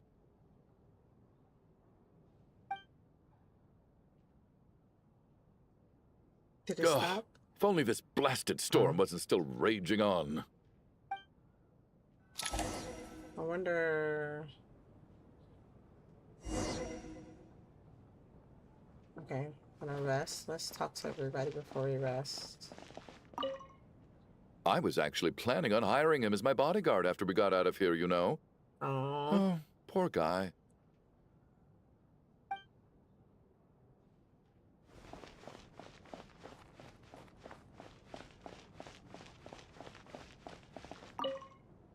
Even though Shram was already deceased, his decision to walk into the snowstorm was still a sacrifice, and a very brave one. This is one of the few times I don't feel at all happy to have my theory proven true.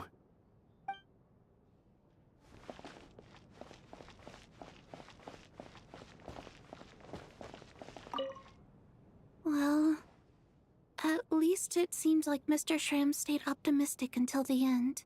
The information he revealed, it's given me a lot to think about. Right? Okay. Where is it at? At least the lingering regret that kept him here has been put to rest. That's not necessarily a bad thing. Do I still have a room, or do I just sleep on the bed in here? Like, I don't want to be by myself. Let's find Odette.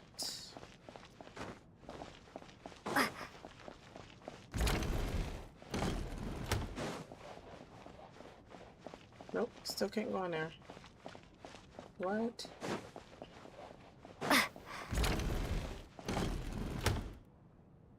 Interesting. Where's Odette? It says return to your room.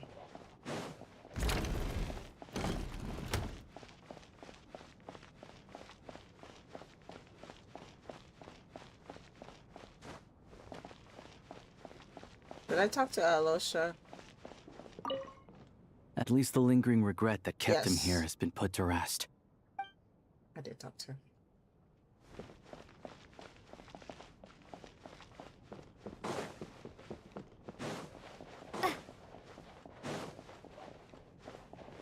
Which one's my room? This is not my room. Why do you hear no storm right there, though? So my room is right next to the... I didn't see Odette before I go. Dang it. Maybe she's in here? Looks like now we can just rest until the snowstorm stops. I still can't believe Shram turned out to be a ghost who'd been in the theater for hundreds of years. To think he was dead this whole time. What a strange turn of events. Knock, knock. Okay, there she is. Hmm? Knock, knock. Who's there? You know the door isn't closed, right? You don't have to knock. Think of it as a signal, then. When I'm entering someone else's room and I knock, I'm here as Odette. If I don't knock, it's Lelik. Oh, okay. Come on. Thanks. So, why did you come to find me? Is there something I can help with? Vodyanitsa said you knew about my secret identity from the start. But when everyone was discussing who Lelik could be, you were worried that revealing what you knew would be unfair to me, so you kept it to yourself, right? Yes. I'm extremely grateful for that. It's nothing. I mean, you didn't hold what happened with Senora against me, so I should thank you for that as well. Actually, there's something else as well. I found myself in a situation similar to the one you were in when you helped conceal my identity. What? So I thought I'd come and ask you for advice. I'm not honored. I want to know what the situation is. It's I'm about nosy. Mitya. Before all of this, the last time I saw him, he was dead. Huh? As I'm sure you know, my goal as Lelik was to stop Project Stuja. Well, when I found out the tech lead for the experiment behind Project Stuja was Mitya, I immediately started planning to track him down and threaten him to back out. I often saw him around the theater, but I soon concluded that making my move there would risk exposing my identity. So I decided to infiltrate the Armory Palace and go directly to his lab. That way, the threat would be much more effective. Well, I suppose there was a bit of luck involved, but I am a Fatus, so I already had some familiarity with the building's layout. I'm gonna pause it here. Be right back.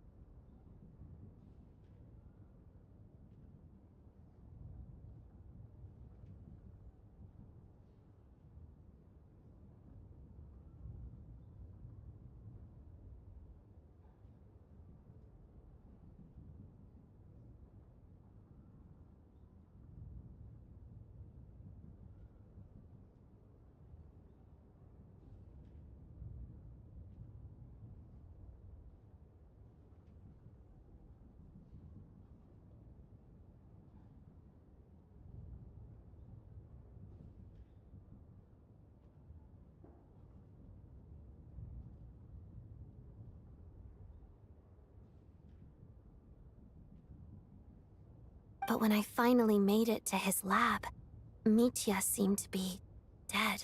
It's just kind of crazy. I checked his breathing and his pulse. He had no vital signs whatsoever. I'm certain of that. Okay. Oh. I thought maybe another anti-Project Stuja activist had beaten me to it, and chosen a much more brutal method. So I made myself scarce. That's why you were so on guard around Mitya that first night here. She was just staring at him. Yes.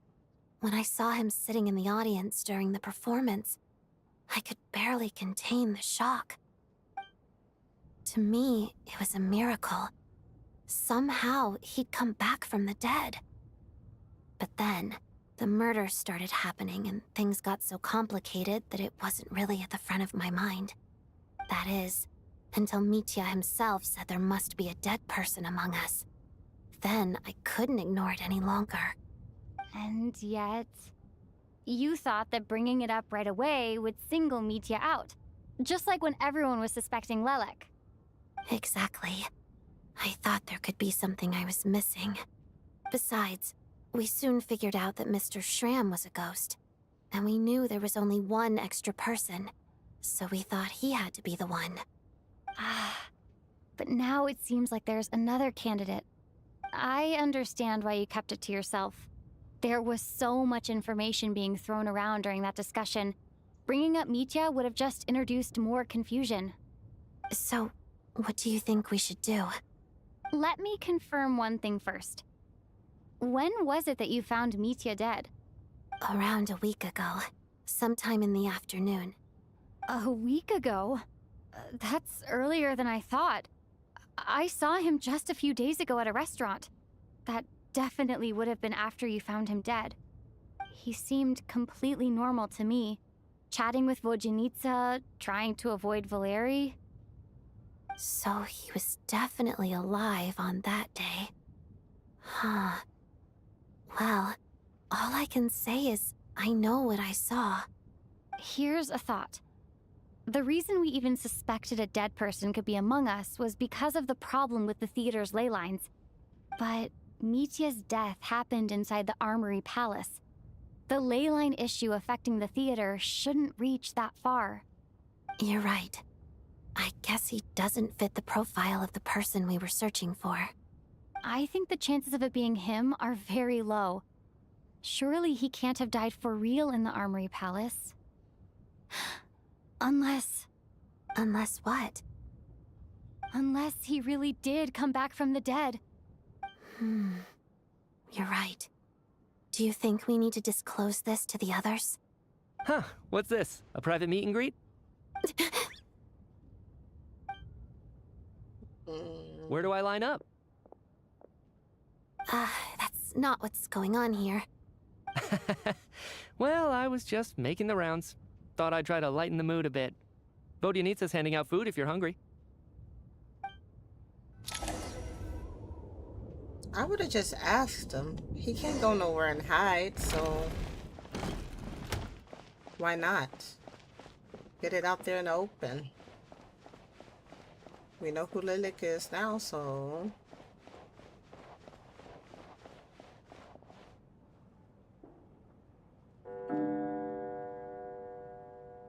I'm scared tonight.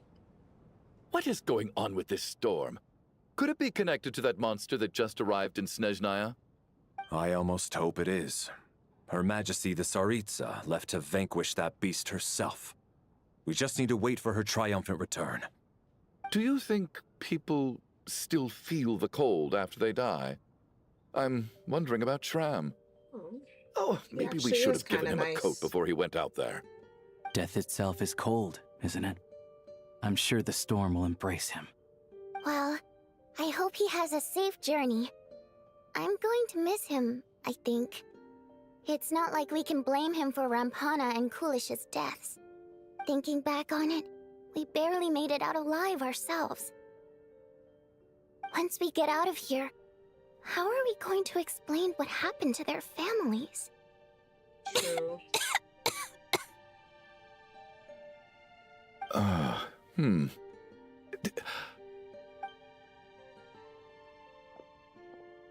Are you okay?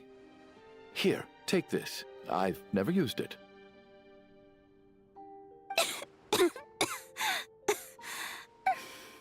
Thanks. Look who's Mr. Nice Guy all of a sudden. Is it because Tonya stood up for you this morning? At least you know how to return a favor. Yeah, without Tonya, who knows how badly he would have been hurt. I told you already, I never intended to resort to violence. Duh, bunch of rascals. Little girl? I was rather surprised when you spoke up for me this morning. I didn't think I had many admirers here, She so... called you a bunch of names. Thank you. Call her an admirer. Oh, no need to thank me. I said some bad stuff about you too.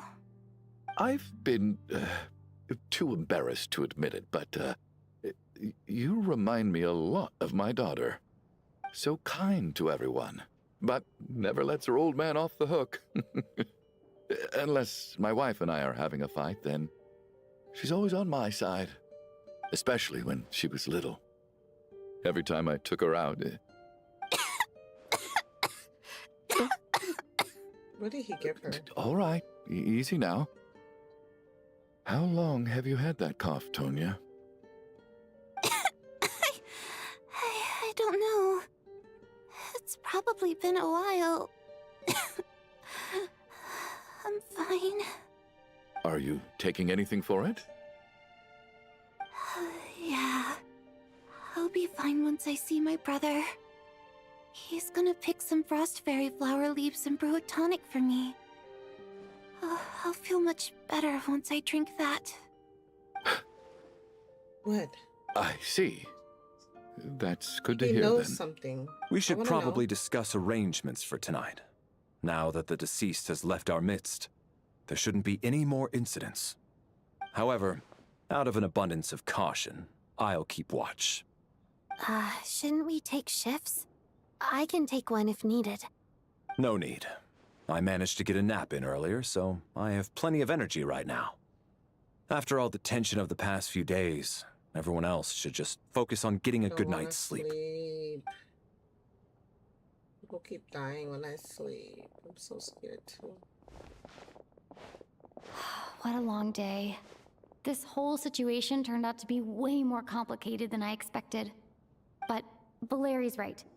I should just try to calm down and get some rest. Show that little The last thing I want is to give myself nightmares. No. I absolutely hate this. She's awake. She's awake! Get over here, you big lug, and take a look! If you must call me something, call me Mr. Door. The Black Mist is coming. You need to go. Mr. Door. Black... Yes, I have. Are you all right? Why do I not walk? remember this every We time? just got attacked by monsters on our way up. That Mr. Door fellow protected us. He just seemed to come out of nowhere. Not He much better of a not talker, die, but even though when it he's comes to rude. taking down monsters, I think that he does man have a doesn't soft hold heart, back. especially for his family. Curses! Well, we need him. The Black Mist is catching For up his to us. boat. We need to keep going. Well, I know that Mr. Door, Valeria is I not don't gonna believe die. I've ever seen you around here before. Why is that? We There's don't no know need each other. to try to get to know me. I'm just Mr. Oh, Door. gosh. Mr. Door, monsters! Looking for Quick, trouble. get rid of them! I can just push these Where are ones they? off. Oh, well, anyway, we're lucky to have you here. Thanks for saving us earlier. Wait. No need to thank me. This is where my duty lies. Where are they? Do I'm supposed to flee? Oh, I can't go. Oh my god, I'm dead. I'm stuck. I'm stuck. I've never died in one of those before. What the heck? And my health is not even up. Looking for trouble. And how come Mr. Door's not helping me? On the ground.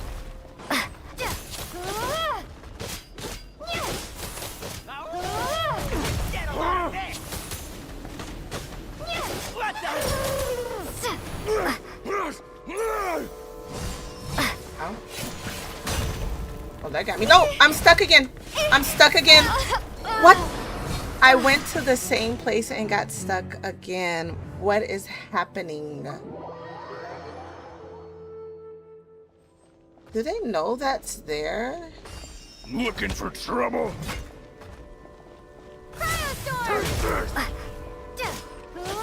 Wait, where's the other two? Because I died too many times? I keep get right there?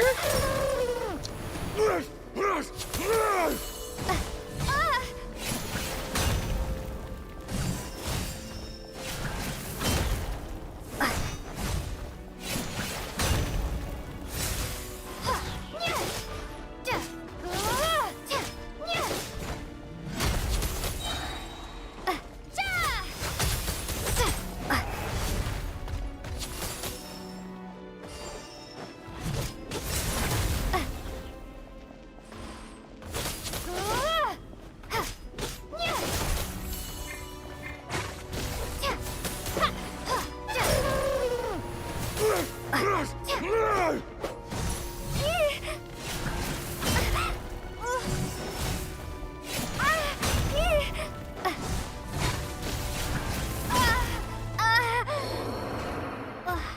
don't know what's happening, and I didn't know Valeri was there. I was wondering where he was. But what is this? And what does he do? I don't know what I'm doing.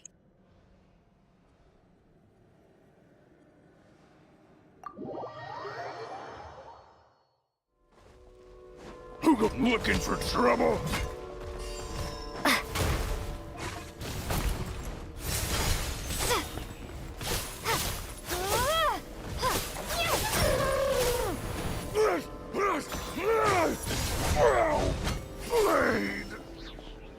All right, I get it now. I didn't even, the first 2 times I didn't know Valeri was open, but I'm in such a small space, and I didn't know, like, he just kept hitting me. He wouldn't stop his attack. Now, so we're doing this the hard way. Okay, now I can see what to do. Because I was like, Mr. Door, I hear them talking, but why are they not here with me? You win this one. I assumed it was me by myself. I didn't notice I had a number 2 that I could press. Oh, remarkable work, Mr. Door. Okay. If I had your muscles, I'd do the same.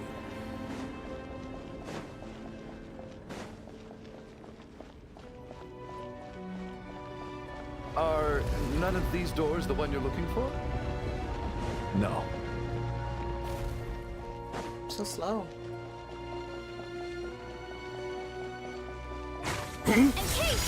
Oh my god, what is he?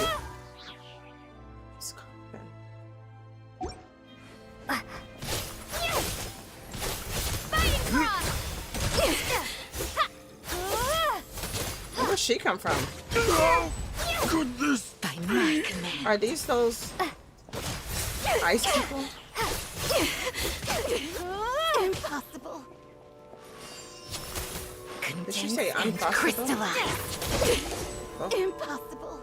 She said impossible. I'm so exhausted. No, and the black mist you is don't still rising. die. Oh.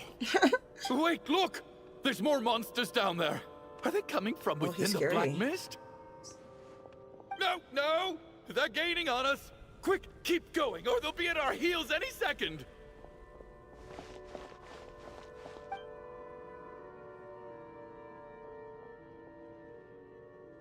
Mr. Door, what are you doing? We need to get out of here. They're coming! Found it. This is my door. Don't leave us. What? You mean you're going to stay here? I am a door. This is where my duty lies. I'm a door. No! You saved us. We can't leave you behind. He's you not gonna must get keep left going. behind. A door can only Okay, keep things out for I'm so not long. worried about him dying. You must make haste. So this is fine. But oh, you're right. Hey, let's go. We can't let Mr. Door's sacrifice be in vain. I don't want to fight anything else though, because he's the only reason I stayed alive. The black mist isn't moving anymore. Looks like both the monsters and Mr. Door are gone. I didn't just imagine all that, did I? Surely I wasn't so scared out of my mind that I hallucinated a door as a human being. Oh, okay, good. There's no way we both hallucinated the same thing. Getting sleepy? Well, looks like we're safe for now. Go ahead. Let's get some rest. This is confusing and I don't like it. I don't like going into that little dream world at all. What time is it? Is it morning? No wonder Freya had doesn't a remember nightmare. this every time. I guess everyone's still asleep. These past 2 days have been exhausting. Valeri's keeping watch though, so he's probably the only one awake. He's Mr. Door. Valeri?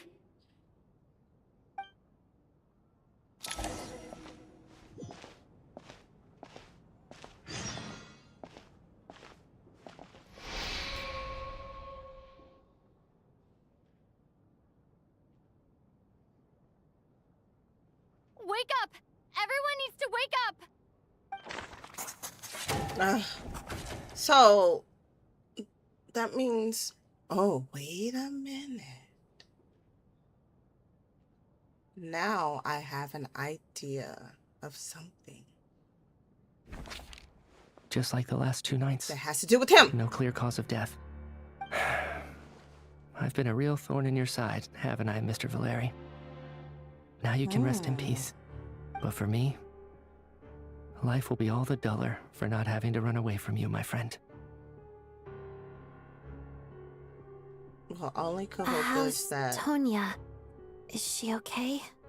I just checked on her, least and it doesn't seem like anything serious. She's some just of them can exhausted come from back. the past couple of days, and she's still recovering from her illness. We should let her sleep a bit longer. That means Valeri was the only one who died last night. If Valeri was awake and keeping watch, it would have been impossible to kill him without waking everyone else up. That much is certain. This is so frustrating. Why has nothing changed since yesterday? I thought we already dealt with the dead person causing all this. Actually, one thing has changed. There's only one victim this time, not 2. Does that mean... Okay. Before I answer this, this is the...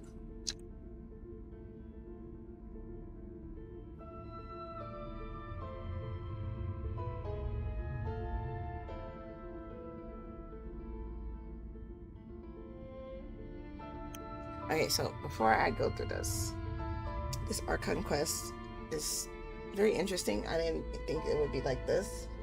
And I'm tired of being here. This is like when I was in Fontaine. This reminds me just about it. Being stuck in a place, solving something. And I could be out there exploring. I'm not exploring. But anyway, let me look at this. Give me a moment.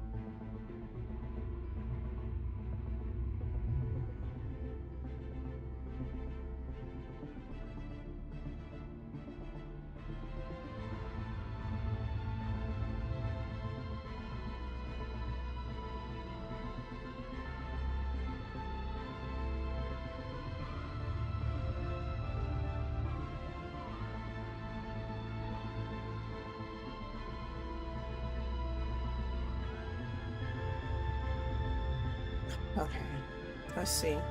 There was only one victim last night because of instead of 2. Perhaps that was because Valeri died twice in a single night. Huh? Mr. Shrem was one of the people who should have died last night.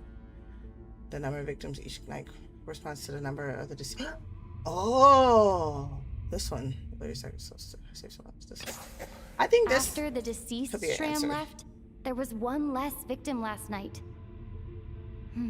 That more or less tracks. It's a reasonable conclusion, considering the only variable that changed. Oh, The number of people who die each night is equivalent to the number of dead among us. That's your theory, right? Mitya, is he still dead? Exactly. We identified Mr. Schramm, and the night after he left, the death toll dropped from 2 to 1.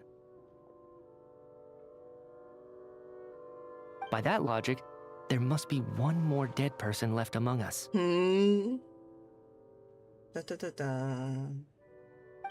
one? But there was only one person unaccounted for in the ticket checks, right? The head count but should he got the match ticket up now. ahead of time. Having an extra person was definitely a cause for alarm, but being one person short isn't nearly as unusual. Someone could have left in the middle of the show, or made it out before the storm hit. One more dead person among us. If Mitya's theory is right, then what Odette told me seems a lot more relevant. It's just, at the time, we had no reason to think there was more than one dead person. If only we'd taken it more seriously as a possibility, maybe this could have been avoided. I'm sorry. This is my fault. I had information that could have been helpful, but I held back. I should have brought it up right away. I'm partly to blame as well. I was too quick to dismiss Odette's concerns. What is this about? What have you two been getting up to behind my back? Sounds like there's some big news you've been keeping from the rest of us. Well, we're all ears. Let's go. Well, that tells a group about finding Mitya dead in your discussion yesterday. I'm the dead person? Wow. That's certainly news to me. Odette and I talked about it yesterday, but we thought it just wasn't possible, so we left it at that. Yeah, I don't blame you. If I'd been there, I probably would have reached the same conclusion. It just sounds too unbelievable. Let me just try and verify this. I just scoured my memories trying to think back to the afternoon Miss Odette mentioned. But I honestly have no recollection of dying. That's where I'm different than Mr. Schramm. Having seen Mr. Mitya a few days ago myself, I also find it hard to believe he could be the other dead person among us. Well, if it isn't Mitya, then who? Do we vote on it? If you don't mind me asking, Traveler, I believe you mentioned that you know Tonya's brother. Had you ever met her before all this? No, never. Wait, are you saying... Now just 1 minute. I know where this is going. You can't just randomly point a finger at anyone you want.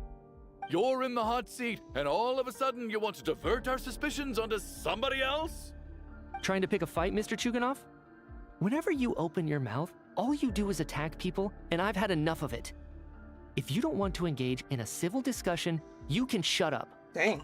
You! All right. Little brat! Did Mitya ask about Tonya because he suspects her? I suppose I only identified her by age and nothing else. Could that mean... I'm just saying, you're going around casting suspicion on people for no reason. How could Tonya be dead? I can vouch for her, if nothing else. I've seen her before. She's the sister of that Harbinger, isn't she? The one called Child. Oh, really? You're telling the truth? Since being here, I don't think I ever mentioned she was Child's sister specifically. Does Chuganov actually know her? If Chuganov can vouch for her, then it can't be Tonya either. In which case, it seems unlikely that there's another dead person among us at all. Miss Odette, could you go over that afternoon with me one more time, when you found me dead? No problem.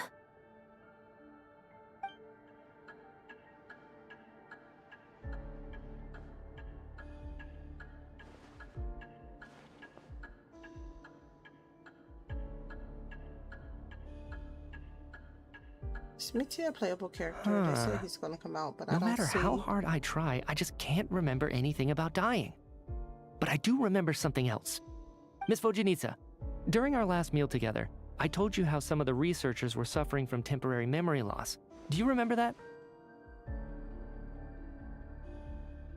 Oh, yeah. You said it was hindering the progress of your experiments. You thought they were just under too much stress or something. Right. And even though I don't remember dying that day, I'm pretty sure I experienced something like amnesia. Some of my memories from that afternoon are missing. Are you suggesting you're missing the memory of your... Of course. How am I only just realizing this? Humans aren't necessarily aware of their own death. You mean being silently assassinated, or dying in your sleep? Situations like that? The researcher's amnesia. Suddenly it all makes sense. I must thank you, Odette. I think your perspective just helped me reach a breakthrough on a series of issues that have been troubling me for quite some time. All right. It's decided then. I'll be the one to leave today. Oh, leave? Hey, wait a minute. Aren't you rushing into this? What if you're wrong? You'll pay with your life. Come on, kid. Aren't you gonna fight for your life? This seems like a rash decision. I have other reasons beyond what's been discussed. In fact, thinking back, I remember during Miss Odette's performance, while I was sitting in the audience stalls, a brilliant new idea for my research popped into my mind. But then, my train of thought suddenly cut off. I can't remember it now at all, and I didn't take any notes. I guess that must be another instance of temporary amnesia. No. Hold on. I see where you're going with this. You're suggesting that each instance of temporary amnesia is a death, right? There's a glaringly obvious flaw in that idea, no? How can one person die so many times? I believe Miss Odette's account. During the period where my memory is blank, I must have been either dead or in a similar state. All it would take is for the same thing to happen in the theater, and I would come under the effect of the ley lines in this vicinity. This increases the likelihood of me being the deceased, does it not? But... There's no evidence to suggest that anyone other than me is a candidate for the deceased. So allow me, as a scientist, to treat this as an experiment. Please relax, everyone. I don't think things are as bad as they may seem. If I really am the deceased, then to leave the theater will be a relief for me. If, on the other hand, I'm still alive right now, well, apparently you've all witnessed my resurrection recently anyway. Who's to say I won't return from the dead again this time? Mitya's right. This is the only thing we can try right now. I think he's deliberately downplaying the gravity of the situation, though. He probably doesn't want to burden everyone. What is a scientist if not someone who gambles on experiment after experiment in an attempt to obtain the truth?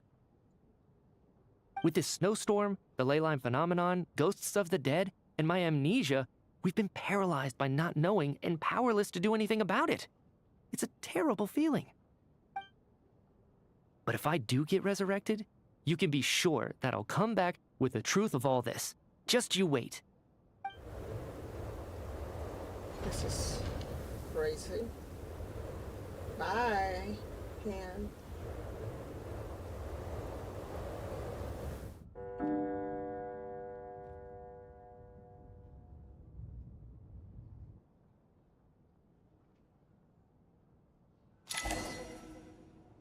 Okay.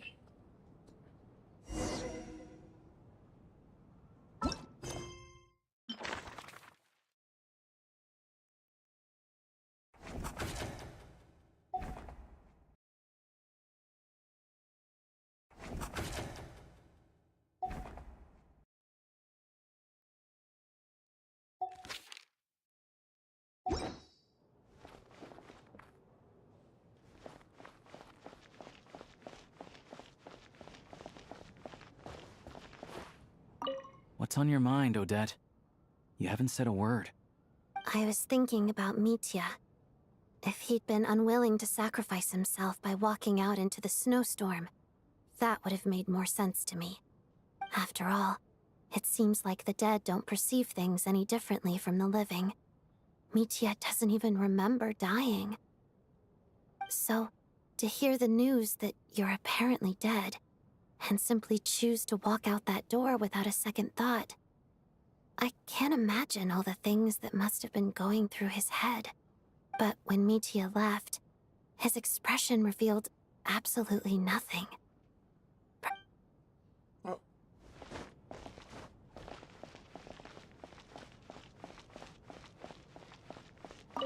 Oh, that Valeri guy was packing even more muscle than I thought. I was wondering how who heavy moved he him. was. Hauling him over there nearly killed me. Oh, curse this confounded snowstorm. Go bother some other poor souls instead. What do you want? I'm not in the mood to talk right now. You just said a mouthful, not ready to talk. Where's Tanya? Wait, what do you need this the other way? Oh, there's Tanya too.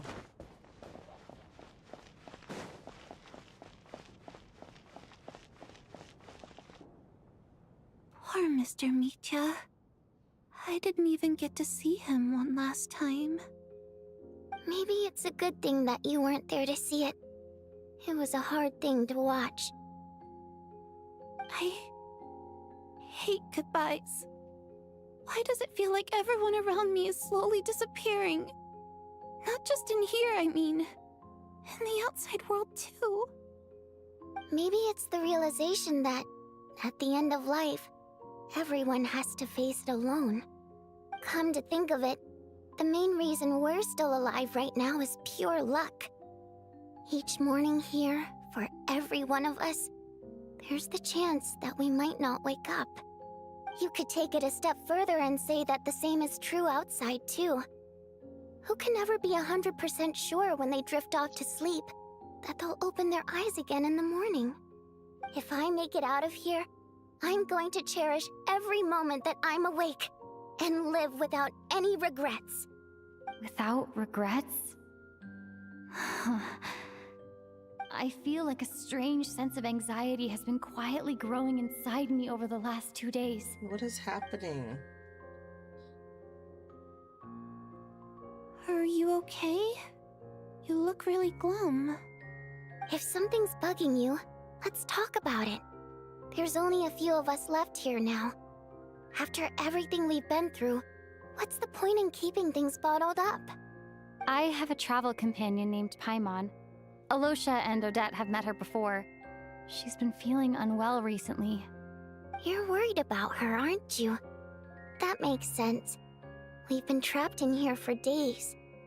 To be honest, I used to feel like I was just a spectator in this world, watching everything that happens from the sidelines.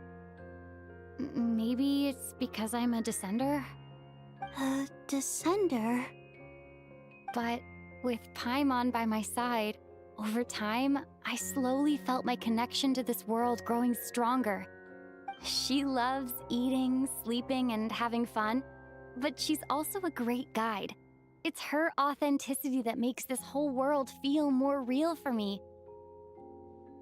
Over the last few days that we've been apart, I've often caught myself wondering, what would Paimon say if she were here right now?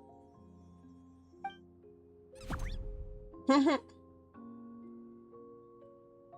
by the time I snap out of it, the conversation has already moved on and I'm still in my own little world. I'm trying to overcome this sense of detachment, but I really miss Paimon. I guess, in a way, she means the whole world to me. I bet she misses you when you're not there as well. Maybe you're her entire world too. I don't know if this will make you feel any better, but back when the water imps left Snezhnaya in droves, I also felt like the whole world was suddenly empty. I could be surrounded by people all smiling and having fun, and still feel completely separate from it. So, I totally understand how you feel. Later on, I started to think, maybe accepting the fact that our loved ones won't always be with us is something that takes a lifetime. All we can do is cherish their companionship from moment to moment. So, once we get out of here, you better hurry back to our side as fast as you can. You can't let your story end in regret. That's the trope I hate the most. Thank you. That's exactly what I needed to hear. But Vodyanitsa, if you hate goodbyes too, why didn't you leave with your people? That's just the choice I made. I used to regret it, but I don't anymore. Like I said before, singing is a water imp's primary mode of expression. It's how we convey our emotions. Our songs have echoed through this theater for hundreds of years, each one a story pieced together through moments of joy and sorrow. But does a story exist without someone to read it? To me, the answer is no. So I made the choice to stay. That way, there would still be someone left to sing these songs and listen to their stories. Otherwise, they could have been lost forever. Could you teach me how to understand your people's songs sometime? I want to be able to truly hear them, like Mr. Shram. A fan after my own heart. Thank you, Tonya. How about I sing something for you, and you tell me what you hear? Okay, I'll do my best.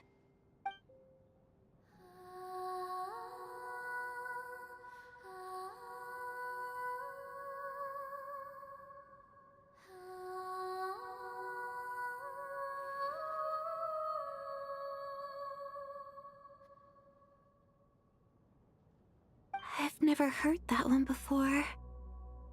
I feel like I can hear a sense of longing somehow. I wonder why that is. Color me impressed, Tonya. You're a keen listener.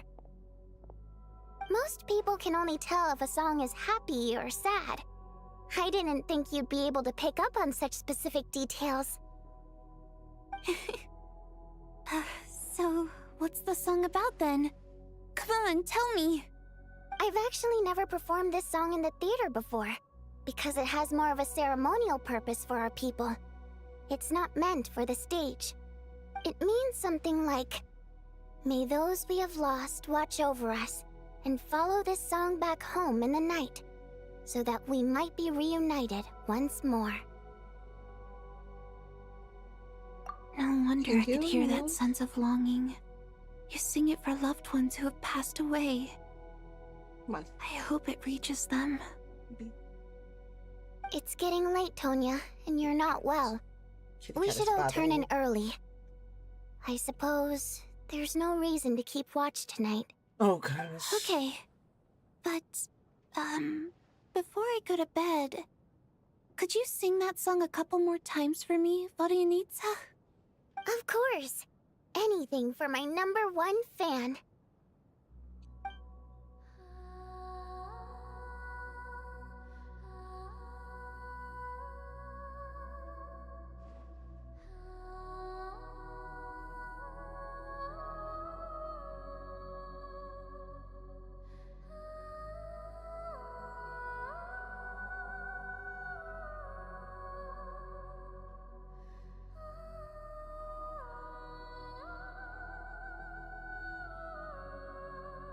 Once I get out of here, I definitely don't plan on ever coming back.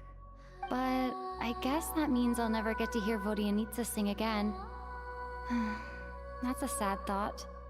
Before I fall asleep, I should cherish this moment of companionship while it lasts. I swear if that ring of liquor. Oh, God. Come on. Where am I? It's so dark in here, and I feel kind of dizzy. That's Tanya. Am I alone?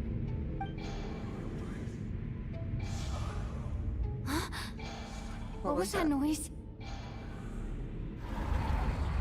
What is she doing?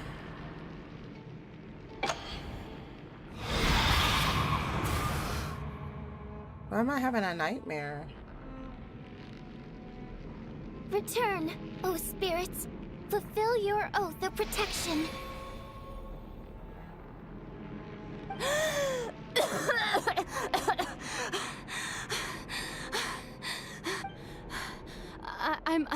I'm alive?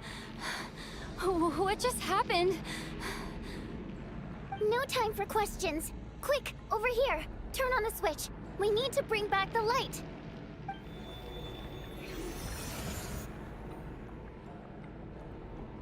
All right, we're safe. The spirit just now is called Night Prayer. The light subdues her, but she'll attack without a second thought in the dark. Sort of. I know it's hard, but you can't let this place go dark, or she'll kill you again. Yep. Luckily, I was here to resurrect you. Otherwise, that'd have been a real bummer. A bit more than a bummer, I'd say. Wait, so you have the ability to resurrect people? Sure I do. I'm your guardian spirit after all. I specialize in soul recall. Oh, it's nice to meet you, by the way. Weird. What is happening? Oh, thanks. It's nice to meet you too. All right, there's no time to waste. The black mist is already catching up. We need to avoid it at Night Prayer at all costs. Come on, let's go. Night Prayer. We need to reach the next switch before the place gets too dark. If we bring the light back, Night Prayer won't be able to get to us. Sweet, sweet light! It's back! Shh! It's Night Prayer. We need to move quick. Oh, come on! Look out! Am I going the right way?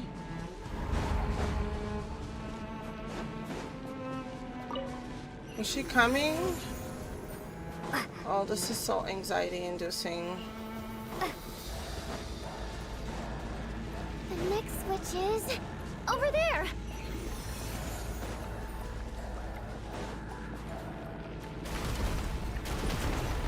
What? Was that supposed to fall?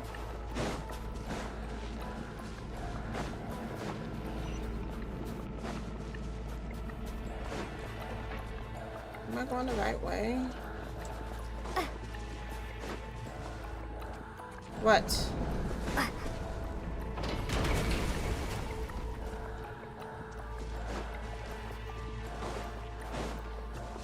What happened to just fighting? Domains of fighting.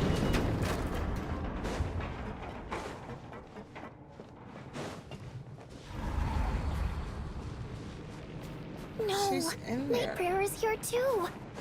This can't be the only path. Let's head up there and take a look. It's getting the really switch red. is just up ahead. Hurry! Oh. It's too dark. We're not gonna make it. Come on, faster!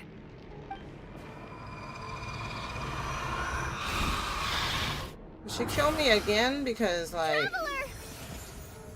I won't let you die like this. Not on my watch.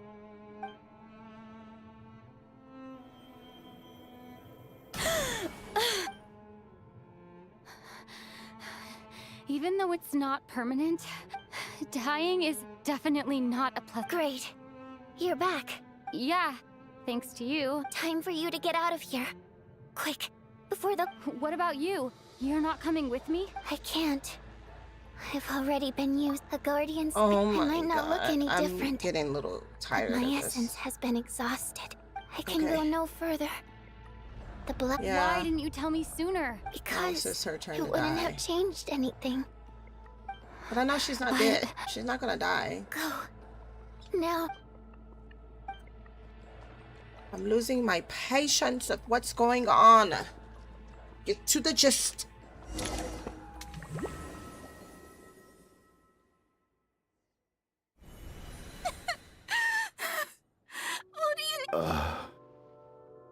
Well, I guess there's no need to inspect the...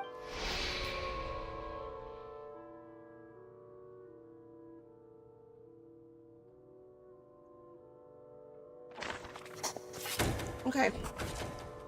This wasn't supposed to happen. You lied to us, didn't you, Chuganov? You've been lying from the start. Lying about what? Take a long, hard look at yourself before you go around accusing other people. I suspected you on day one, Lelik, and now look where we are. By some strange coincidence, you've never been And you, little hunter, ever so content with staying on the sidelines. Now you're just lashing out indiscriminately. That's either a sign of anxiety or a guilty Where was all this passion and bravado before? Decided to Is that a threat? Fine, bring it on! After all the trauma of the past few days, Valeria and Mitya aren't here anymore. Someone else needs to step up and take charge. But first, I need to think this through. There's no deceased here. Just this one. Is she dead? Of those who remain, the only person we've never met before is Tonya. People are easily misled by first impressions. Now that I think about it, but Mr. Chuganov vouched for Tonya's identity.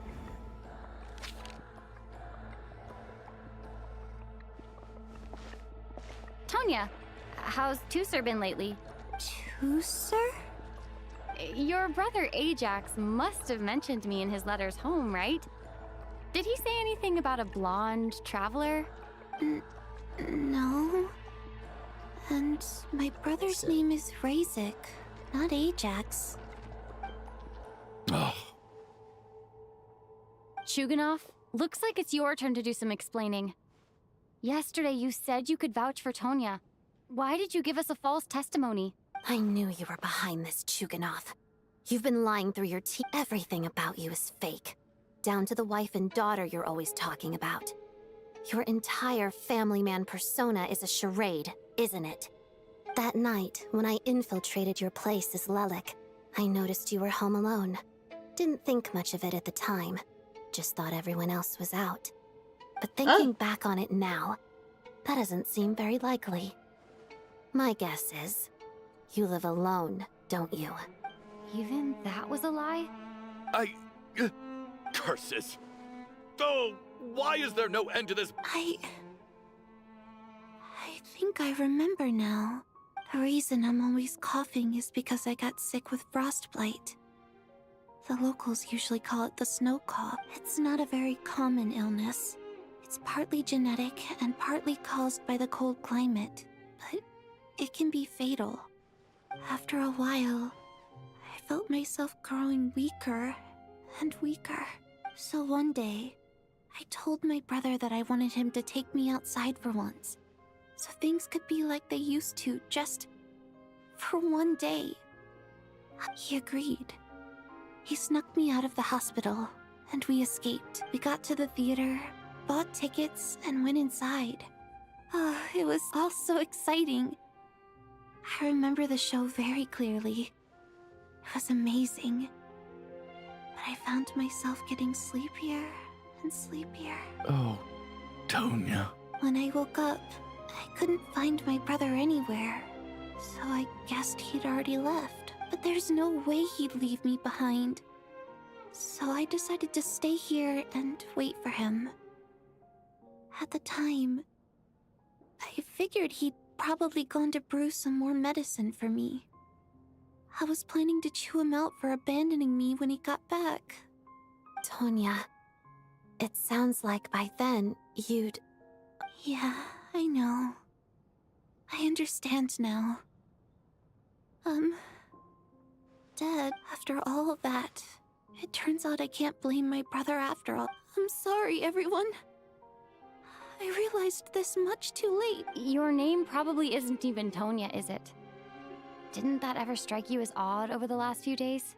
Well, when I was little, my brother and I read a storybook, and Tonya is the name of one of the characters.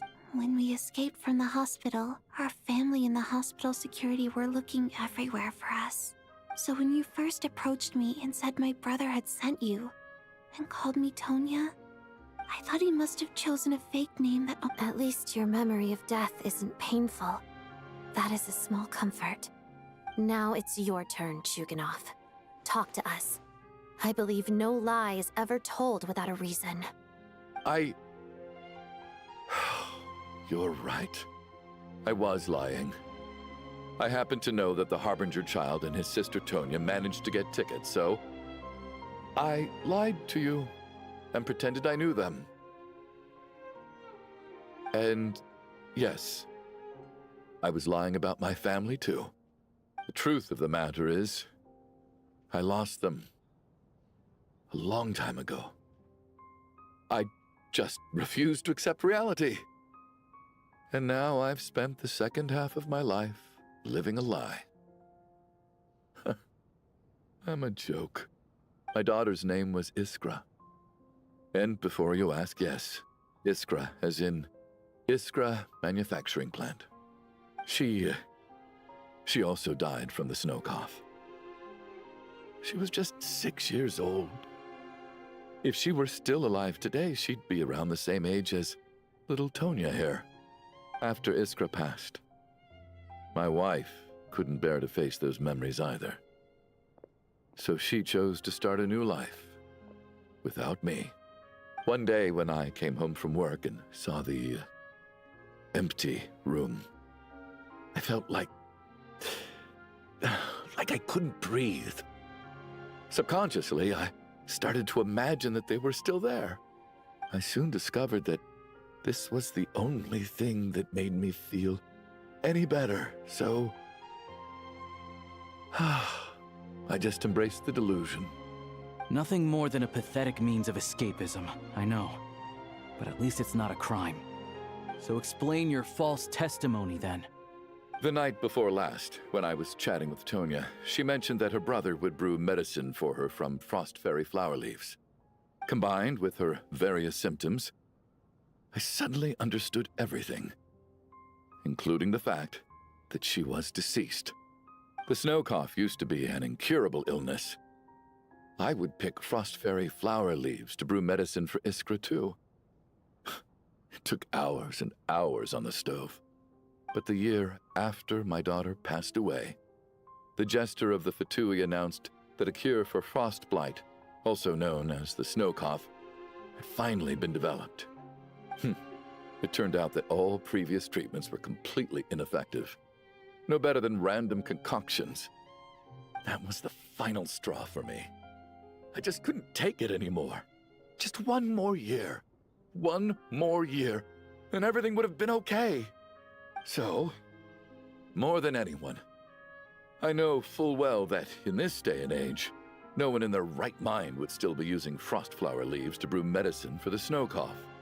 Poor Miss Tonya, therefore, had to have been from an era when snow cough was still a terminal illness. So, you projected your daughter onto her? Even though you knew she was one of the dead? That doesn't make any sense. You knew she was already dead. What did you hope to achieve by protecting her? I just don't believe in your crackpot theories, nor do I approve of your actions. How can you just declare a living person dead and throw them out into that snowstorm? Nitia's gone. My good buddy Shram's gone. And now it's Tonya's turn, isn't it?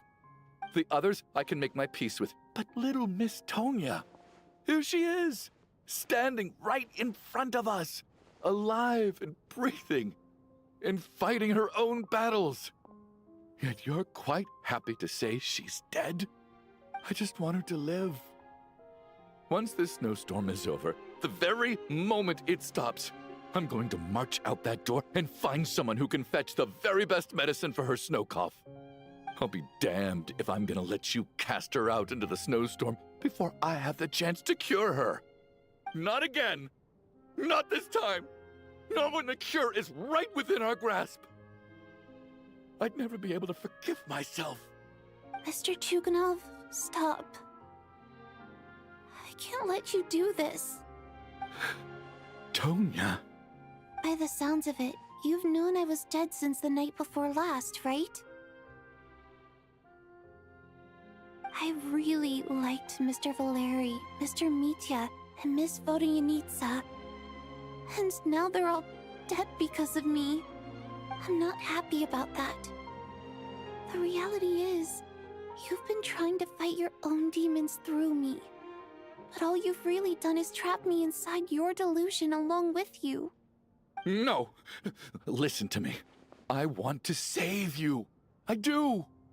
Well, at this point, I'm quite sure that I'm dead. I don't need to be saved. The time I got to spend with all of you is more than enough for me. Despite all the bad things that kept happening, I got to meet so many interesting people and spend so many days and nights by your side. Since the day I escaped that hospital until now, this has been an adventure I never even dared to dream of. I'm very fond of you all.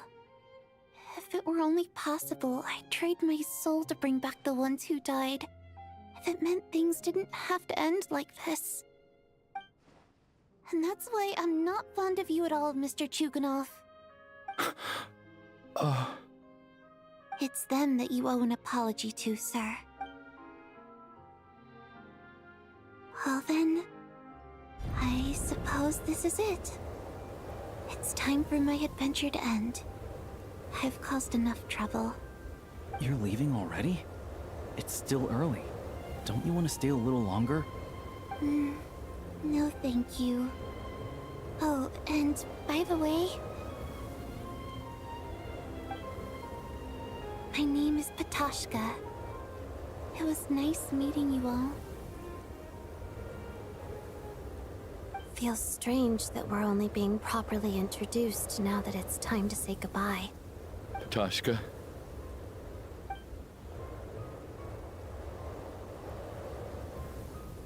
What are you doing, Chuganov? Are you crazy? Let me leave. I can't keep lying to myself anymore. In your dreams. Don't think you're getting off that easy when you had a hand in the deaths of so many people. The Fatui have honed quite an array of enhanced interrogation techniques since they were founded. Once we're out of here, Lelik will personally give you a taste of every last one.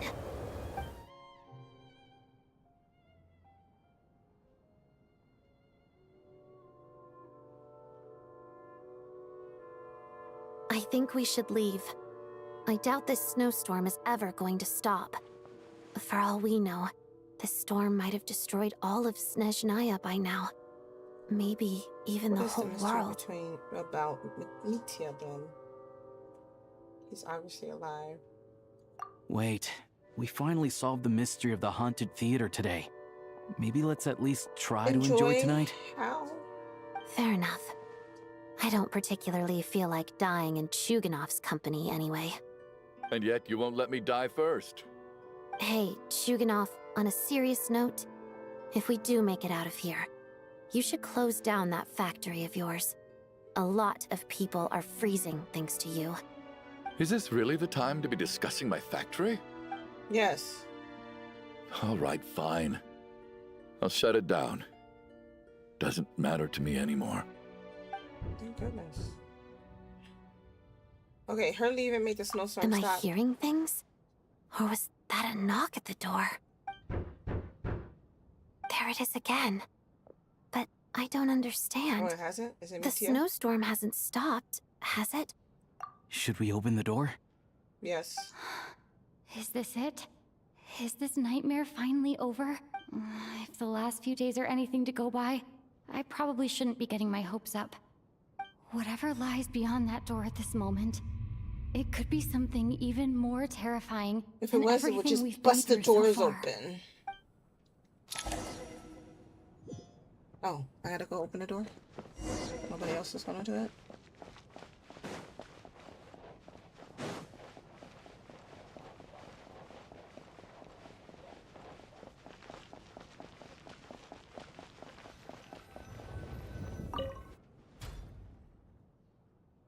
Yeah, I knew it was him.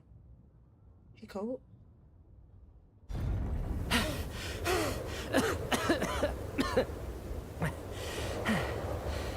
Hey everyone, I'm back. How are you doing? Feeling any better?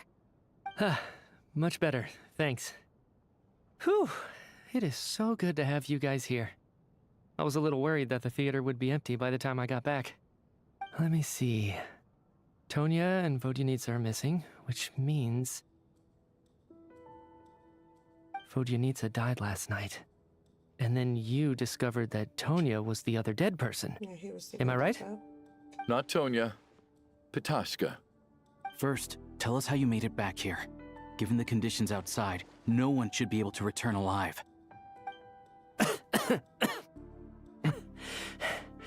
You're right. The thing that got me back safely was a song. I heard someone singing. After walking into the snowstorm, my mind grew hazy. I don't know how long I walked through the storm before my mind completely slipped away. Then, suddenly, I heard the sound of singing. The voice instantly brought me back to my senses, and I regained consciousness. So I followed the voice, searching for the source of the singing.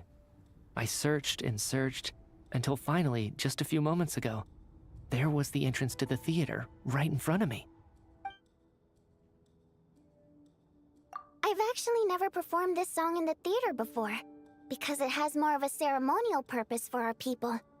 It's not meant for the stage. It means something like, "May those we have lost watch over us, and follow this song back home in the night, so that we might be reunited once more."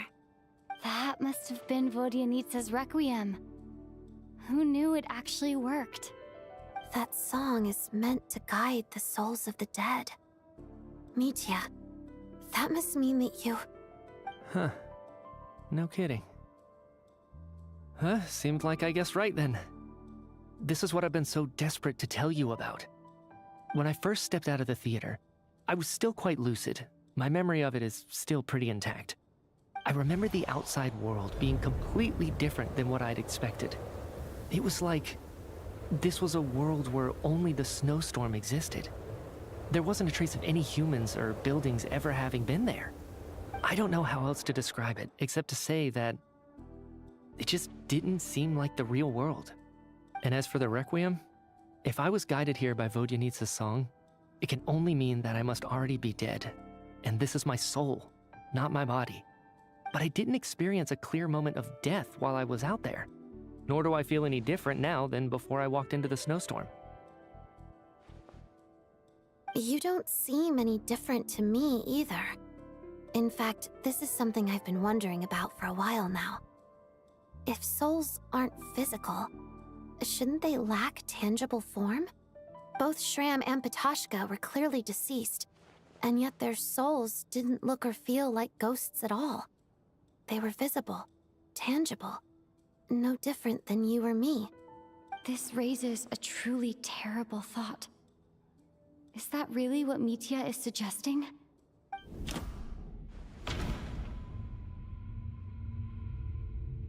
What Mitya was trying to tell us. Everyone in the theater had been dead all along. We're all inside a dream. Mitya's come back to life once again. We can leave this place now. We're in a dream. No! Dreams can't... Yep. Mitya's soul was summoned back by the Requiem, confirming that he is indeed already dead. What? And yet, of course, if even the long deceased like me, then maybe we've all been dead from the very start. This makes sense. Don't make sense. Yes. I think that this is probably the afterlife. What did you say?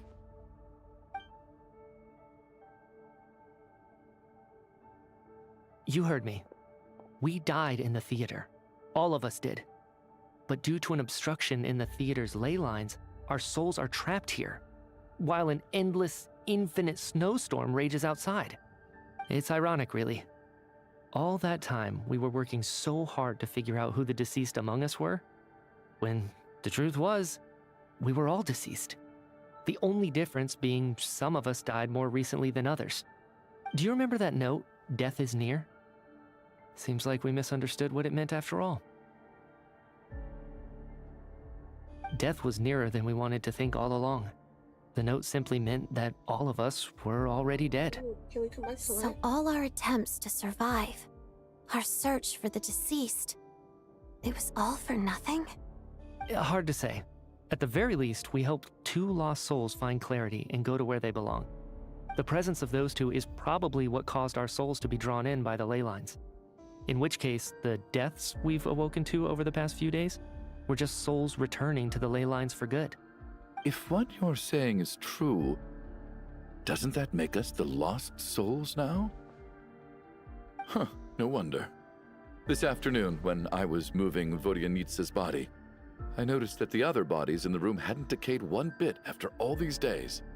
That's further proof that those aren't physical bodies at all, but merely our shells here in the afterlife. Am I really dead? This doesn't feel real to me at all. No, that's impossible. This cannot be how it all ends. I still find it hard to believe that all of us are dead. How exactly did we die in the real world? None of us have any memories of dying, I'm gonna get right? some water. Not even knowing how we died is preposterous. Good grief! Surely there has to be some reason.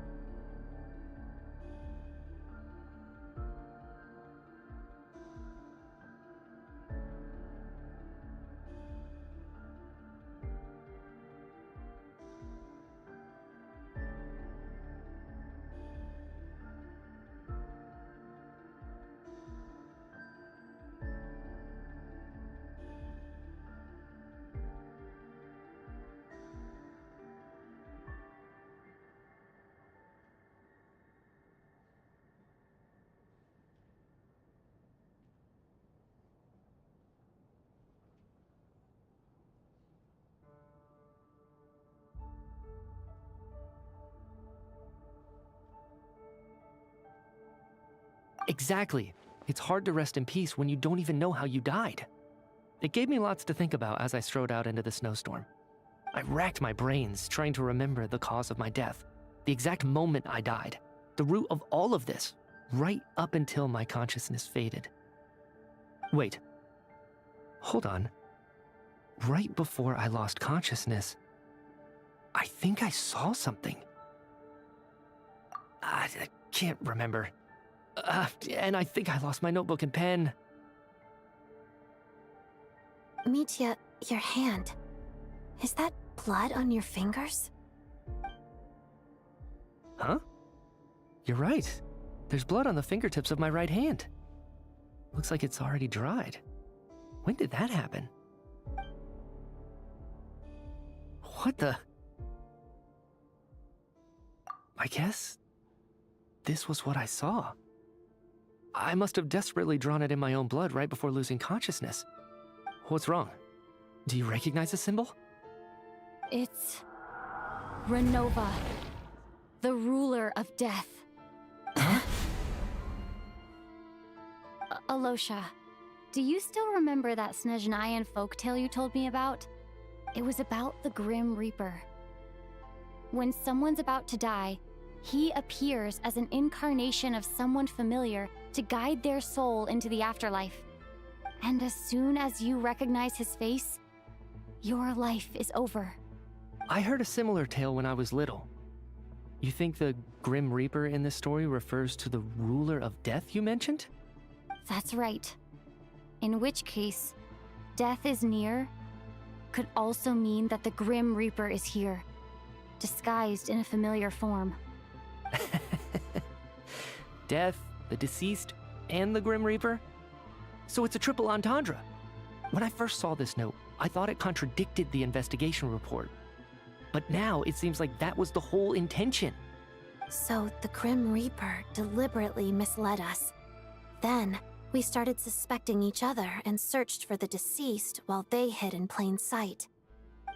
By that logic, The one person most likely to be the Grim Reaper incarnate is...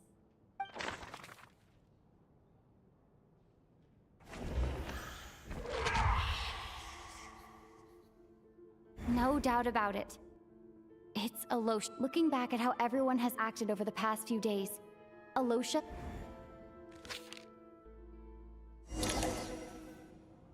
Is it you, Alosha? You were the first to discover the investigation report, and you had plenty of time to slip the note inside to mislead us. So? Surely you can't suspect me based on that alone. What if someone else found the investigation report first, slipped the note inside, and then put it back without telling anyone?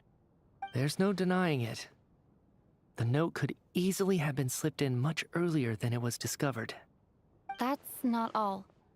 I've also noticed that, although on the surface, Valeri, Mitya, and sometimes I were the ones taking charge of the situation, looking back now, even though you didn't say much, you were always subtly guiding everyone from the sidelines.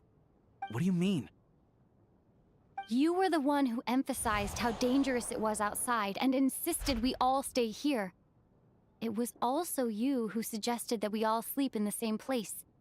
And earlier today, you tried to convince Ptashka to stay. I don't understand why, but it was out of character.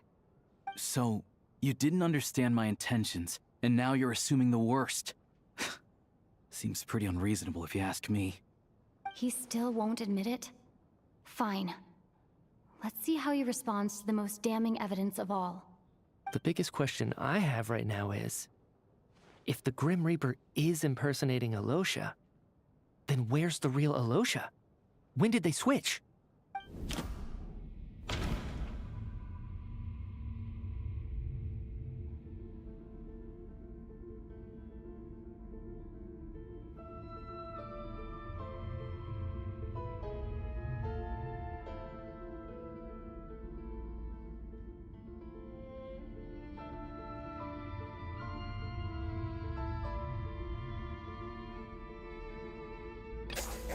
That's right. This was the moment right at the start, before any victims had even emerged. Alosha was switched with the Ruler of Death.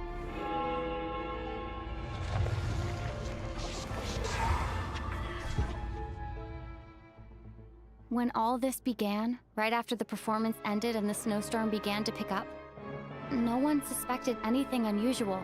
We just assumed we were snowed in. It wasn't until we discovered the bodies the morning after that we realized something out of the ordinary was going on. But it's clear now that the oddities actually started earlier than that, when Dimov walked into the snowstorm and never came back. Right. So Mr. Dimov was the first victim, not Sobolova and Torgov. And if we pinpoint that moment as the beginning of this incident, then one thing becomes clear. Alosha, you are the only person who walked into the snowstorm and came back without the help of Vojanitsa's Requiem. More precisely, Alosha never came back at all. The one who came back was the Grim Reaper. Not bad. Well, since you've backed me into a corner, I suppose there's no point in keeping up the act anymore. Alosha? You're the Grim Reaper? I am no such tired cliché. Mortals should address me as the Ruler of Death. Before being wiped out for good, you identified the two deceased, and even sensed my presence. A commendable achievement. Far beyond what I expected. I heard you can ferry souls. Those deaths each night. Were they your doing? Your initial conclusion was correct. Due to the existence of the two deceased, the ley lines yearned to reclaim those long-lost souls. Every night they devoured an equal number of souls to fill the void. This required no intervention from me. Though, of course, ferrying souls is indeed my authority. Here, take a look.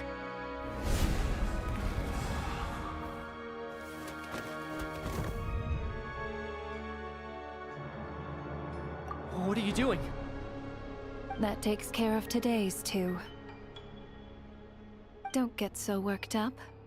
You are already dead, and your souls must return to the ley lines. I know we're already dead. You murdered us, didn't you? Murdered? No. Murder is when mortals usurp my authority. Death is my jurisdiction. If I require someone to die, I need not resort to such laborious methods as murder.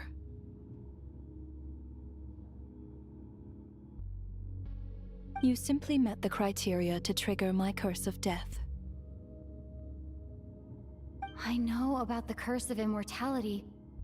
So there's another death-related curse too? You cursed us? When? And why would you do such a thing? So often, humans pray to me, begging to know when their death will come, and what form it will take. But few people ask why. If you must have an answer, know that death comes simply because one's time has come. So you're not gonna tell us the truth? Hold your tongue. By all rights, you shouldn't even be allowed to speak with me. So, with this story, I don't know if they're just trying to paint Renova as like a bad person to like get on the Saritsa side or whatever. I don't know. But like all those people are not gonna be dead. They're actually gonna come back at some point for some reason, and I don't know what the point of this is. So, okay. Those angels from the past are to blame for the reckless renovation of the ley lines here. It's made my work on this occasion infuriatingly complicated.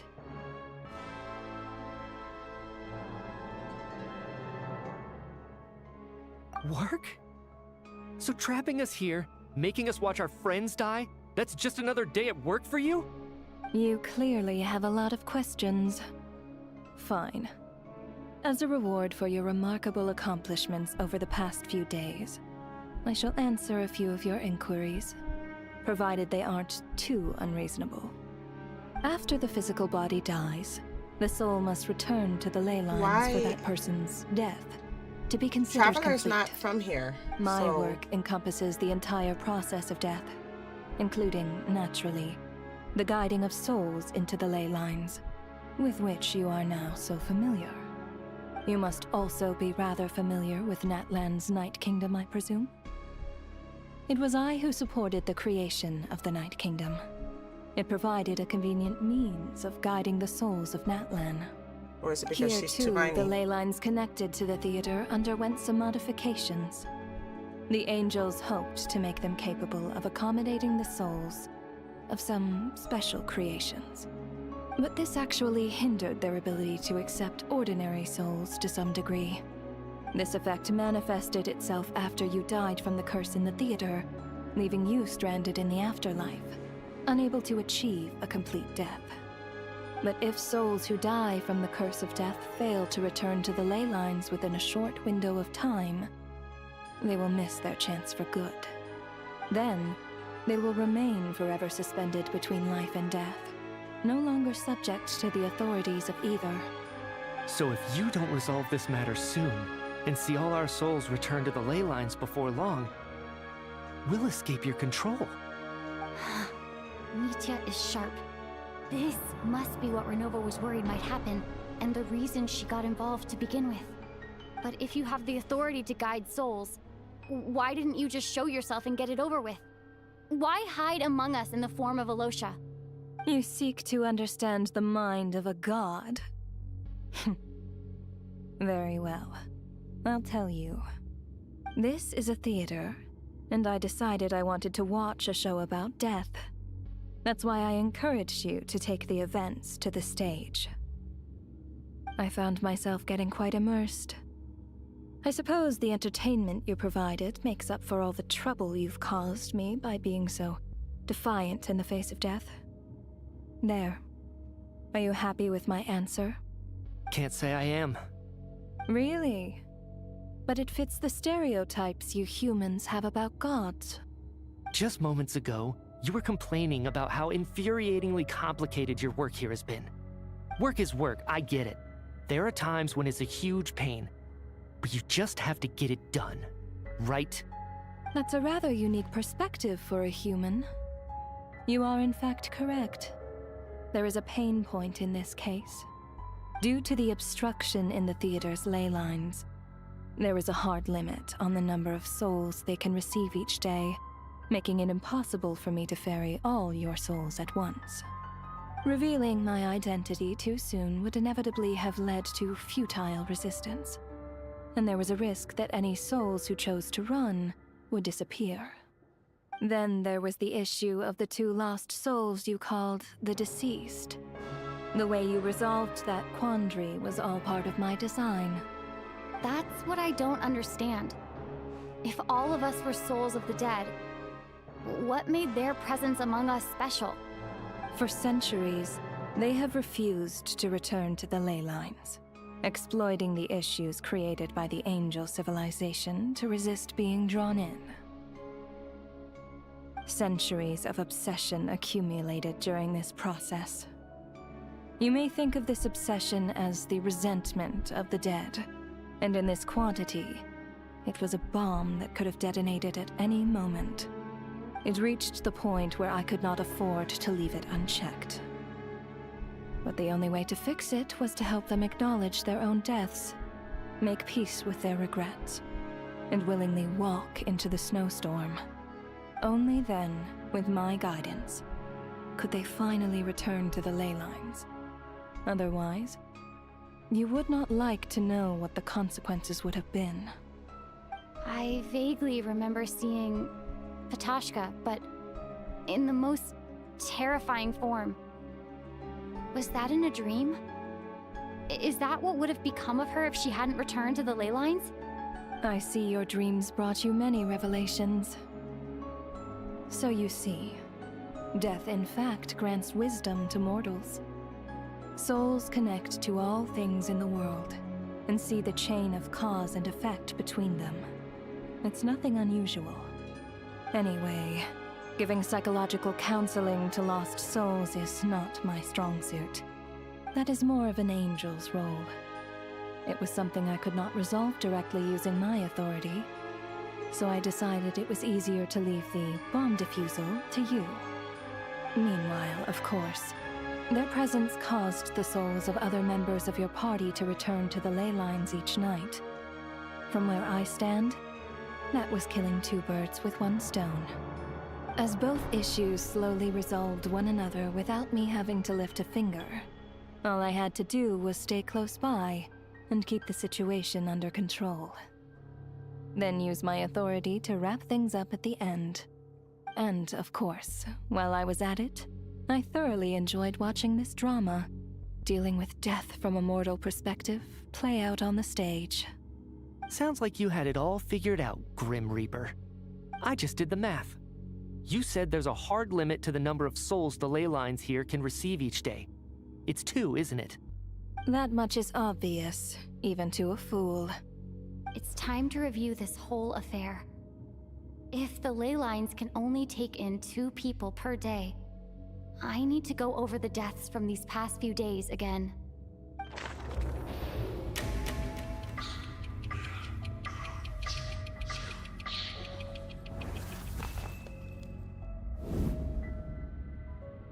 Looking back now, none of us had the faintest idea at the time. From the moment the staff member named Dimov walked into the snowstorm, the incident had already begun.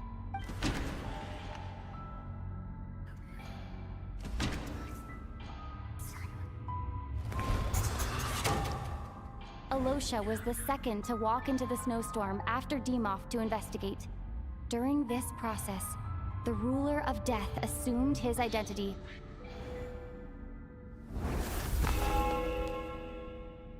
During our first night in the theater, everyone was caught up in the novelty of it all. No one could have expected there would be victims the very next morning.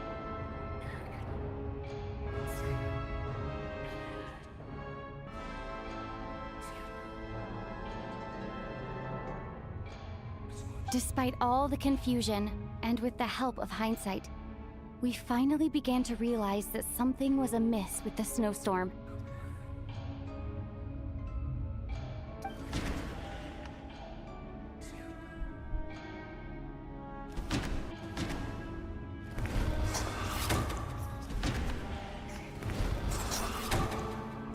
The ley lines devoured Torgov and Sobolova on the first night. At the time, we thought this might be a murder. Odette and I spoke a lot that night. 3 people were on watch, but in the morning, we discovered that someone had fallen victim all the same.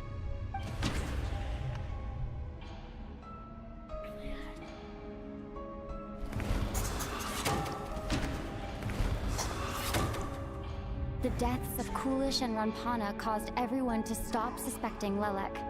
Unexplainable phenomena occurred one after another, leading Mitya to suspect that we were caught up in a supernatural event.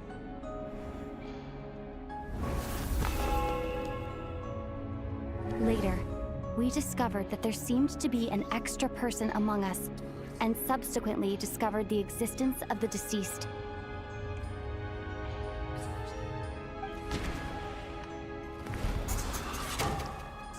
Mr. Schramm realized he was the deceased and walked into the snowstorm.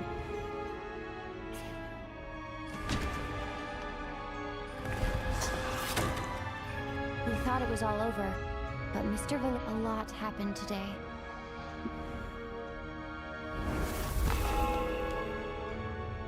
The fact that there was more than one deceased seemed to bring us back to square one. Odette revealed some information she had been keeping to herself.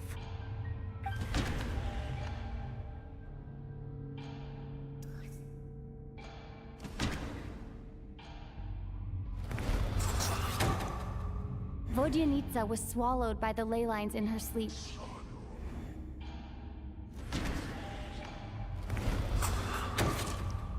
As it happened, Patashka filled the void left by Mitya's return from the ley lines by walking into the snowstorm this morning.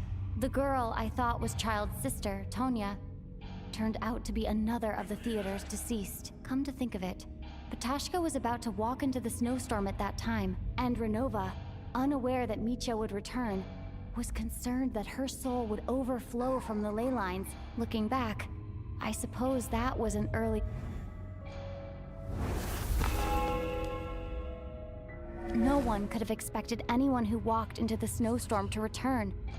But just after nightfall, Mitya returned, bringing crucial information with him. Various truths began to surface, including that all of us were already dead, and that the ruler of death was here among us. Then, after revealing her true form, Renova callously claimed 2 souls.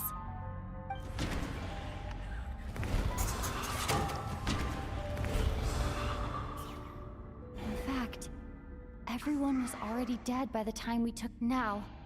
Only Mitya and I remained. That covers everything. It's all clear now. Your work isn't finished here yet, is it?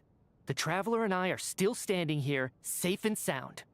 The Water Imp's song threw things off a little, but it is of no consequence. The ley lines have already anchored your soul, and the first ray of light tomorrow morning will take you back. I, meanwhile, need to review my attitude towards the Water Imp race. So, the reunion in the night that Vodyanitsa mentioned, I suppose that was never meant to be a permanent reunion. That just leaves you, Traveler. My power only allows me to temporarily separate your soul from your body. That's what I was saying. The ley lines of Tevat would not accept you, and your soul is firmly anchored to your body by your will. For a descender like you, who is not bound by Tevat's rules, your death can only be brought through the most violent of means, such as directly destroying either your body or soul. I have no interest in involving myself with Descenders. For now.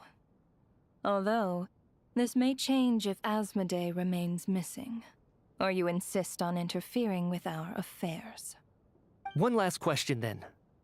All our struggles and sacrifices here, they were meaningless from the very beginning, weren't they? Death abides no reason. Besides, What you call sacrifice is merely a concept created by humanity. To me, it is nothing more than a self-indulgent charade in the face of death. Mere mortals fantasizing that their actions could reclaim something from my grasp. A truly laughable idea.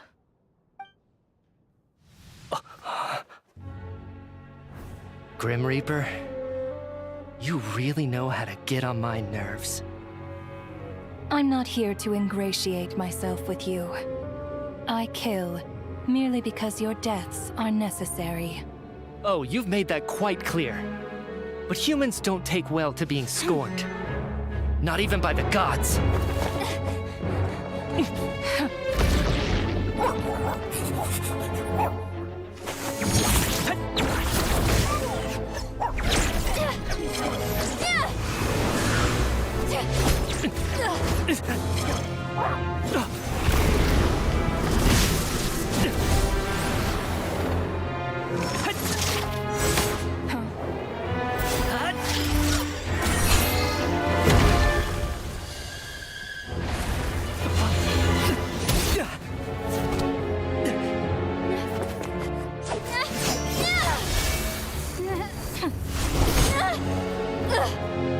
This is futile. You must know that you are powerless against me in my own domain. I suggest that you save your strength. For what? Maybe we can't change it. But if nothing else, we can at least teach you to have some respect for the dead. Audacious.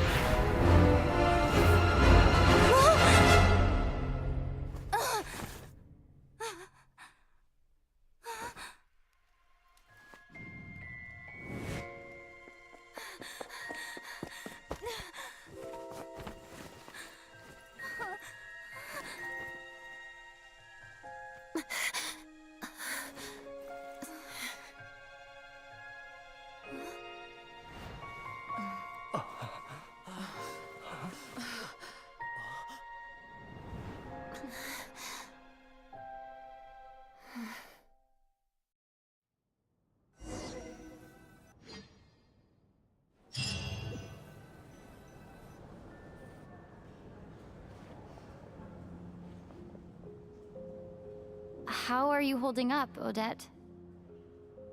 What happened to me? How much do you remember? What do you mean? Is the performance over? I can't seem to recall what happened. Has Odette already forgotten?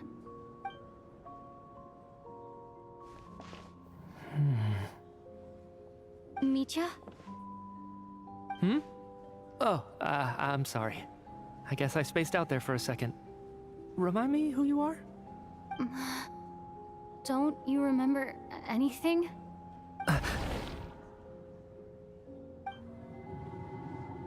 Yeah, I remember now, comrade. Looks like we guessed right.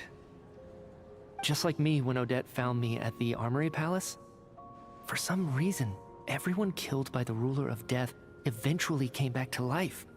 Just with one catch. They forgot what happened while they were dead. Odette and the others have already forgotten everything. Why were you able to remember this time? Could this be the reason? You said this is the ruler of death's symbol, right? I don't see anything there. You don't? Huh. Okay, I guess that makes sense. I carved this into my hand in the afterlife, so it's not visible in the physical world. Does that mean I carved this symbol into my soul? What an unsettling thought. Still, at least I get to remember what happened. I suppose it's a blessing in disguise. What about you, though?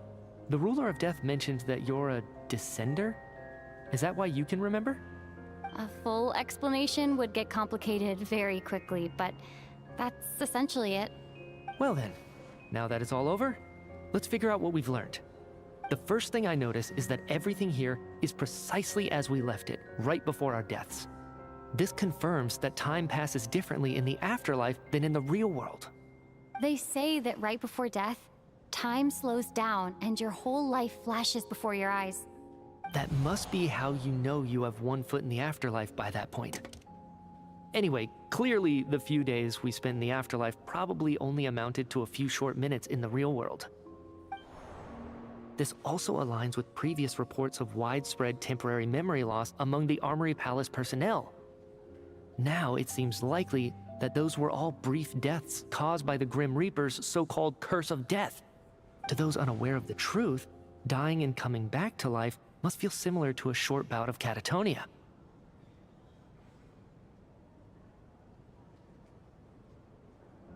This leaves me with a couple big questions. What are the conditions that trigger this so-called curse of death? And why are we resurrected after we die? If nothing else, I think it shows that killing us wasn't her ultimate goal. We still don't know her true reasons for subjecting us to death. Right. This time only got complicated because of the situation with the theater's ley lines. That's why she had to approach it differently. If the previous incidents of amnesia among the researchers are anything to go by, killing us is usually a pretty routine matter.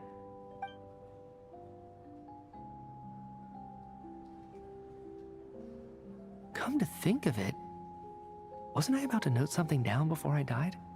I can't remember what it was, but I think it was something related to my research project. Sorry, Traveler. I'll catch up with you again later. Right now, I have to make a trip back to the Armory Palace. Ma'am, if I may, no one of your description has ever shown up in my investigations into Mr. Mitia's friends. Yet, you two seem very familiar with each other. Could you perhaps tell me where he was in such a rush to get to? And, by the way, have we ever crossed paths? Forgive the presumptuousness, but I feel a vague and indescribable sense of familiarity about you. I can explain everything. Could you help me gather everyone in the theater in one place?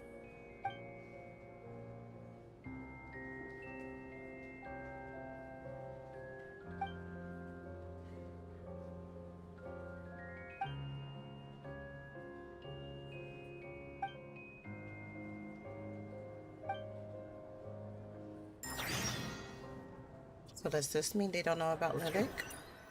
Is that still a secret? So Chuganov really is going to shut down the factory. I guess this theater incident actually did us some good after all. So, you said I promised to take you to the Armory Palace while we were in the afterlife, yes? I believe you. I think I even have a vague memory of it. Agreed. Let's check in on her first. The whole reason for our trip to the Armory Palace anyway is to figure out what's going on with her health.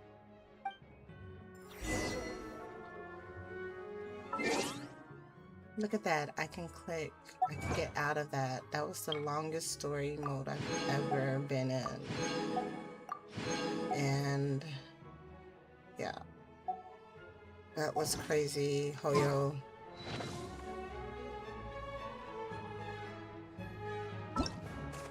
That was really crazy.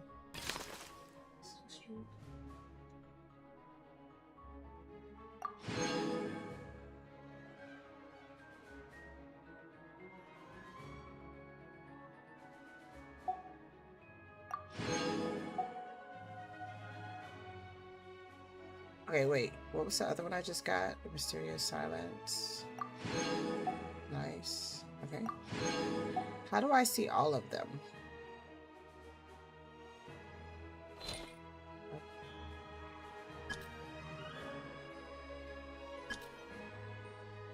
Is there something back here? Oh, view completed quests. Okay, like this.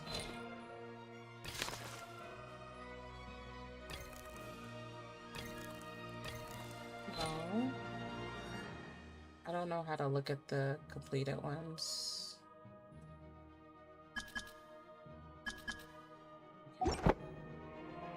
Well, let's go check on Paimon and then I'm gonna be done, I think. This is 6 hours.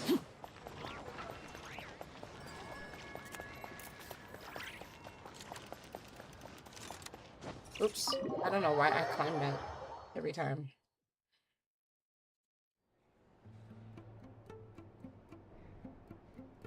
I'm finally back.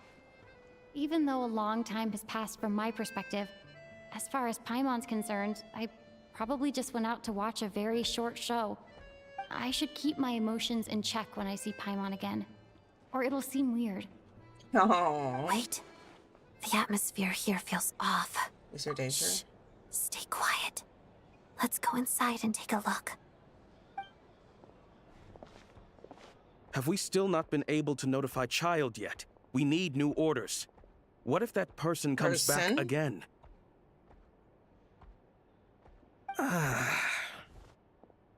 I'm so sorry. You gotta Under be kidding the me. circumstances, You gotta be kidding there me. was really nothing we could do. Tell me, I'm so what mad. happened to Paimon? It was the Jester. He came here in person and escorted Miss Paimon away. He's the director of the Fatui. His authority supersedes all others and cannot be questioned. There was nothing we could do. How long ago did he leave? And what was Paimon's status? It was about an hour ago. Miss Paimon was fast asleep at the time. The Jester simply walked off with her as if it was only natural. I assure you, he absolutely did not use any force. Do you know where they went? The Armory Palace, most likely. Lord Piero, the Jester, has been overseeing the experiments there lately, keeping a close eye on their progress. Everyone in the Fatui has heard about it by now. I'm surprised he came in person. Whatever his reason for taking Paimon, he'll most likely return to the Armory Palace first, which is exactly where we were headed anyway. Then lead the way, Odette. Okay, let's go. No. Am I back in the It's story just up mode? ahead. Quick, let's get inside. No, I'll go alone. You know I'm planning to force my way in. You're with the Fatui, so you should stay outside. I was hardly planning on taking you through the official channels anyway. I'm here to force my way in, just like you. I may be a Fatus, but I'm also Lelek, enemy of Project Stuzha. Paimon's safety is paramount right now. With me around, you'll have an extra pair of hands.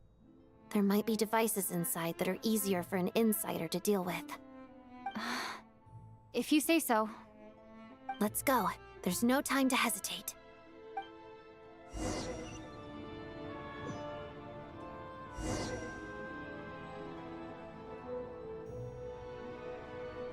Okay, I'm tired. I love Paimon, but I think I need to do that over again at some point.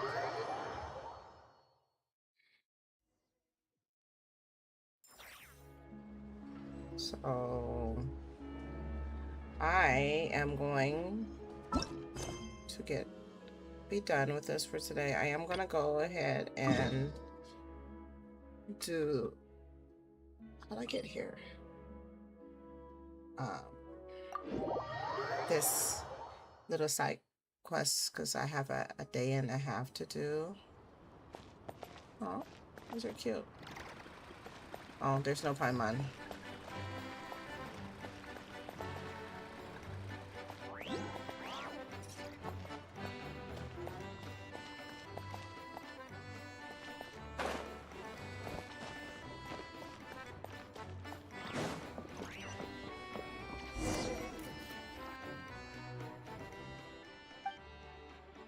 Look, Paimon's okay.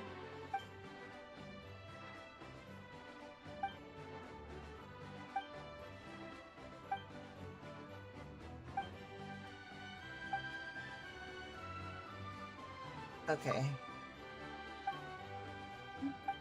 So, it looks like I need a camera for this one, so...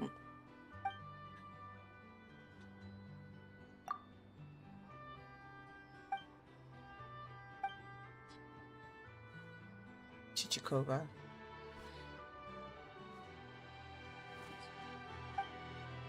Okay, this is where I was before.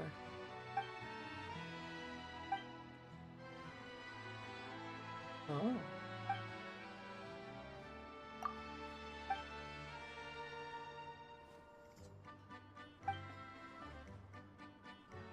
Uh-huh.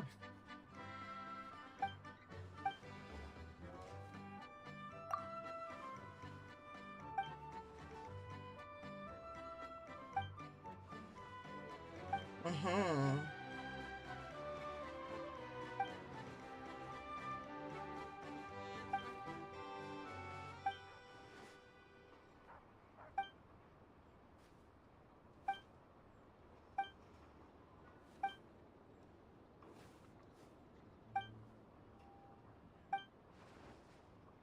Sometimes these little things are too long.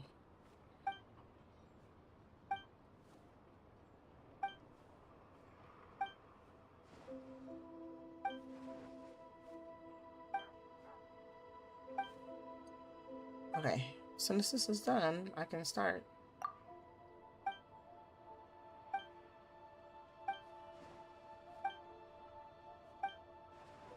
I'm just going past this a little bit.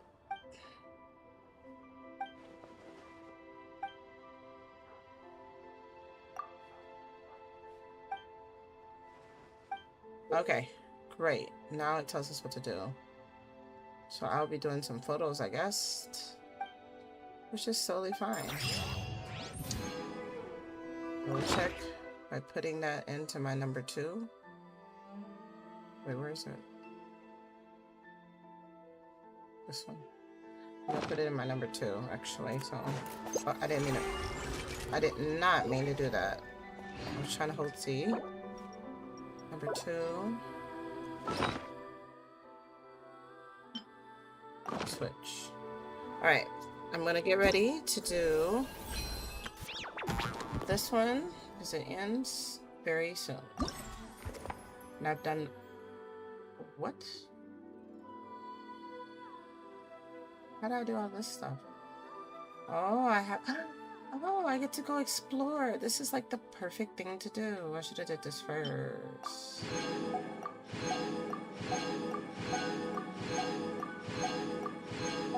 Okay, I need to do... I've done this before. I guess I gotta do it in different places. Okay, so up to here. I have 3 more primos to collect. Oh, and all of these things. Okay. Set my storage devices are in place. Oh, I have none of these. Nothing of these. Okay. Okay. I didn't read anything, so I don't know what to do, but I'm gonna do it. Well, with long stream, I'm getting all this stuff. Wow. Okay, that was long. I will... It's still going. I will finish up the Something Archon you Quest. wish to report? Okay. Go on. You have my undivided attention. Thank you, Aquino. I shall finish this up another day. Maybe tomorrow morning, I don't know. I have a lot to do tomorrow, so I don't know. But I should be almost done. Yeah. Alright, thank you for watching.